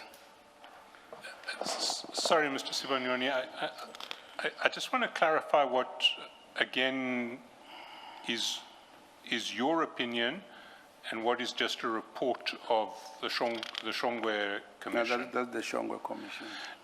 I understand that, Yes, but what you say in the introductory sentence is that the Shongwe Commission made detailed findings that are wholly consistent with and independently corroborative of the picture described in this part. So when I read this paragraph, well, at least when I initially read it, I thought that you were endorsing those findings. So I'd like to take them one by one and just understand what you say about them, whether you think you agree with the conclusion, disagree, or have some comment that you want to make. So I see 4 key conclusions here. The first one is at line 3, starts at line 3 of page 70.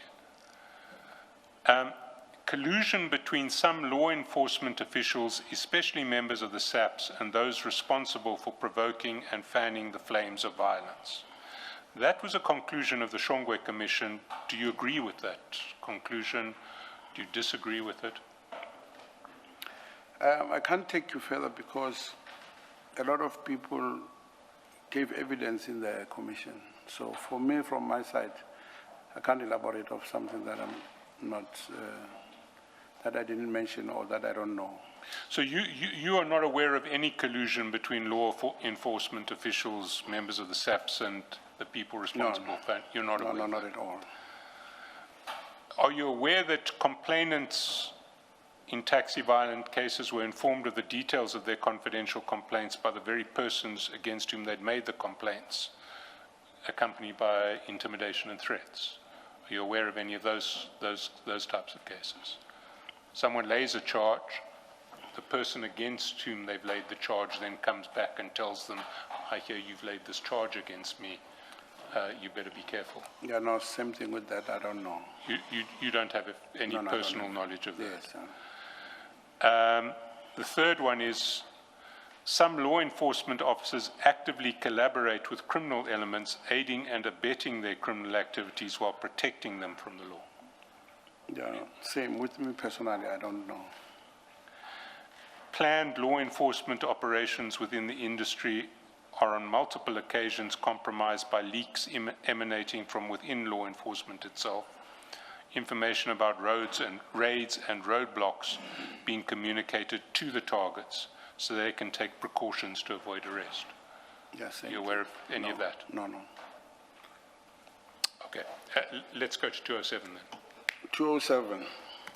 The Commission further found in Part E, Section 5 of its final report, that it is widely known in the taxi industry that some operators serve as proxies for law enforcement officers who use them to conceal direct financial and business interests in the taxi industry, a practice that contravenes the National Land Transport Act and that the Commission identified as a direct source of conflicted law enforcement. These findings of collusion, proxy ownership, of deliberate operational leaks, and of officers protecting those they should be investigating describe not isolated incidents of individual misconduct, but a systemic and structural pattern of state's capture at the law enforcement and transport governance level. Should I continue? That's the Shongwe Commission report. Please do. Okay. Number 4, Shongwe Commission report, Part E, Section C, collusion, PP 48 to 49. Some victims of the taxi violence testified to and provided anecdotal evidence of collusion between some law enforcement. Sorry, we've been through there. I'm looking Yes, for that's what I was paragraph asking. 208, page 71. That's what I was asking. Thank you. My unique vantage point, 208. I occupy a unique and a painful vantage point in relation to everything described in this part. I'm not a bystander, a researcher or a commentator. I was for many years a senior leader within the same industry, operating in the highest levels alongside Mr. Msibi. I know from direct, intimate, and irreplaceable personal experience the texture and character of power that the firm represented.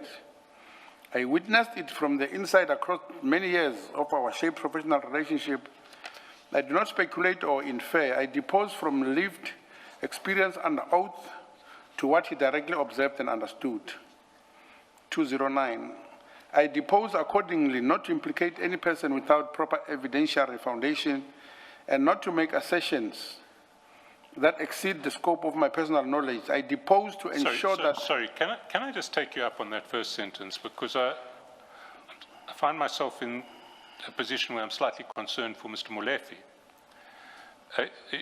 You've said in your statement, Mr. Molefe moved his drug-related operations to the farm.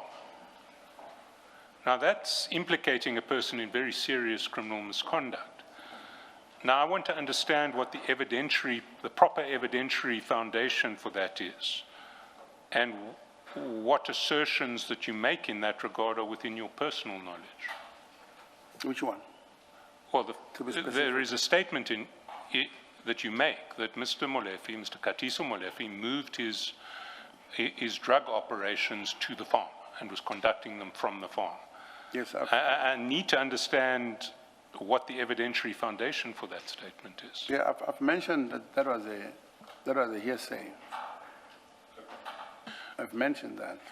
And some of those things were like live information in a sense that the person who called me was like giving live information as to here he is now, this and this is what is happening. Yeah. So in that respect, the allegations against Mr. Molefe that you make in this statement are allegations that exceed the scope of your personal knowledge. Yes. Thank you.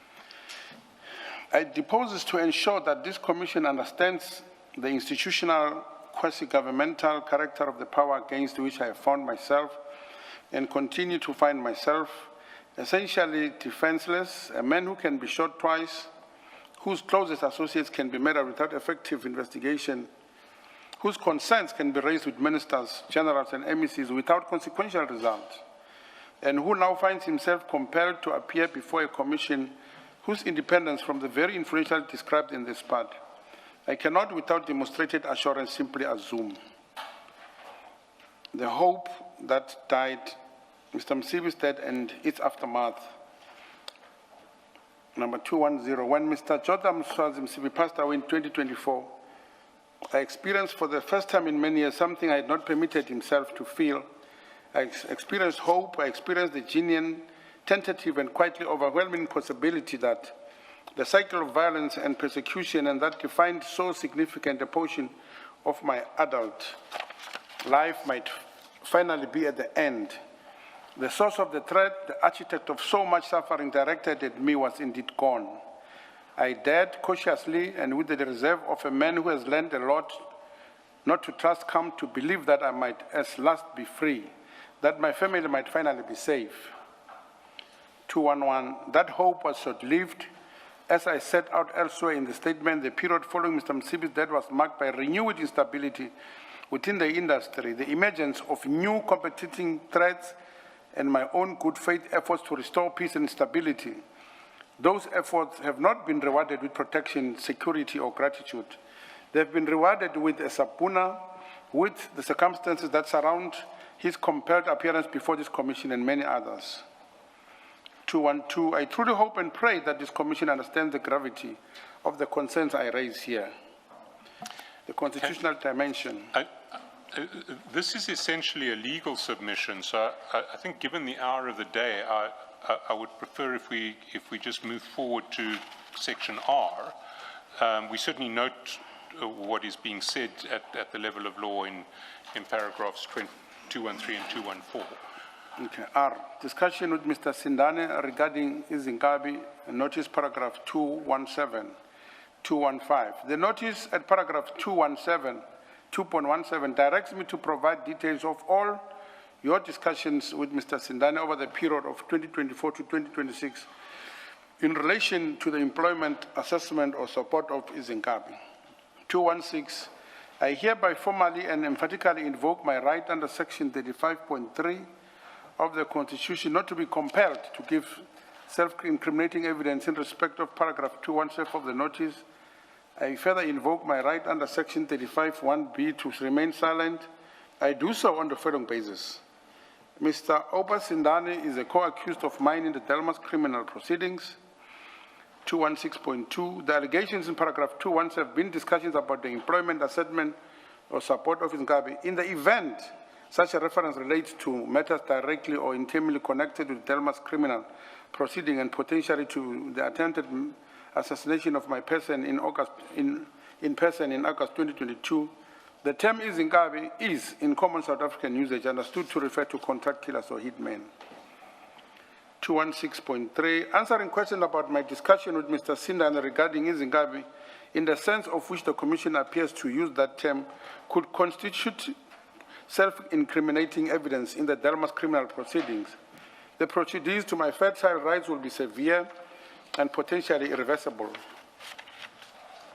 2164, I rely on SV and others 1995/2 SA 642 CC Ferreira versus Levin number, Frey Hook versus Powell number 1996/1 SA 984 in bracket CC and Bennett versus Absa Bank Ltd 2011 in bracket 3 SA 92 in bracket CC.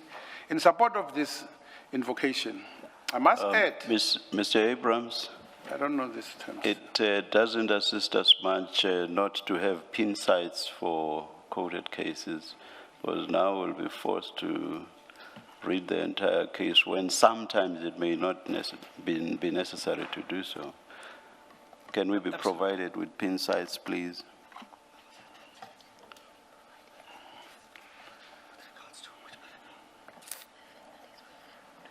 Yes. Sorry. The relevance of... No, I'm not asking for, I'll just say, just give us the pin site or paragraph numbers, let me put it that way. At a later stage, not now.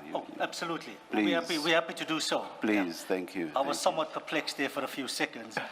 Now you know what a pin site. Now you know what a pin site is. Yeah, we're at Edom. Thank you. Thank you. 217. I must add that discussing issues of Izinkabi has always been there. It will always be there as long as the threat persists. There is no question that Izinkabi were heavily deployed by the late Msibi within the taxi industry. The concern around all of our safety has always existed. To the extent that such discussions would have been discussed as a common threat against any people under a set of circumstances, we surely would have discussed this. I, however, have no record of such discussions and will await further information on the issue to properly engage the matter meaningfully. 218. I note and strongly highlight the bitter irony. I was myself the victim of assassination attempts, once in 2006 and once in 2022, involving precisely the kind of contact violence that the term denotes in its criminal sense. Any suggestions that I was involved in commissioning such violence must be assessed in the light of the undisputable fact that I was twice on the receiving end of it, and I have cooperated with the state as a witness in the prosecution of those responsible. 219, I make the following statement as a matter of unconditional and categorical record.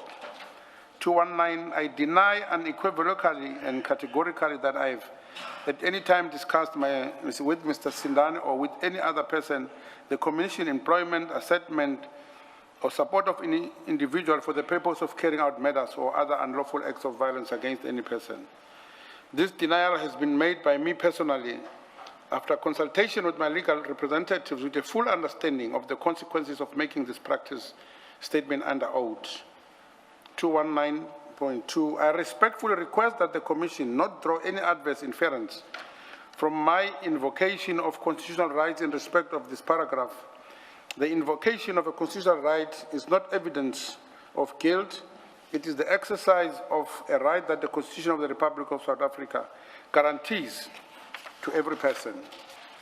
219.3, in a spirit of cooperation and without prejudice to my constitutional invocations and without waiving any right, I provide the following factual context, which is a non-incriminating.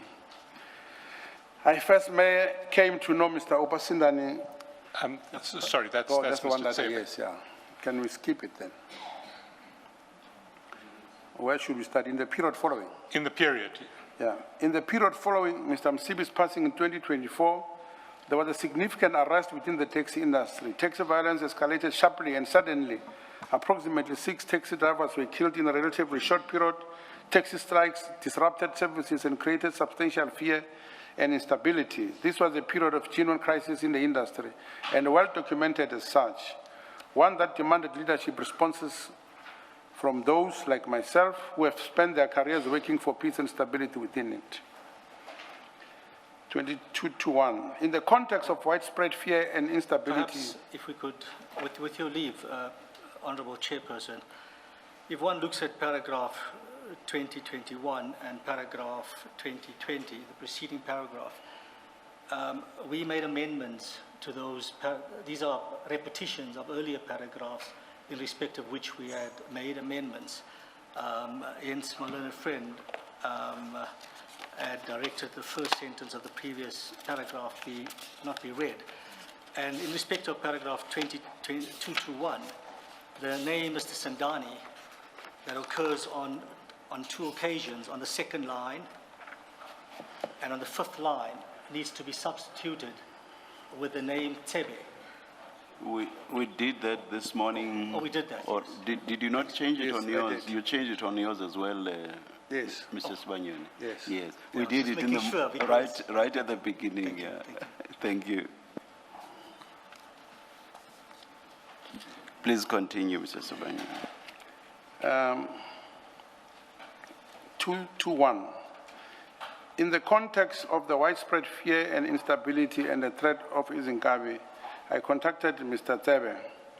The purpose of my contact... In the morning, you even gave us the first name. You said Mr. Yeah, Abner. Abner Tsebe, Tsebe. yes, Yeah. The purpose of my contact was one of peacekeeping, specifically to discuss what steps could be taken to contain the violence, to restore stability within the taxi industry, and to protect taxi workers and drivers who feared for their jobs and their safety. Mr. Tsebe was a figure whose engagement I believed could assist in constraining the killings and the broader disturbance. This was a conflict resolution and peacekeeping call, an exercise of exactly the kind of community responsibility and industry leadership that I have discharged throughout my career. 222. I must address the Commission's use of the term Izinkabi with great care and necessary specificity. The term Izinkabi does not carry a single fixed meaning in all contexts.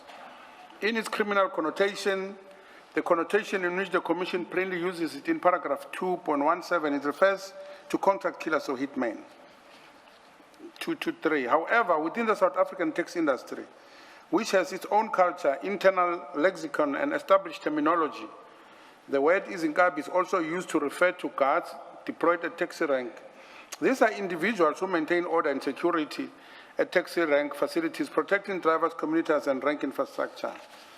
They are commonly referred to within the taxi industry as Izinkabi. This dual usage is well understood by those familiar with the taxi industry.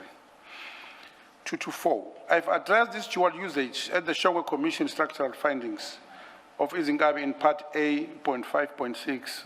Above, the Commission documented that 100% of those killed in tax-related violence were shot with high-caliber rifles as well as small firearms, some of the kind issued to state agencies, and that Izinkabi are typically recruited from other provinces, predominantly KwaZulu-Natal, and paid from the pocket money system.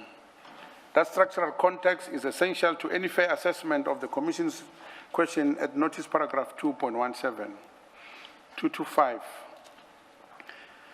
The discussion that formed the background to my contact with Mr. Abnatseb in 2024 were about the broader security environment within the taxi industry following Mr. Msibi's death, including the question of rank guarding and security, the deployment of peacekeepers to contain the violence, the running of taxi patrols, and the protection of rank workers who feared losing their livelihood.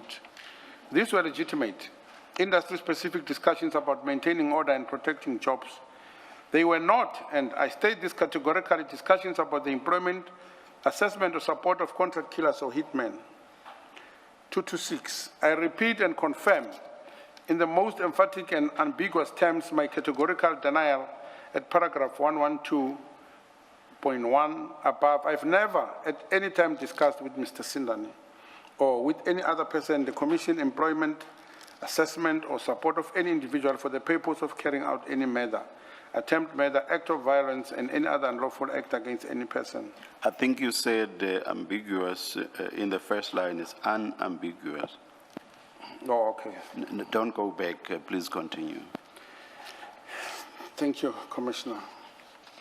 I draw the Commission's attention to the significance of my role as first state witness against Mr. Vusimuzi Matlala in the Johannesburg High Court. I meant to testify under oath against the men who allegedly ordered the attempt to kill me. The suggestion that a person who survived assassination attempts and who is yet to testify as a state witness against the perpetrators was simultaneously engaging in discussions about the hiring of hitmen is not merely incorrect, it is inherently and logically implausible. It contradicts the fundamental narrative of the Commission's own evidence, which cast me as a target of organized crime violence, not as its architect. As documented in my position, notice paragraph 3. Mr. Sibanyoni, I think the rest of the statement I think will be addressed in legal argument and in engagements between the attorneys. You may want to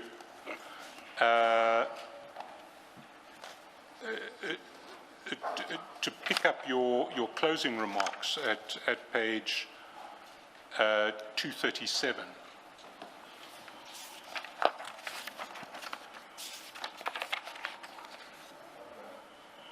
Paragraph 237, page 81.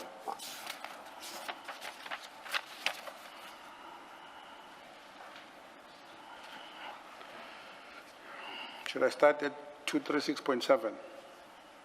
I think 237, because 237 and 238 are just about the way forward and what will happen when you get the bundle. 237. I wish to state the following clearly as a matter of record. 237.1. I am a person who has survived 2 assassination attempts. I'm a state witness in the Matlala criminal trial. I'm an accused person in the Delmas criminal proceedings. I am in all three capacities, cooperating with the legal processes applicable to me. In none of these capacities have I sought to obstruct, delay, or frustrate justice.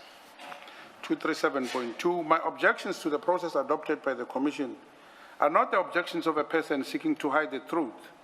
They are the objections of a person who understands his constitutional rights and is determined to exercise them in full, as every South African citizen is entitled and indeed expected to do.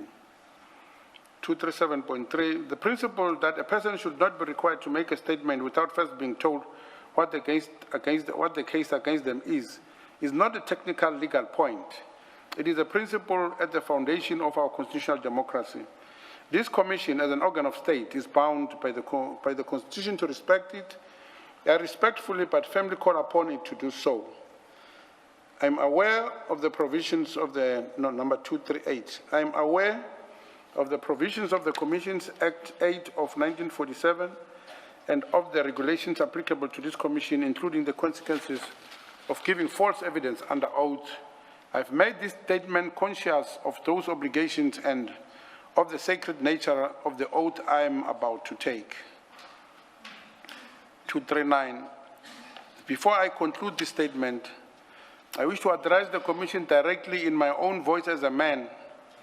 I've spent more than 42 years building a legitimate life. I was born in Kwaggafontein. I built business, I raised families, I employed people, I mediated violence between industry factions where others fled. When the taxi industry was being destroyed by the killing, I wrote to the Minister of Police. When those killers shot me, I survived.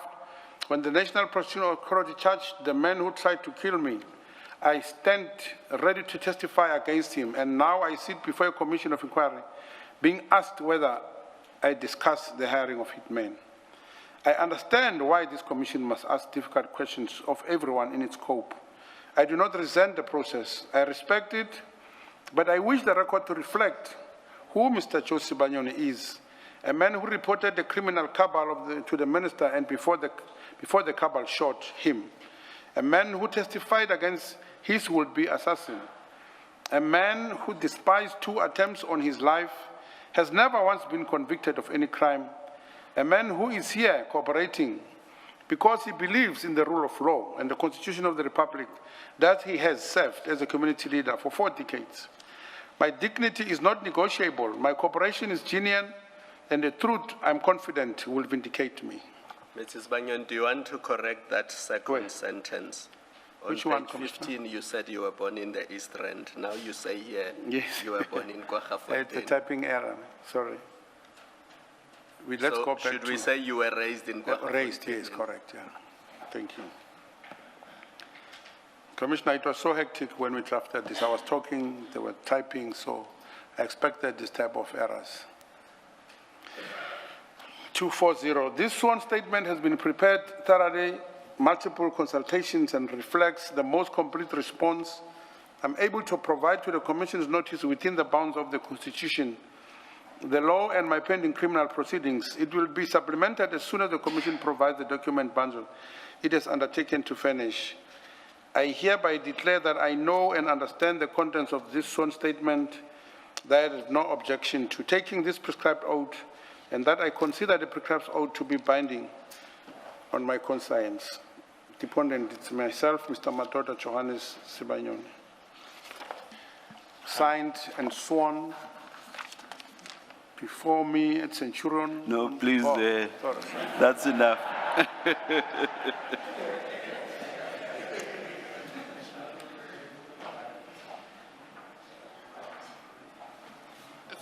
Thank you very much, Mr. Sibanyoni. You're welcome. Chair, we've reached the end of Mr. Sibanyoni's statement. As agreed and ruled earlier, we'd ask that his appearance be postponed to 21 September. Thank you. Mr. Sibanyoni, the hearing of your testimony is postponed to 21 September 2026 at 9:30 in the morning. Thank you. Let's adjourn and resume at 9:30 on Monday. Let's adjourn.